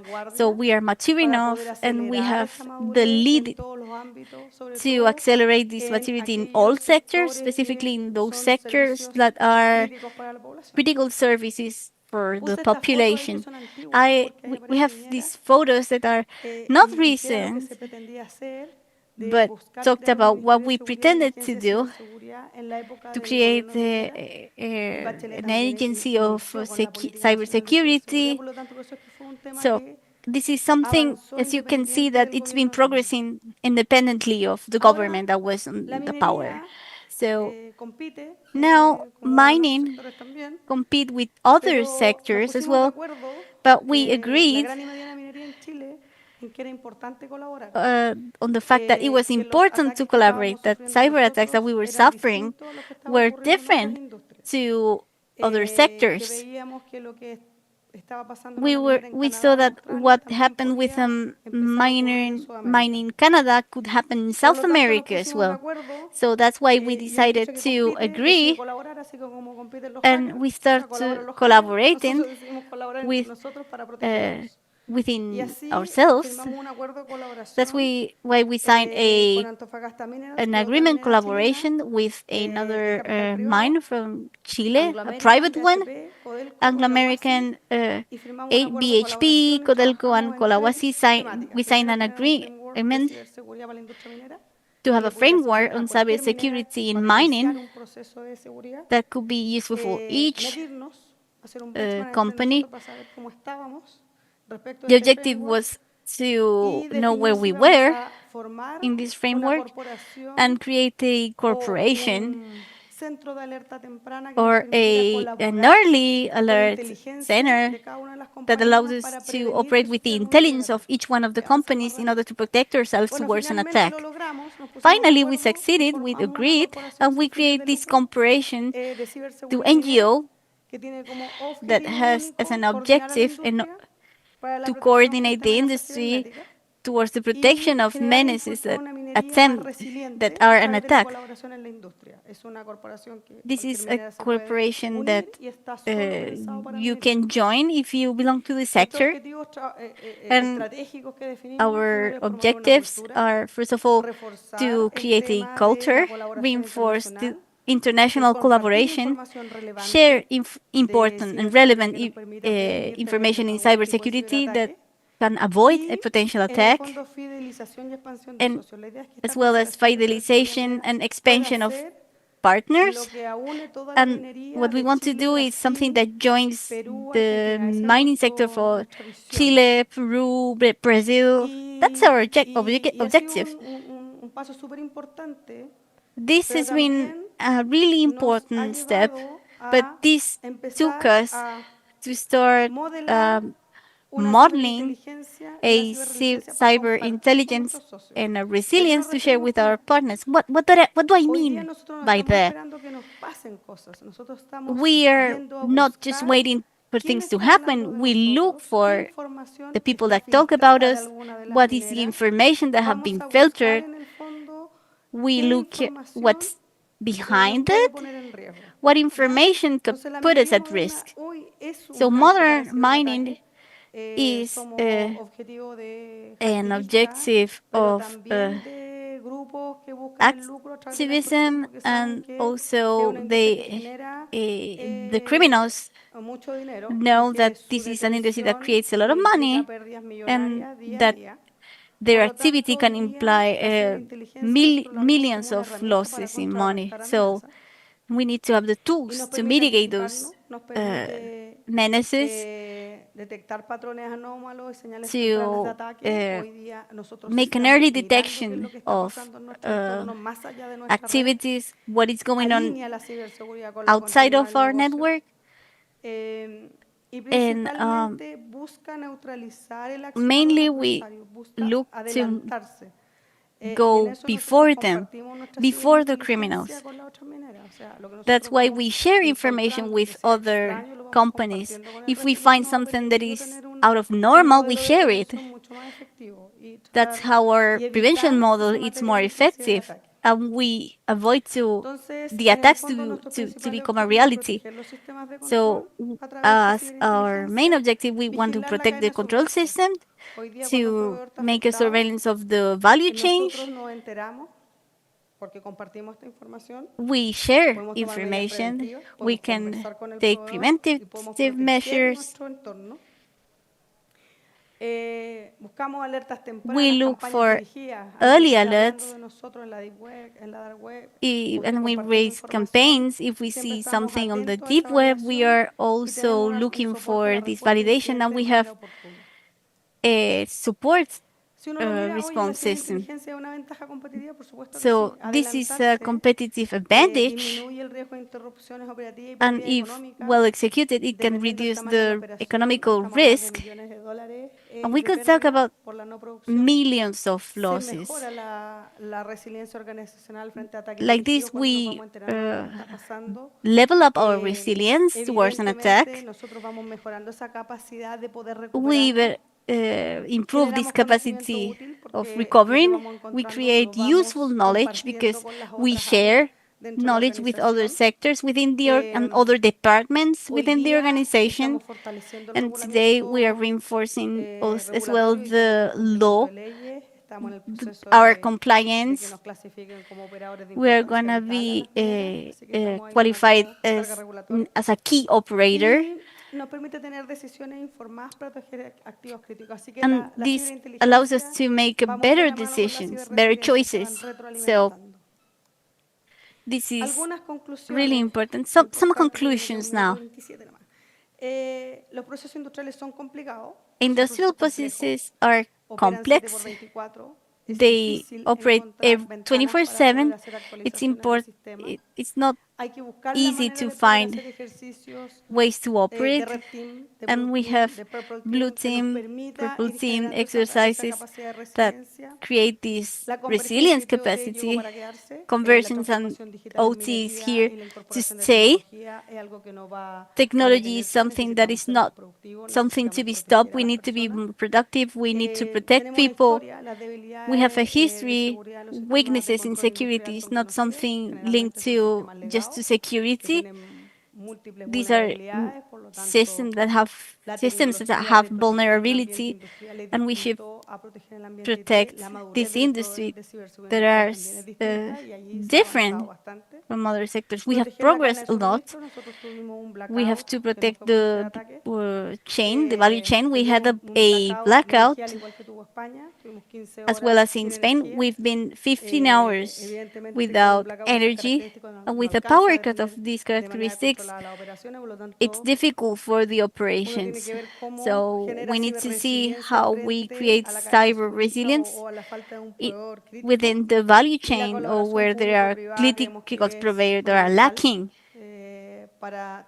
So if we have this resilience and recovery capacity, everything's going to be really good. And here, I have 4 questions that we should do. We should ask ourselves constantly, in what I'm working on, what can I add? What am I not doing good? Because we lack something, surely. What are we going to do about it? And did we do a good job? We should ask ourselves these 4 questions in order to create a model-like plan. And that's what I wanted to share with you. I hope that this was interesting for all of you. So thank you very much. If you have any questions, I will be more than glad to answer them.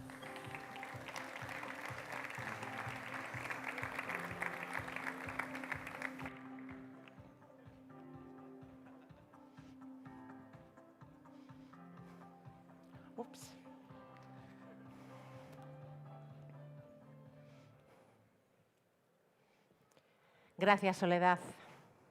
Thank you very much, Soledad. Continuamos con la siguiente We ponencia. continue with the next presentation. Ciberidentidad Cyber en identity riesgo. ¿Estamos in realmente risk. protegidos? Are we Y really leo. protected? Cada día compartimos, firmamos Each y day we validamos share, we sign, and we información personal y validate profesional en information that is línea. personal Pero, and ¿somos online. realmente conscientes de los But are riesgos we que really implica aware of nuestra the risks that identidad imply digital? our Esta digital mesa nos invita a footprint? reflexionar. This Contamos para discussion ello con la table invites presencia us to de make a reflection. We Ana have Isabel Ana Donadios, Isabel jefa de Damadios, proyecto de INETU en Chief of España, Project of INETU in España, Javier Gutiérrez Meana, Javier director de Gutiérrez Meana, I+D en Director Tree of Technology, Research and Development of José IDE Carlos Technology, Sancho, José Carlos perdón, Sancho, Mariano J. Benito, Mariano embajador de J. Ciberseguridad Benito, en GMV. Ambassador of Cybersecurity.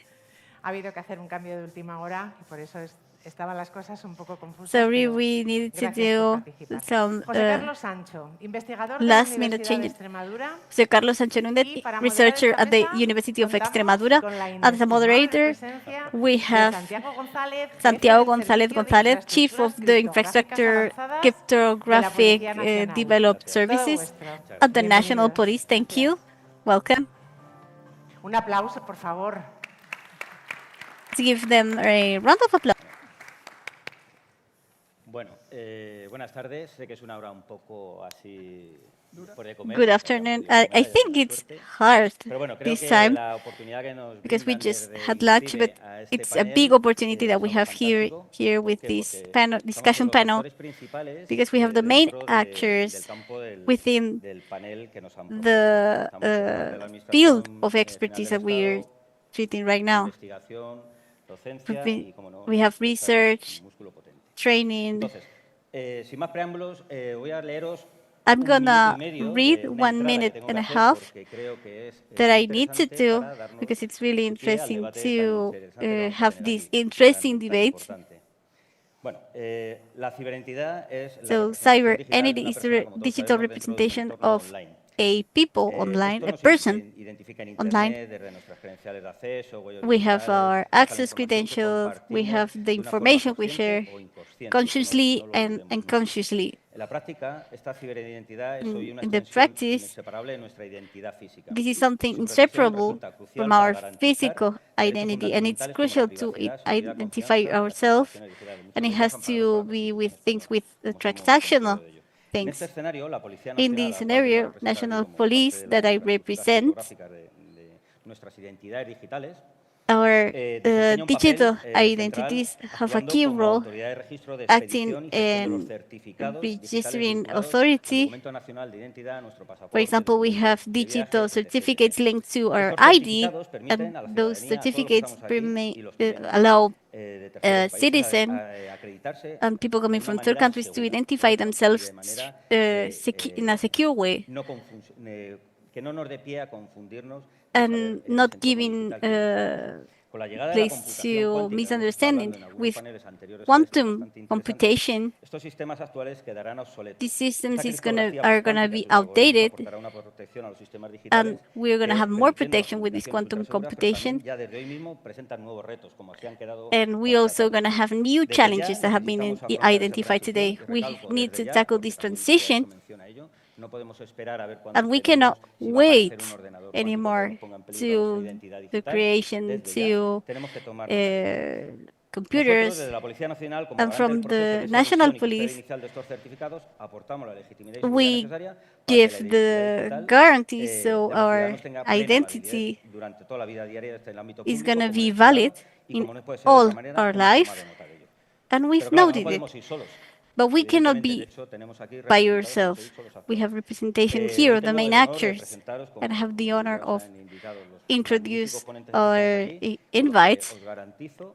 And I guarantee you that we're going to have some fun and we're going to learn a lot, because the questions that we have are going to give lots of questions.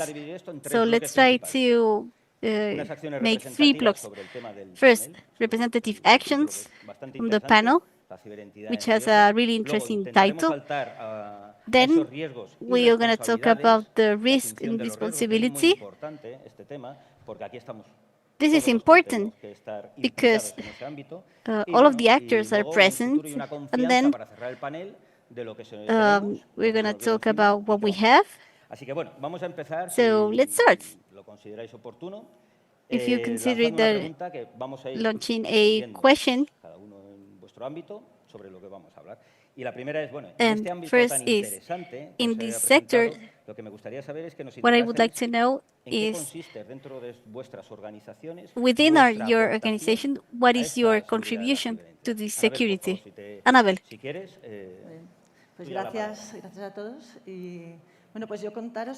So thank you, everyone, and I wanted to tell you that we are working in a project that's called Net in Your Wallet, inside your strategic purchase plan in INCIBE. And it's a project that consists in the development of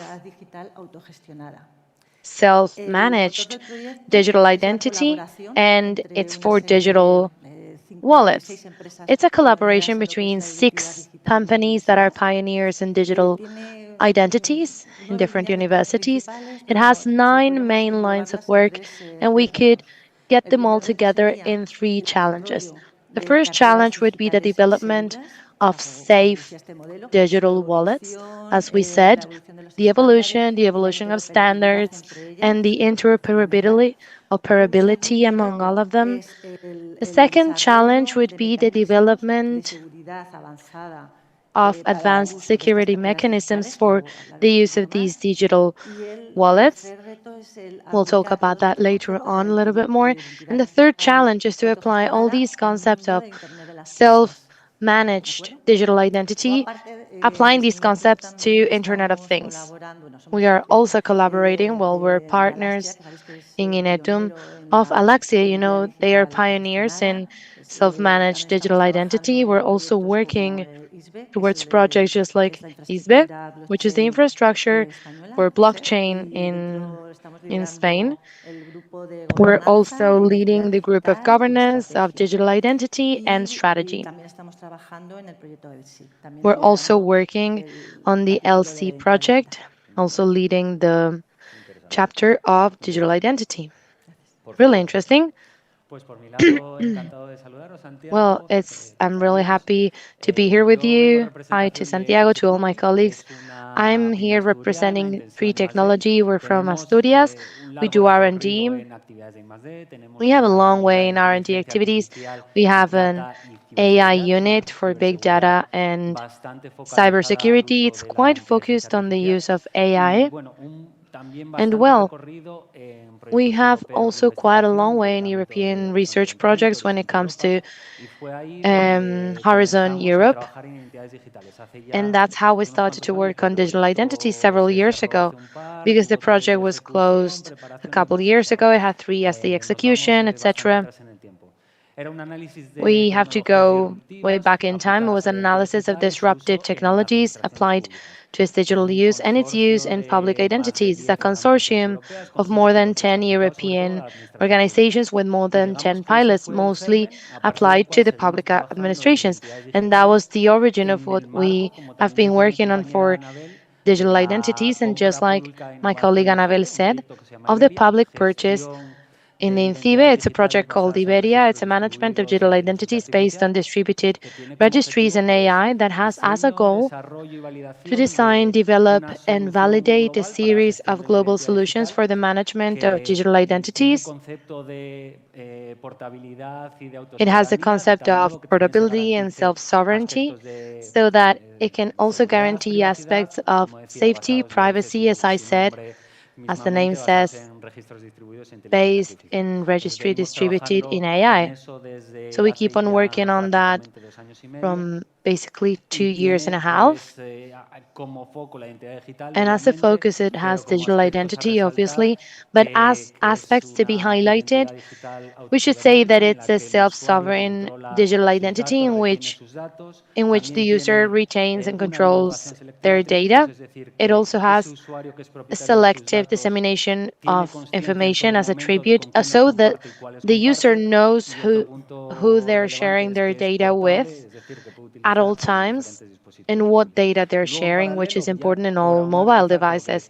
And then, similarly, to link it with the beginning, we keep on working with European projects, and we have the use of the digital identity applied to the access of the different privacy of data, not only in the healthcare aspect, but this European project is a little bit more amplified. It's a commitment by the company to have a mature technology, a solution that in some way we can be representatives or leaders of that implementation of digital solutions. Please, Mariano J. Benito, please tell us your idea about this. Thank you, and thank you, everyone. Also want to apologize in the name of Juan Jesus León, my colleague, who was one of the ones who suffered problems with transportation, so he could not be here on time.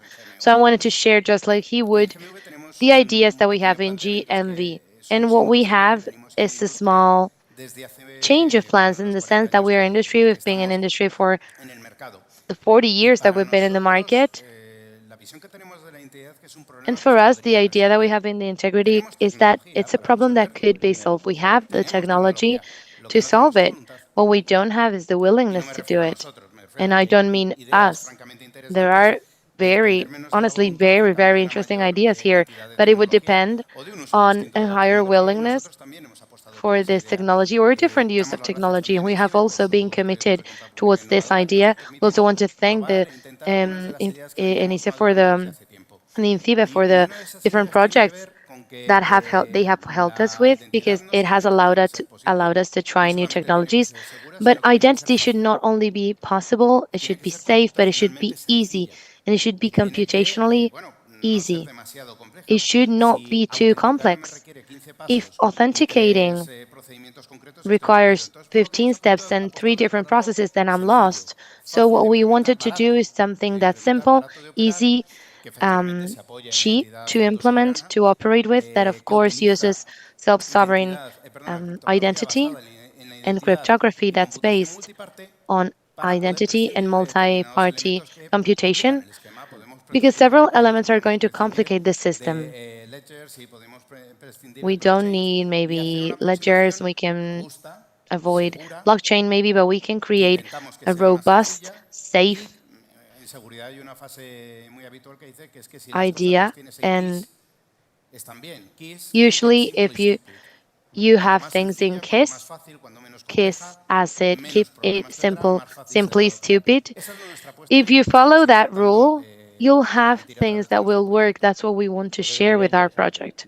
That's a very interesting idea. We'll need to discuss that later on, because there are things that I agree with, but on a legislation level, they might not work. You understand, right? Yeah, let's have the technology first, and then let's talk about legislation.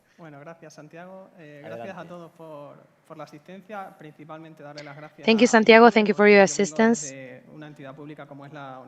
I come from a public entity just like it is the University of Extremadura, inside the group of research and engineering of means. And well, I'm going to break the dynamic of my colleagues.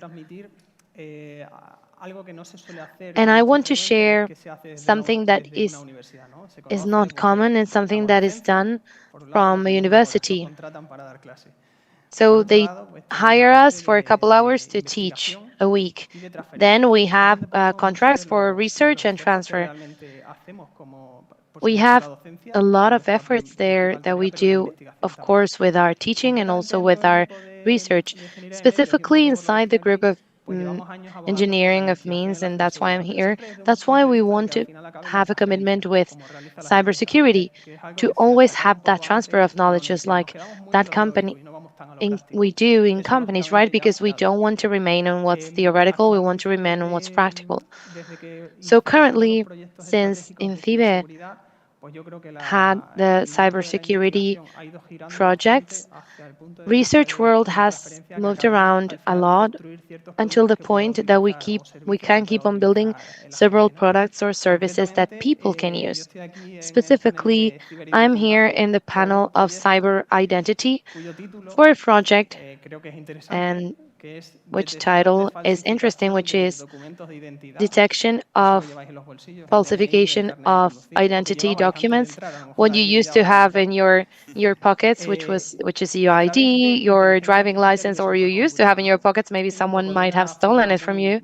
But in a very subtle way, let's explain what we do. What we do is to create algorithms that detect when an ID that we have not turned it physical, but we do a process of a creation of a bank account, or we do other tasks with our ID, we can identify whether it can be fake or not. And I must acknowledge that one of the goals was to share what we do from the research group, but on the other hand is not to be arrested here. Because just like since Santiago is a police officer, one of the things that if you start to imagine the name of the project, which is to detect the falsification of identity documents through AI and computer vision, then we're going to need samples. 2 types of samples. We're going to need real IDs, right? Which are hard to get, but we can get them. And then we're going to need fake IDs. We have decided to call them synthetic. Very correct name over there. Not to end up arrested. So one of the things we do is a safe process to create those synthetic IDs. Muy bien. Como han podido ver, pues, y escuchar, hemos podido todos escuchar, Since we could see and we could all hear, we have the SMEs, the companies, sessions for investigation, research. I think it's really interesting in the initiative that you have had for that. But for what you're saying, what you're implicated with, what do you see as the true threat on this cyber identity? What actors do you identify? And are we underestimating the digital identity? For example, I have a camera here who's recording me, or video surveillance camera in a highway, but we are taking a selfie with our open location, etc. So the question is, it's your turn to start. What do you think is interesting about what I have just explained, and what actors from your point of view you think can be identified? So it's 3 questions. So first of all, it's clear that digital identity threats are multiple, they're varied. I'd like to highlight 3 that we all know. So I would first say identity theft. So if someone uses your data from social security number, your bank identity, fraud, or crime situations, using your identity in social media, that can cause damage of reputation. And everyone who tries to get credential data from our project, as we said before, we have developed advanced mechanisms for safety for digital wallets. We just wanted to mention the authentication mechanisms that are continuous and conscious, that are based in not just identifying an entry point, just to log in, but it's a continuous monitoring of the user while they're using digital wallets. And we establish a threshold so that if that threshold is gone over or is not complied with, we can identify that to try to avoid identity theft. And then other tools, just like anti-scruffing, facial anti-scruffing, to try to avoid facial identity recognition, so that it can detect if that person is who they say they are.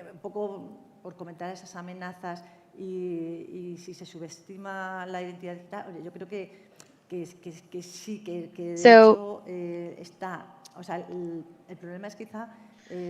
the problem is that maybe the trust that the users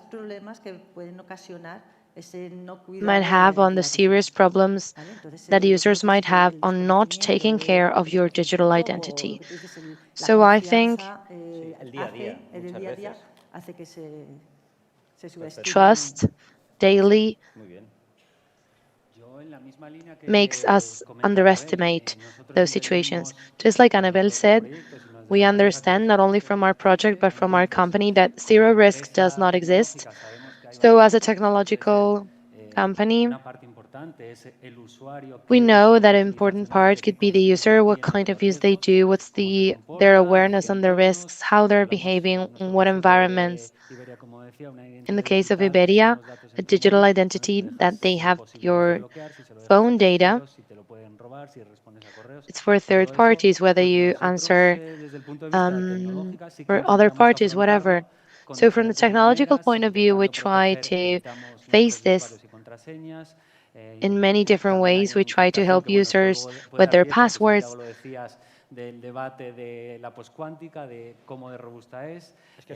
So it's a post-quantum situation at the end of the day, because you can think it might be safe up to a certain point, but the future might be different. This is something that's related when I talk about zero risk. The risk is bigger if you don't change technologically, if you don't evolve that, or what new attacks we have. Sometimes we say that the bad guys, let's say, they go ahead of who develop the digital identity products, etc. So on a practical level, from the point of view of the project as such, it probably does not really interest this framework. In this stage, we're in an evolution or analysis again of those new threats. Then, linked to what Jose Carlos was saying, for digital identity, we have images for the person, images, videos, and your national identity card. So we try to avoid the spoofing, morphing, etc. There are several things that, as I said, you can't be just anchored on a 2.0 version. It's all needs that are being generated daily. These identities are the ones that generate these actions. So this topic is really interesting because for the point of view from the general organization from the police, we have the responsibility of the whole citizenship and citizens that come with their passport here. Then I'll need to make a small note to this, but you have still not answered. But please, Mariano, tell me. I think we have two problems here. One of them is the robbery or doubling your identity, because sometimes I don't even need to rob it. I can just double it and I can use it because I have it. I can create a double authentication factor, right? It makes things different. I can use this with a double or 3 times or 4 times. Clearly, that's not the way because we have such a safe system that is just too complicated to use. And that's the second problem. Because to try to improve the safety of what we have and to try to compensate what we feel, and this is a feeling that's always backed up, we feel that this is an authentication and an unsafe test because we give some responsibility on people and everyone can make mistakes, and that's common. My mom, she's 80 years old. We don't let her use a double authentication factor because she does not know how to use it. She almost doesn't know how to send WhatsApp messages. So we need to find a way, a simple way, to have that identity in a way that we can demonstrate without triple factors, without depending on the person. So the most optimum thing would be for the person not to have to do anything, but just identifying themselves. And this idea is very strong, and I think that's what we should tend to, because it would solve both problems, the problems of dependency on people and their knowledge. And very important, the feeling of guilt whenever that fails. And in the end, maybe they reach a conclusion that someone received an email, someone made a mistake, and they made a mistake. That feeling of guilt is something that we should avoid because it's not a feeling of guilt. It's legitimate, but it's just happened to have a grief between someone who's very well prepared and someone who's not prepared, like a very experienced boxer versus a boxer that has no experience at all. That's the double threat where I think we are not going to move. Bueno, nos has preguntado sobre los actores, sobre la conciencia. You have asked about factors and the awareness. I think we all have some amount of guilt. We're all guilty here. I would like to start this part. Well, the law says that we're all innocent until proven guilty. But well, from there, so on the one hand, all the advancements that are being done in identification and safety, in fact, in INCIBE, in each region, we have a chair for sponsorship related to cybersecurity where we're doing a lot of training and awareness raising. So that part, and somehow, we're trying to cover that, and it's not so easy to reach all publics. Of course, we need to adapt all the contents for each public because it's not the same to have Mariano's mom to a little child, and we have different age and different ways to do it. but I would like, up to some extent, to have some aspects and say who is guilty when these things happen, because someone could get their identity stolen. It's not just stealing your identity, just like Mariano said, it's also using it. How do they operate? Because maybe in order to try to raise awareness, maybe we should talk about that. How does an ID robbery happen? Do they take it away from my wallet? No, I may write an ad in any platform to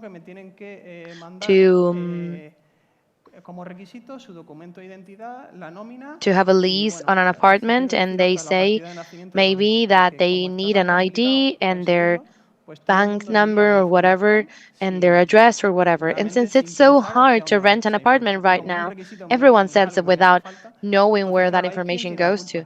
Since it's a requirement that needs that, it's normal for people to do it.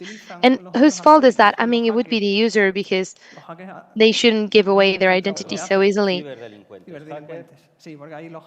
But, well, the problem there would be the cyber criminals, because I don't defend it, I don't contrast it, and I'm not really aware of that. But within their tools they try to use in the best possible way. They have already achieved an ensemble of IDs, and what do they do now? Can we have mechanisms or digital wallets or something like that to look at the photo to see if it matches? But with an ensemble of IDs, what I can do is to create bank accounts. How? I take Santiago's ID, I'm going to change the picture to a picture of me. It's just a picture. I leave his data because I want his data to be there better than mine, because if I don't leave that, they're going to catch me. I'm going to leave him to be caught. I change the photo, and I can even use some AI to make it look like me, but so that it doesn't really look like me. Also, who knows me? If it's a picture that is going around there, and it will reach something that I want to do, which is evil, then all that engineering part is okay. But cyber criminals also have part of the guilt, of course. Also, a bank allows, I don't want to say names, but if we travel, we have different accounts. People have several accounts to travel abroad. You even have specific accounts which are better to travel abroad. These new banks, they don't have physical entities. Everything is virtually where we have an account, and if I have that changed ID, if they ask me to do a series of movements and actions, then I can do them and I can create my account. I have the first step of the problem that I wanted to create. Is that entity guilty? Yeah, because they don't really check this anyway. Are the users at fault? Yes, because back in the day, we gave our ID without giving any kind of consideration about how to protect it. I would ask here, how many people protect their ID before they give it away? Not many people. And when do you realize? When you travel abroad. For me, that has been before and after, to see yourself with a passport and say, because if it happens in Spain, I'm inside of Spain, okay, I'm in my country, I'm okay. But what happens if I'm in a different country, which is not Spain? There, I have my passport. It is the only means that you have to go back to your country. So it's a little bit more scary to try to take care of your identity, right? So I wanted to end with this idea of promoting the administration's work. Are they at fault? Yes, a little bit, because we should promote, and when I talk about promote, I mean push or force them to use some mechanisms by everyone, with help or without help. If it's necessary to have some help, I agree with what my colleagues say. We should use simple technology, safe technology, but we need to put some limits. So everyone has a little bit, is a little bit at fault. You did a little spoiler of my next question, but gives me the opportunity to keep on mentioning this, because at the end, we will all agree that our safety very often is our level of trust in something, what we trust on everything. It could be anything. So we all agree that that cyber identity is being underestimated completely. Because first of all, I would also like here to ask in the audience, who does not read the terms and conditions that they include in a paragraph under accept? I don't read them. Very often I don't read them. Maybe I have read them in very specific situations. So there, we're delegating towards a third party what they're asking from us. So entities from the general administration of the state, do we have a responsibility? Of course. I'm telling you, do companies have it? Yes. And this is the question that I wanted to ask. One of the main or potential actors in responsibility, it's governments, as we know, as you have said, Anabel, those cyber criminals that are practicing our spoofing, they're doing thousands of things to take away our identity. But the citizen has, or we all have as citizens, a responsibility. Do companies have it? Yes, that too. I have engineers coming here and they're looking for the development of a code of script, for example, with AI. That for me is scary and we don't allow that. It's double the work, what they do and then what we need to review. That's a feeling and that's a fact. So it's really interesting because this makes me be able to start the next block. Let's try to clear it out. The threat that we have, which is the appearance of possible quantum computers, not just new computation systems that are so complicated, but also the adaptability of our systems, our environments and architectures to post-quantum age. From the police, we're taking note on that, and the service that I lead in this sense, we're implementing new PKIs for infrastructure for public key, which is the one that we use in our digital identifiers, our digital identity, because we have that goal. Not in the future, we have it now because we're making notes with regards to this. Because I would like to know, on that better assumption of identity, you have replied to me, but my question goes beyond that. So will we have the ability to be able to have full trust in a digital identity, or will we always have to go hand in hand with the digital and the analog at the same time? With regards to this, I wanted to show something. I don't know if the camera can focus here. This is a hamco. Do you know what that is? That's a Japanese seal. Stamp, sorry. I did a trip to Japan, and this for commercial transactions in Japan. I had registered it as my identity, and this works as their identity. Do you think we're going to have to design Hamco here in Spain or Europe simultaneously to our digital identity? And I also wanted to talk to you about, please, to use your ID in your phone. Well, so I would like to know what's the main difference of using this technology. When you showed the Hanko, that reminded me of my digital wallets for self-managed identity. And what you said before, who reads the terms and conditions when you're giving your data? Whoever has 30 hours, right, to read everything that is there. So precisely, the self-managed digital wallet, what is given? Okay, now, sorry. It's giving total control on their personal identity so that they have a phone app and they can show it, and that's like a Hanko. You want to show your ID? Here it is. You want to show a credential? Here it is. Are you a fan of any sport and you have, I don't know, some kind of ID for that? Only your personal information digitalized to have a self-managed wallet. That's the image that has reminded me of the Hanko that you have showed us. Okay, perfect. We're more or less in that line with a digital wallet that allows Well, I guess simultaneously you're also developing something similar, signing PDFs, sharing with an FCC, so that it's not just digital, but we have as end users in this case the Erchancha, which is the regional police of the Basque Country, and the local council of León. And that way you can prove that it's you and you have a valid identity. So it's interesting to also relate this with the digital users, that part that you were mentioning of, well, in the end, the user needs some awareness and some training somehow. So we try to combine the part of usability, which is not easy.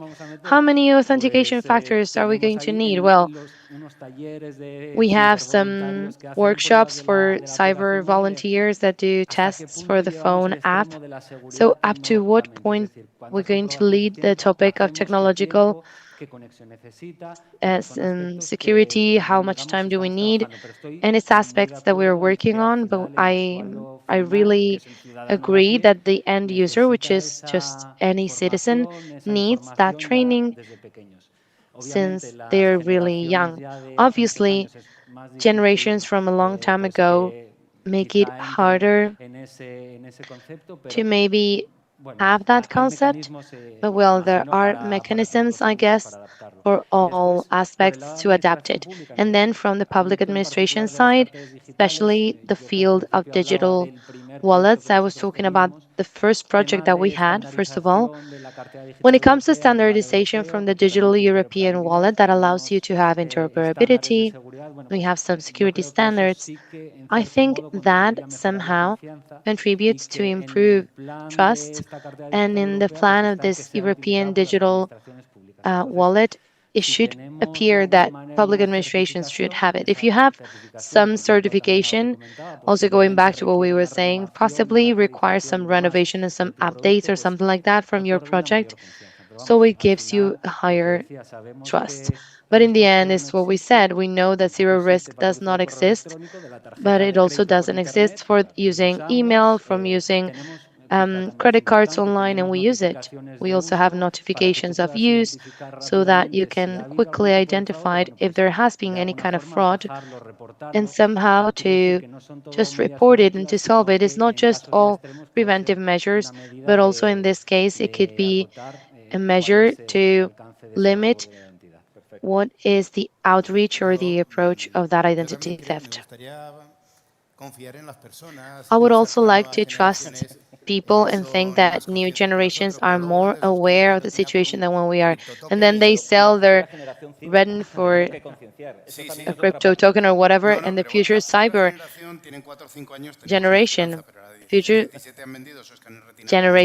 and maybe, but when they're 17 or 16, they have sold their Redden for that. Yeah, or just like, for example, the bad guys using transference, right? What I want is not to have to trust people. I would love to, but I honestly don't want to trust people because everyone can fail and make mistakes. So let's see what we can do so that people can make mistakes. I'm not going to say that they're going to do it wrong, so let's limit the opportunities to make mistakes. And that is easier to do when things are more simplified. There's another thing that you think is the use of quantum cryptography. Anything that means thinking about post-quantum is a mistake. The Q-day will get to us, so don't do something that will fail. You don't know if it's going to be 1 or 2 or 3 years, but we have solutions to do that. So starting from those two elements, the simplify things so that the user has the minimum possibility to make mistakes. Then the more they know, the better, but let's simplify it. Let's do it in a quantum way so that it can survive over time. And the next element that we need to take into account is that it is hard to know how they're going to create our identity. If I have everything in one identity, if I have my assets, everything in just one identity, since it is an identity that has a very high value, it is very easy to attack it. So it's worth for cyber criminals to invest in attacking it. So if we have an element that could have less valuable identities, maybe because they will allow me to share something because they can have a finite use in time, maybe they can be discarded or whatever. So automatically, the value of my identity is still lower. That's when we have your ID in your phone, because if you generate a 70-second temporary identity, so what has our identity has a value over time. It's the same idea, of course. And it will allow me something else. Right now we're 9 billion. If we remember the millions that are concerned about our safety, if we go to the 9 billion, we'll see what's privacy in Kenya, for example, just to mention a country, how we can articulate it. We have another job, but we have the IoTs too. Why don't we give digital identities in the devices, in the cameras that we have at home? Why don't I give my agent something or reduce the cost? Because giving my ID to an agent, I don't want to give you that much work.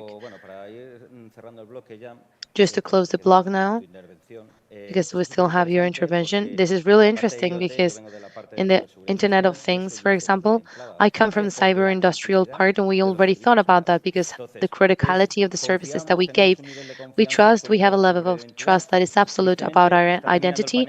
Unfortunately, the panel is ending and I see that it's not the case, and we don't give enough importance to how.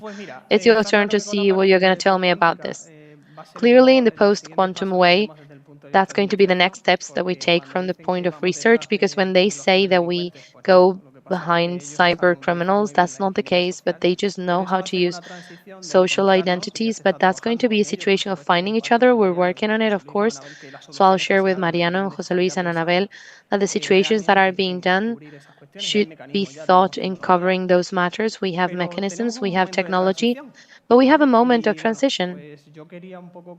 So I wanted to comment on the panel that from the University of Extremadura, we're working on a website that will allow you to... They're not liking what we're saying. They're not authenticating us very well.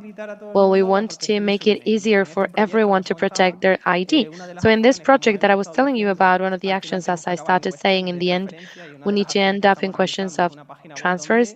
One of the things that we're doing is a website in which, in a safe and reliable way, and I promise that it is the case, you could upload your IDs that will never be stored in a server. All the actions will be done from the point of view of the client of the device to increase both parts of your IDs and select the easy way. I want my ID to travel, for example, then I need to choose the traveling profile that's going to cover 3 or 4 areas in my ID that is not completely necessary for me to go to a hotel and have it. That way I'll be able to give it away. We're also going to allow for a specific watermark to be used. For example, specific use for the trip to León, for example, so that we can make it very hard, so that we can make it from a preventive point of view. The fear of data. At no point they're going to leave your device. What you have is an image of your ID, both in PDF and different kinds of formats, so that you can do it. And I think about this, well, the ID for your children, for your maybe extracurriculum classes, or maybe our people who are older to use it in any way. Not all data is necessary. We don't even need for people to know the names of their parents or where they live for ID. Specific data that we need is very specific. So when we finish the project, we'll contact with INCIBE, we'll advertise the website that we have already developed, and we had a video that we have prepared that we could not show. But mostly, I'm going to ask you to adequate yourself to the regulation. We have already talked about it, and it's the case. Well, we're going to have, because I think this is very, very important topic, I'm only going to ask you to end, because it is full of opportunities. Just give me one sentence, 10 seconds each, to sum up what we're talking about. I'm going to give mine too. You have the floor. It's a right of the European citizens to manage their identity in an effective and secure way. So have total control about our online identity. So what better to have these digital wallets?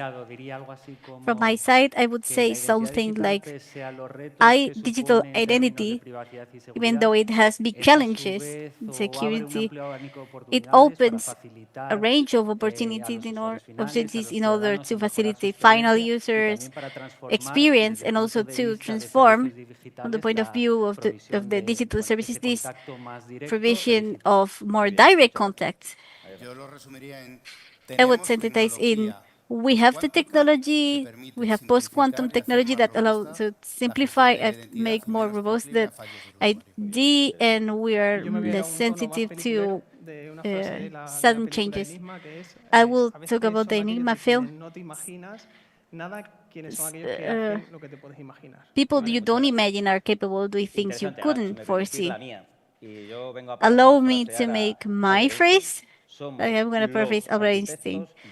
We are the architects of our own destiny, so let's start now with everything that we talk about today. So thank you very much for the panel. It was really interesting. It was an honor to have you. And thank you very much. Thanks, INCIBE, for the opportunity.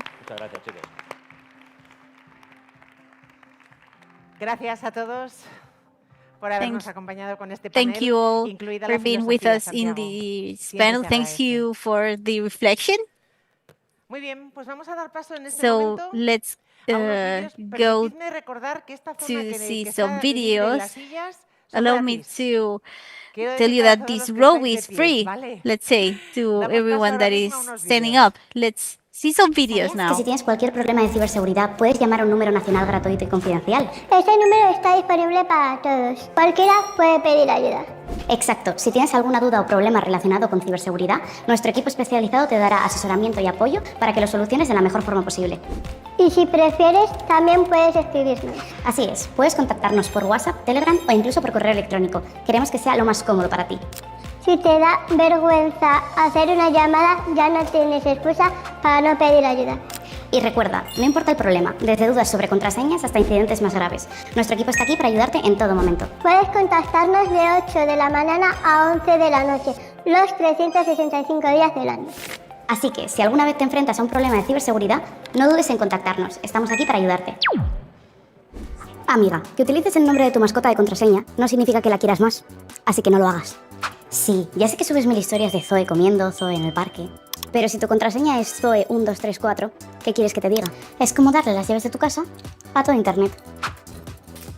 Y luego te hackean y tú, ¿cómo ha ocurrido este suceso? Pues porque tienes un destacado que se llama Mi Niña Zoe. Con eso ya tengo la mitad de tu contraseña. Pero mira, un truquito. Usa de contraseña una frase, una canción o una fecha que no sea la de tu cumpleaños, ni el de tu perro. Y añade números, símbolos y alguna mayúscula. Zoe no se va a ofender porque ahora tu contraseña sea no rompas más mi pobre corazón /07. Así que nada, hazlo por ti. Y por Zoe, claro. Pero, sobre todo, por tu cuenta. Y recuerda, si tienes cualquier problema de ciberseguridad, nos puedes llamar al 017. Tranquilo, aquí escuchamos pero no juzgamos. Nos vemos en el próximo vídeo. Hola reinas, hoy vengo a daros unos consejos de ciberseguridad muy fancy para que no os hackeen. No uséis la misma contraseña en repeat. Literal, eso es como dejar la puerta abierta con un cartel que dice «Entra, bebé». Si te llega un email diciendo que has ganado un iPhone, pero tú ni has participado, amorch, eso es más fake que mis ganas de ir al gym un lunes. Conectarte al wifi público sin protección, eso es red flag total. Ponte una VPN, reina, que tus datos no son para compartir, son como tus cruces, privados y misteriosos. Si algo te suena chungo online, mejor hacer ghosting al hacker antes de que te banee tu cuenta bancaria. ¿Hacer ghosting? Sigue. Y por último, activa la verificación en 2 pasos y deja de ser un NPC. ¿Sí? ¿Lo he dicho bien? ¿Un NPC?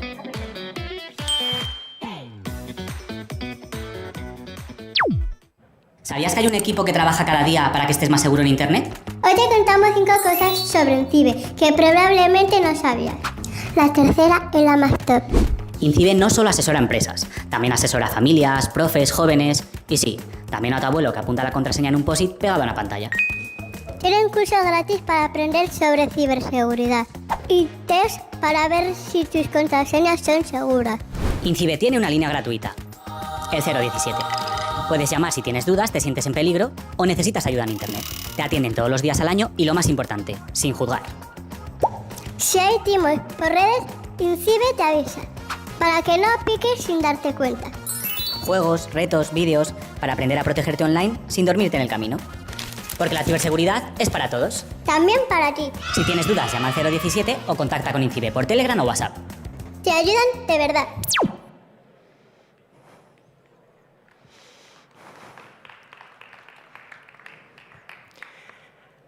Seguidnos en nuestras redes sociales, en Instagram, follow Facebook, us on en Instagram, X, Facebook, LinkedIn, X, YouTube, LinkedIn, y además YouTube, hacer uso del 017 cuando sea and necesario. use the line Seguimos con 016 la if última it's mesa necessary.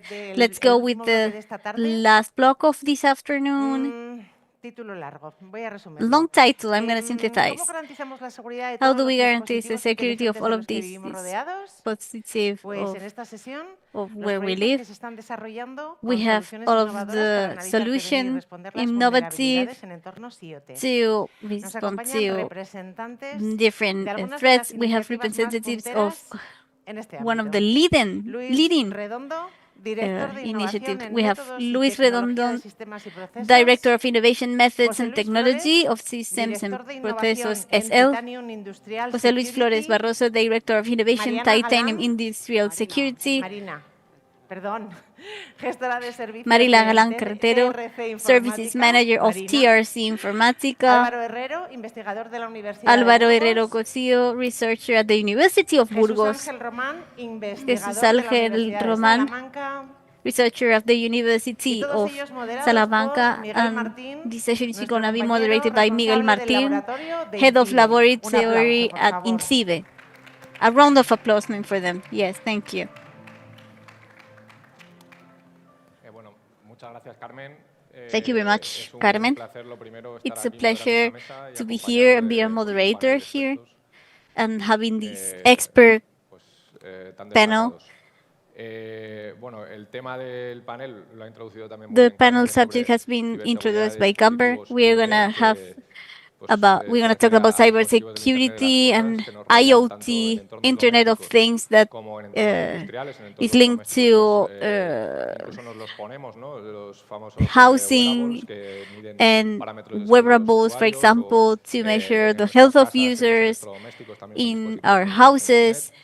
Y también, All por of the supuesto, en devices nuestra connected to industria, domestic devices desde connected to dispositivos internet in médicos our también en los industries, hospitales, al control from de medical sistemas de devices control industrial, to industrial que control se manejan desde systems estos dispositivos. that are managed Y bueno, pues in vamos a hablar un poco, those devices. como We're going to nuestros also talk about it with our experts. We're going to talk about the projects and initiatives in different environments, ciberseguridad de dispositivos IoT. academia or industries. We are going to also mention keys.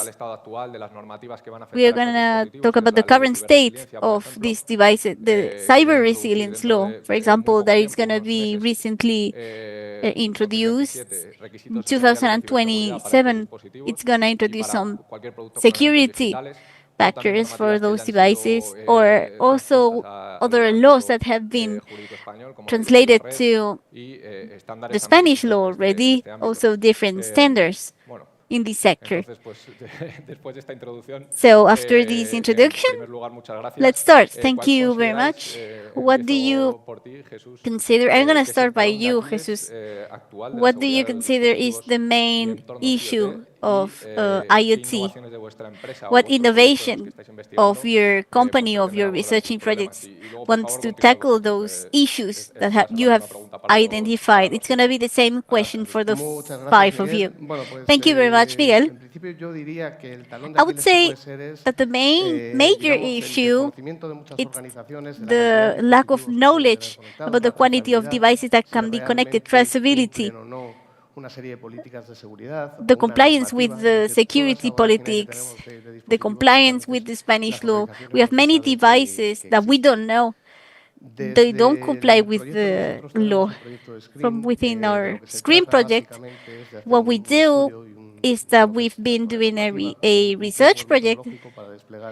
We've developed a methodological system to implement this IoT, and our main focus is the development of a hub where we can implement IoT devices, also replicate scenarios, we can simulate an attack, we can survey, monitorize all of these before going to a real environment.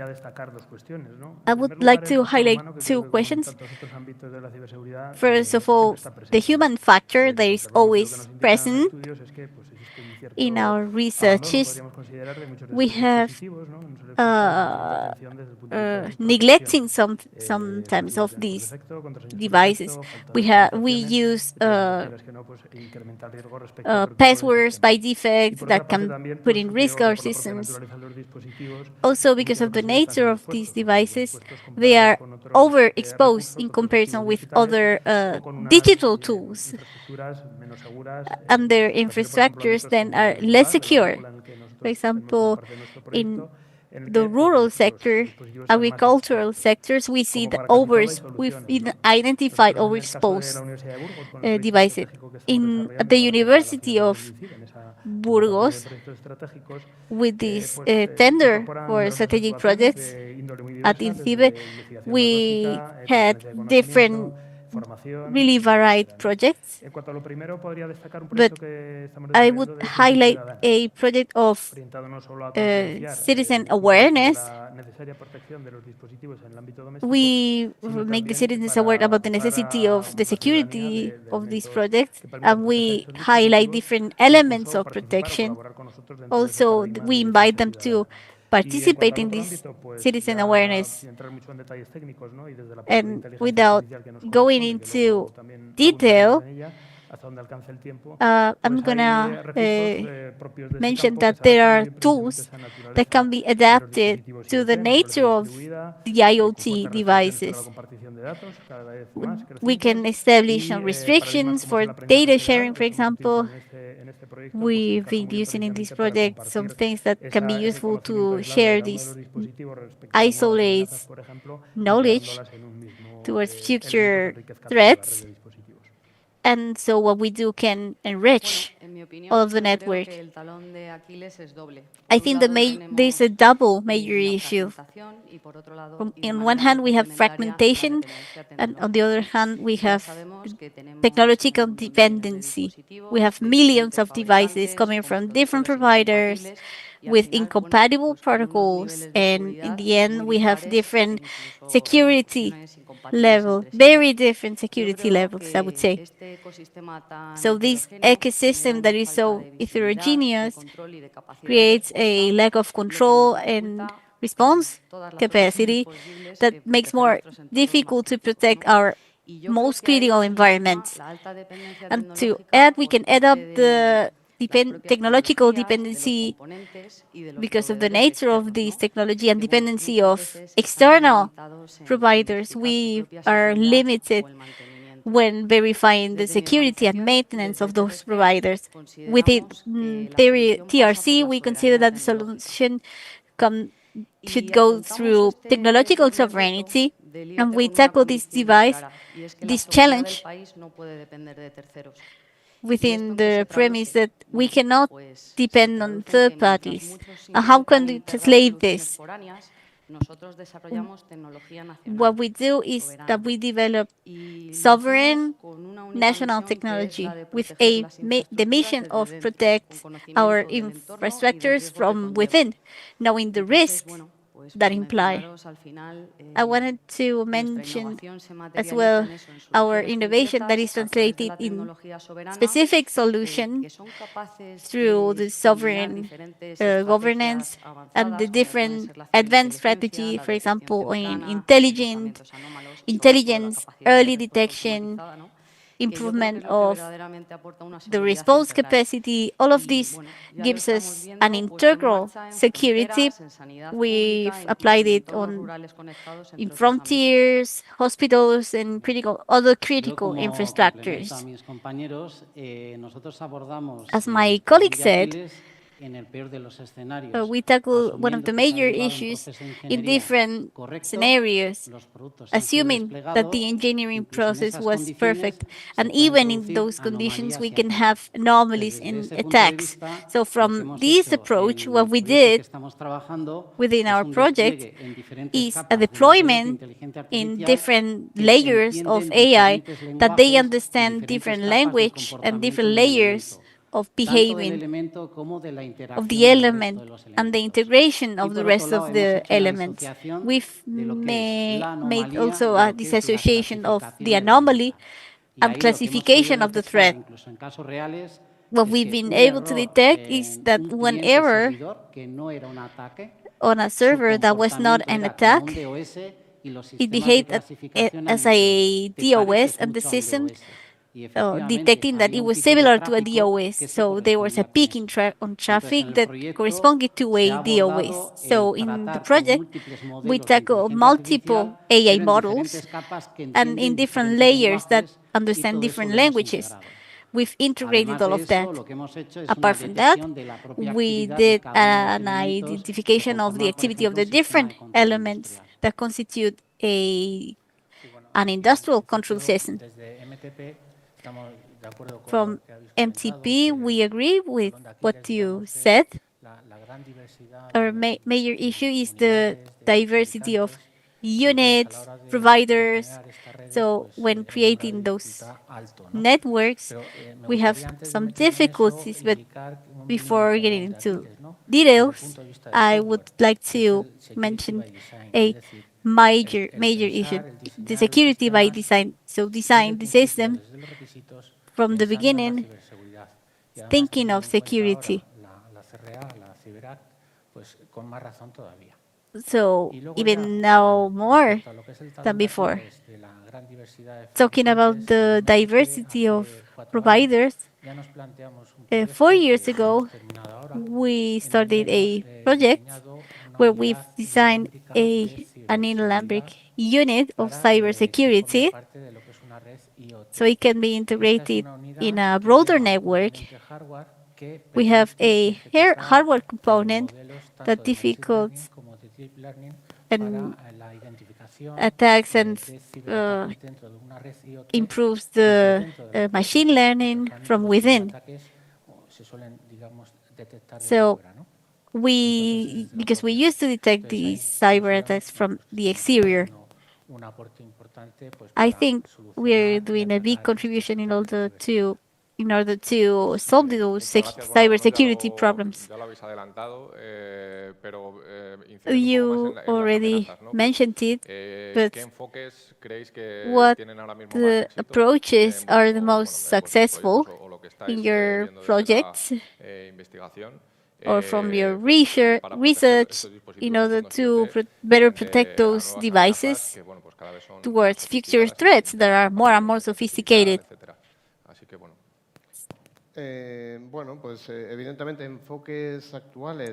So we can have robust identification, continuous surveillance.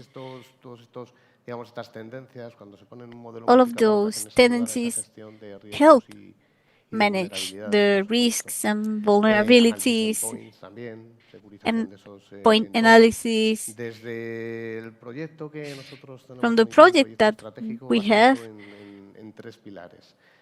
we've created 3 pillars. First, continuous monitoring. We don't need to install a software. We do it real time. Then we have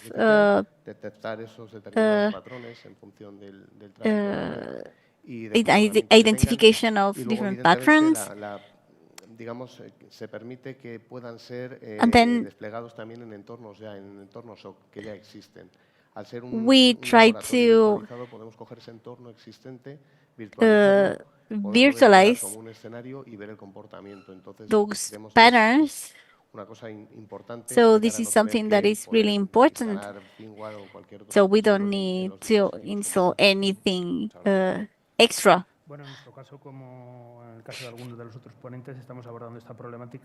We tackle these problems with the resources provided by AI.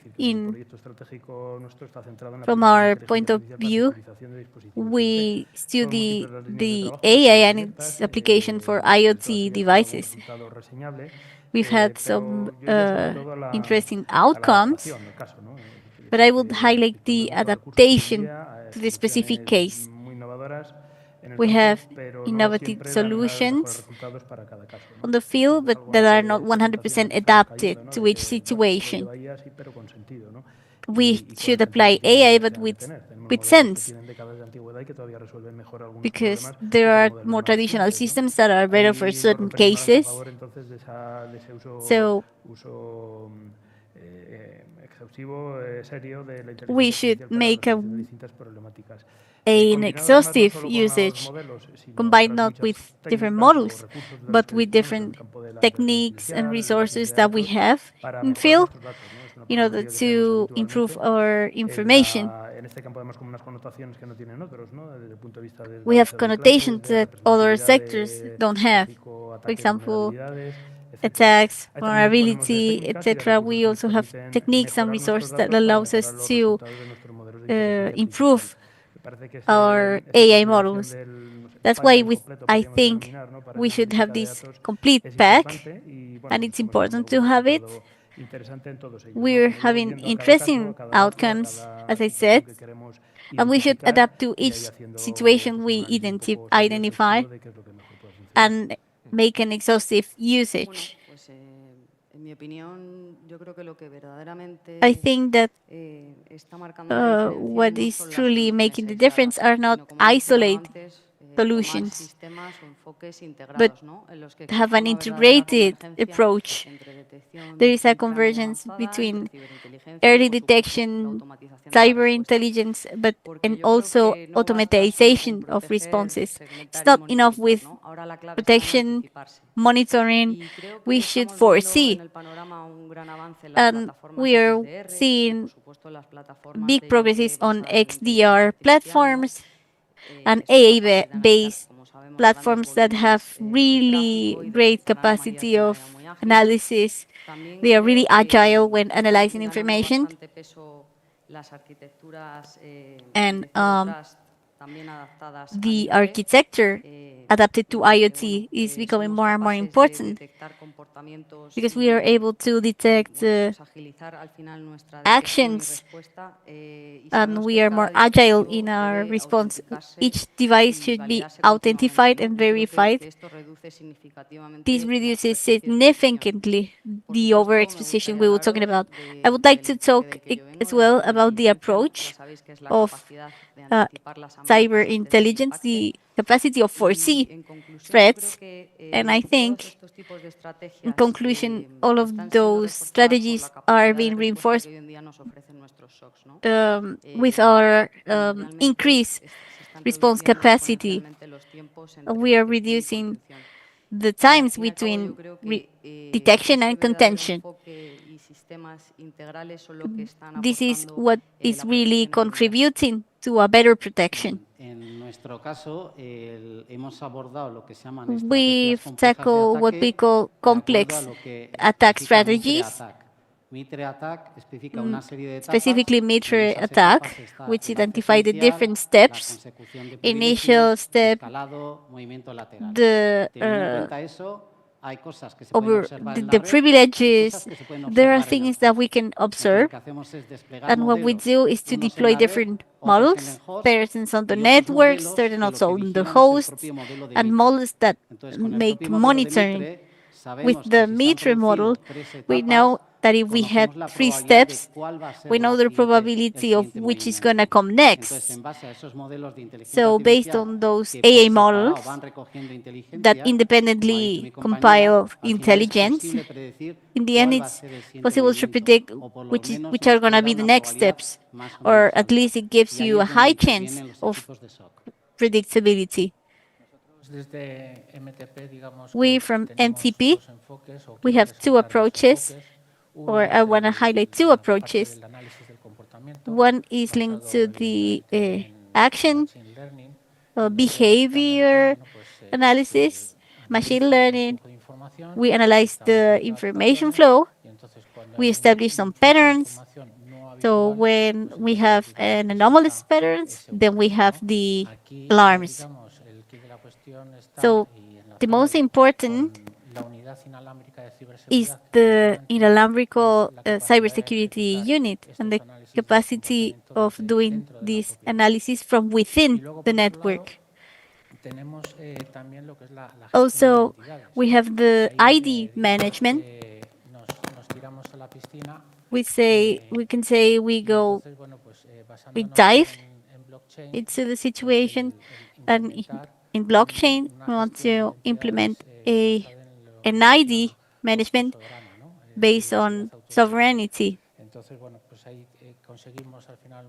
We had a prototype that is a way of managing ID in the different units that compose the network. So in order to get into detail, do you have any success story that you can share with us in this field? Industry, health. Can you describe any success story so far? I wouldn't say we have success stories. We are arriving to a TRL5. It's true that our hub allows to deploy different scenarios. We have a list of virtual scenarios in hospitals, energy, different IoT devices that can measure, for example, the pressure of the blood, temperature. We try to simulate an attack, test the behaving of these sensors, and also how our control environment behaves. Then we have the TRL5, where we test real scenarios to see what happens there. Thank you very much. That was really interesting. We have the colleagues from the university that have TRL3, 4. Then companies that work on TRL previous to commercialization, I mean TRL 5, 6, 7, 8,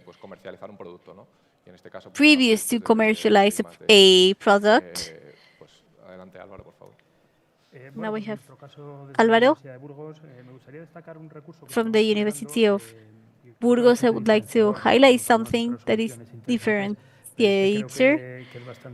I think it's something innovative for a sector, for the agricultural sector specifically, for viticulture. We are, for 1 year, we are incorporating different technology, and we are combining it with other resources, not just for vulnerability identification, but also for training, awareness, with VR. It's something that is difficult to do sometimes, because how do we picture cybersecurity? How do we do this awareness with staff that doesn't know about cybersecurity? We have the cyber physical system that we are building that can be didactical, let's say, and we are deploying all the resources that allows us to try to work on awareness. So for me, talking about TRC, I would like to tell you about some projects. We have SINA, which is a project which is an ongoing project. And as I told before, we are going to try to combine different advanced strategy. For example, AI of threats, AI-based models, information processing, accelerating our hardware to have a better predictability of health threats. Also, I would like to mention that TRC is a pioneer in defense. We have solutions that platforms and sovereign systems that make the most important. Try to secure the most sensible and sensitive and critical information in more complex infrastructures. These are projects that are ongoing projects and that show that technology and sovereignty in technology is not just an aspiration, it's something that is scalable.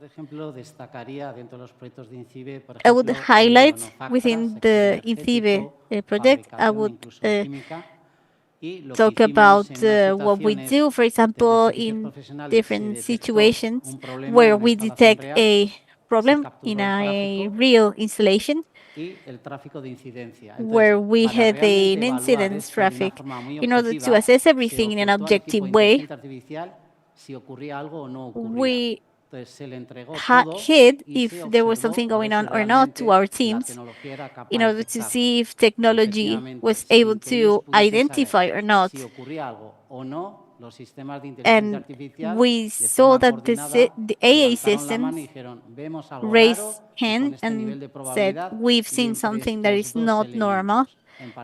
And they highlighted the specific element. So this made us think that we have a maturity level that is enough with real incidents. I would like to mention a CPP4 project with other company. We are focusing on industrial security.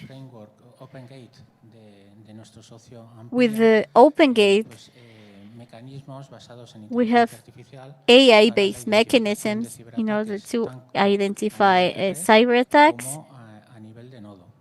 Also at the node level. This is an OpenGate system that is implemented in some countries and that is managing hundreds of thousands of nodes. We will have TRL7 in this project. And this project has other lines that are complementary. For example, detection of deep fakes.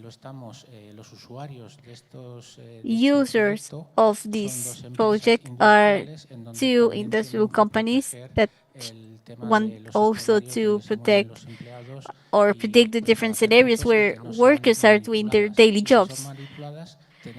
They want to avoid manipulations, or if there is a manipulations, being able to act.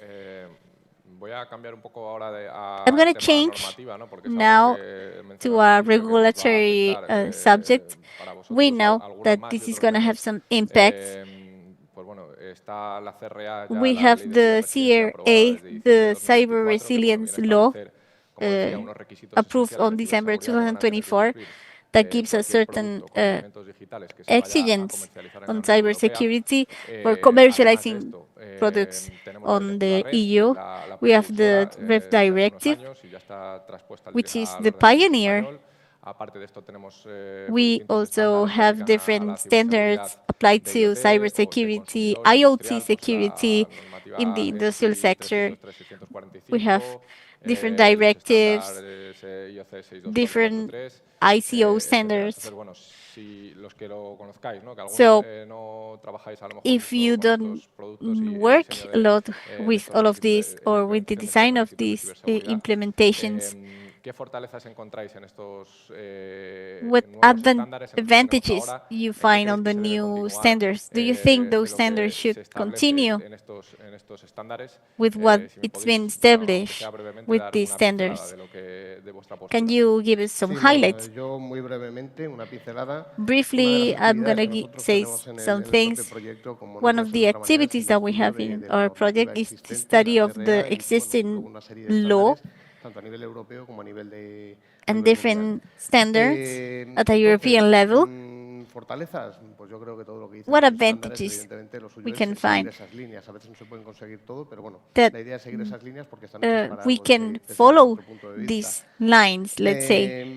what would be some things that I would maintain? We should be clear that the security should be implemented from the design, let's say. And also, every device should be identified, updated in a secure way.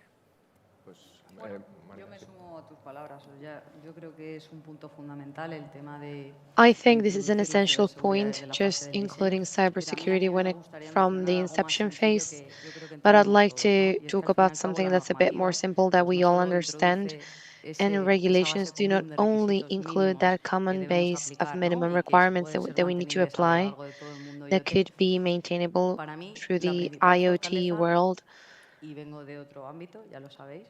For me, main strength, and I come from a different field from cyber intelligence, is that they talk a common language. So they're standard and its organizations from any kind of profile, even all those not really that linked to cybersecurity, they have good practices, reference guidelines, and have that minimum knowledge base that will help them to start their path towards resilience.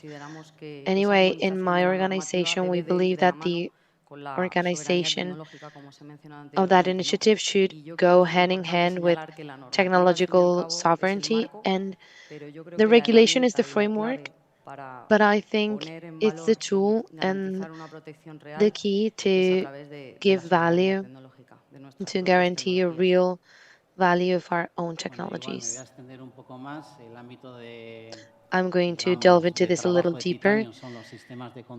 I would say that titanium work with the industrial control topics, and it affects the 443 regulations. 62443 tackles the industrial control systems.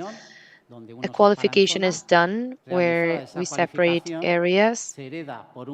Once that qualification has been done, we do a product, and we need to have this product to comply. This would be in the section 62443/1 and /2 that specifies what needs to be done and how to do it. But from the life cycle of development of that product, what CRA has done is to take the most pragmatic companies to develop a product for the conventional user, which means managing responsibilities and industrial systems to have a zero vulnerability document before it gets to the market. But there are two essential processes, which is managing vulnerabilities, and the last one is commissioning. What does CRA do? It also takes those parts. So those industries that are working the 62443 complying with CRA will be normal, and those that are not in an industry and they don't do that, that will probably be an effort. So this also gives you good guidelines and processes of management that outline the process of a specific problem. So verifying, validation, updating, maintenance, and decommissioning. All that is specified in the regulation. The difficulties for the engineering that have to tackle all this, because it could be a very long process. So we need to apply it in a progressive way with a little bit of common sense. So the industry takes a long time to integrate all these processes. We specifically, we're in this SECUB project with CCB3, which is for the connected vehicle. We are applying 4443, 41, and 42, and there we are developing a bank of tests for cybersecurity for vehicles. So it's a tool that will not be on board with the car, so it's outside. It would enter in the box that our colleagues have just explained for the validation. And with that, we need to comply with several parts of that regulation if we finally want to certify the system so that we can commercialize it. So our idea is that once we have finished the project in the TRL7 to get to TRL9, we would need the certification of our system so that it can be used commercially. In the other side, now that we know the strengths, well, CRA right now, as we said, has been passed from a year ago, practically December 2024, but its compulsory aspect will start from 2027. Standards are currently being developed by the standardization normalization organizations. So in your experience, what weaknesses and what gaps do these standardizations have to cover that do not happen in the current state, or that the CRA considers that have left uncovered? If you could give us some ideas. Yes, also briefly from my point of view, I would not talk about correcting, I would not talk about what points to be corrected or not, but just something to take into account. Basically, very often we don't have clear responsibilities when it comes to updating or that risk management, whether if it's the manufacturer, the final user, or who it is. So basically, we may need to have a clear regulation on who has that responsibility. And obviously, the context on those devices would be that we can't have the same, let's say, critical responsibility for a device that is really critical and one that is not. So maybe we could create a difference between critical and non-critical devices.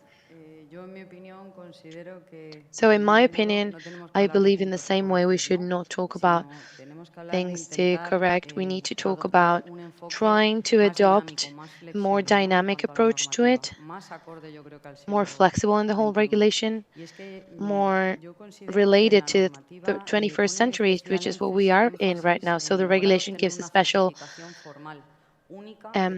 importance on a formal, unique and repeatable experience.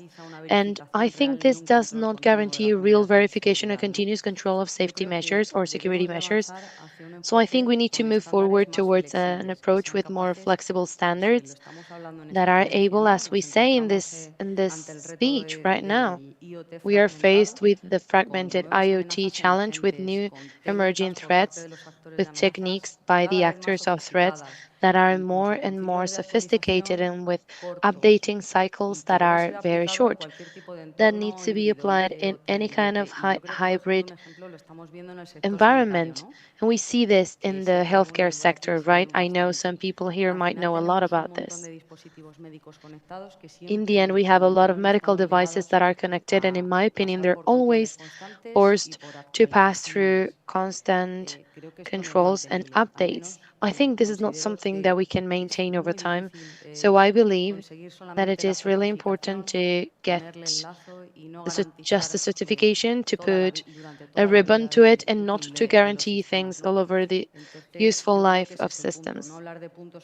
So I think that's the point, not to talk about when to be corrected, but adaptability. Well, just to complement a little bit, given the relationship that there is between CRA and 62443, some process that we might have in 443 that we might, let's say, move to CRA will always be positive, because in one field we'll always have more requirements. We need to think that 62443 has 6 group of fundamental requirements. CRA does not require that many and does not have that many requirements. So anytime that we'll talk about this will always be beneficial, but we need to get on the other side for the one that's the manufacturer, because it's a very long process for engineering, for processes, for people. And then there's something else. According to regulation, for example, 62443, when it comes to product, it makes this to be done by a different organization. This cannot be done by the same organization.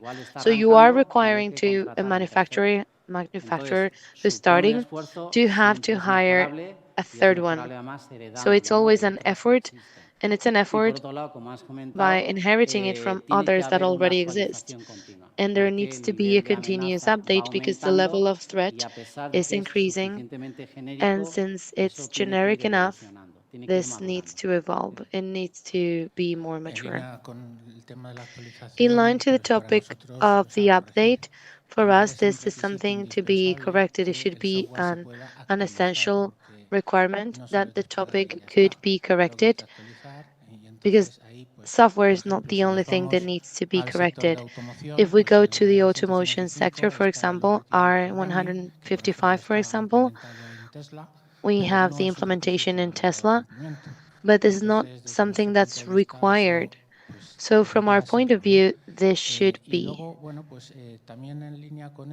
Also, in line with this, as for the updates of the software, this is more from the point of view of software. Something else that we need to take into account is when one generates the software, you're going to duplicate libraries. So you need to make sure that those third-party libraries are not vulnerable, or if they are, you need to be aware to put limits so that you don't have that many vulnerabilities. Well, we ran out of time, but let's see if you can give me a piece of advice that you might give to organizations, to developers that are starting right now to develop devices and cybersecurity solutions in IoT environments. What piece of advice could you give them in an increasingly demanding environment? To follow the regulation, this would be the best thing. Of course, inside the regulation, this is someone should have thought about how things should have done, and I think this would be the best thing, the best option that we could give them. I would say that we need to add collaboration, the different levels of technological maturity. This is not AI, but related research. For example, this is not something that we talk about in the public universities of the country. Resources thought as for hand in hand with INCIBE, etc.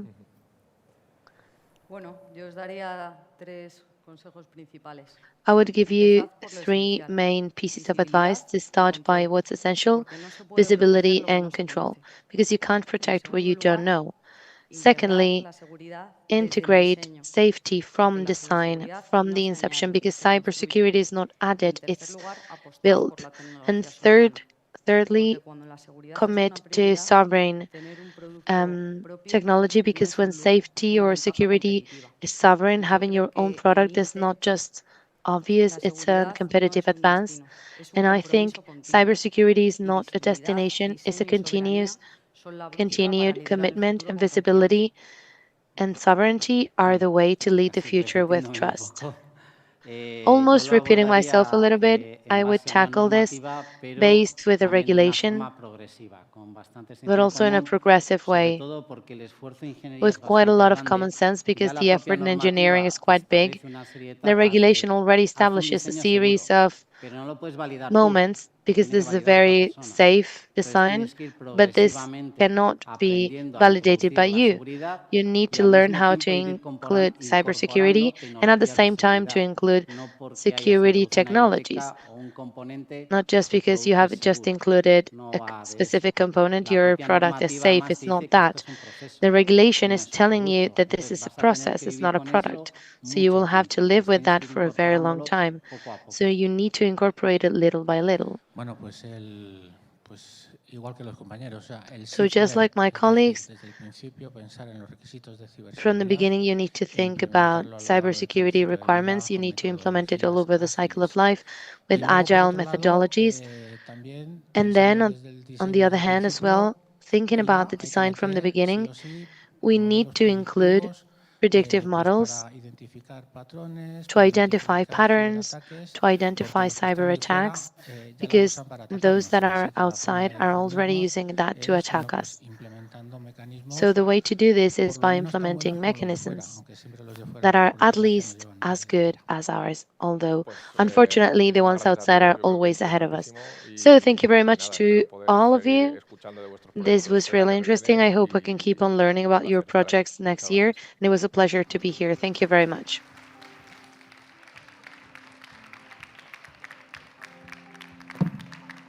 Muchas gracias a todos y a todas por haber estado Thank ahí. you very much. Aprovecho este momento para en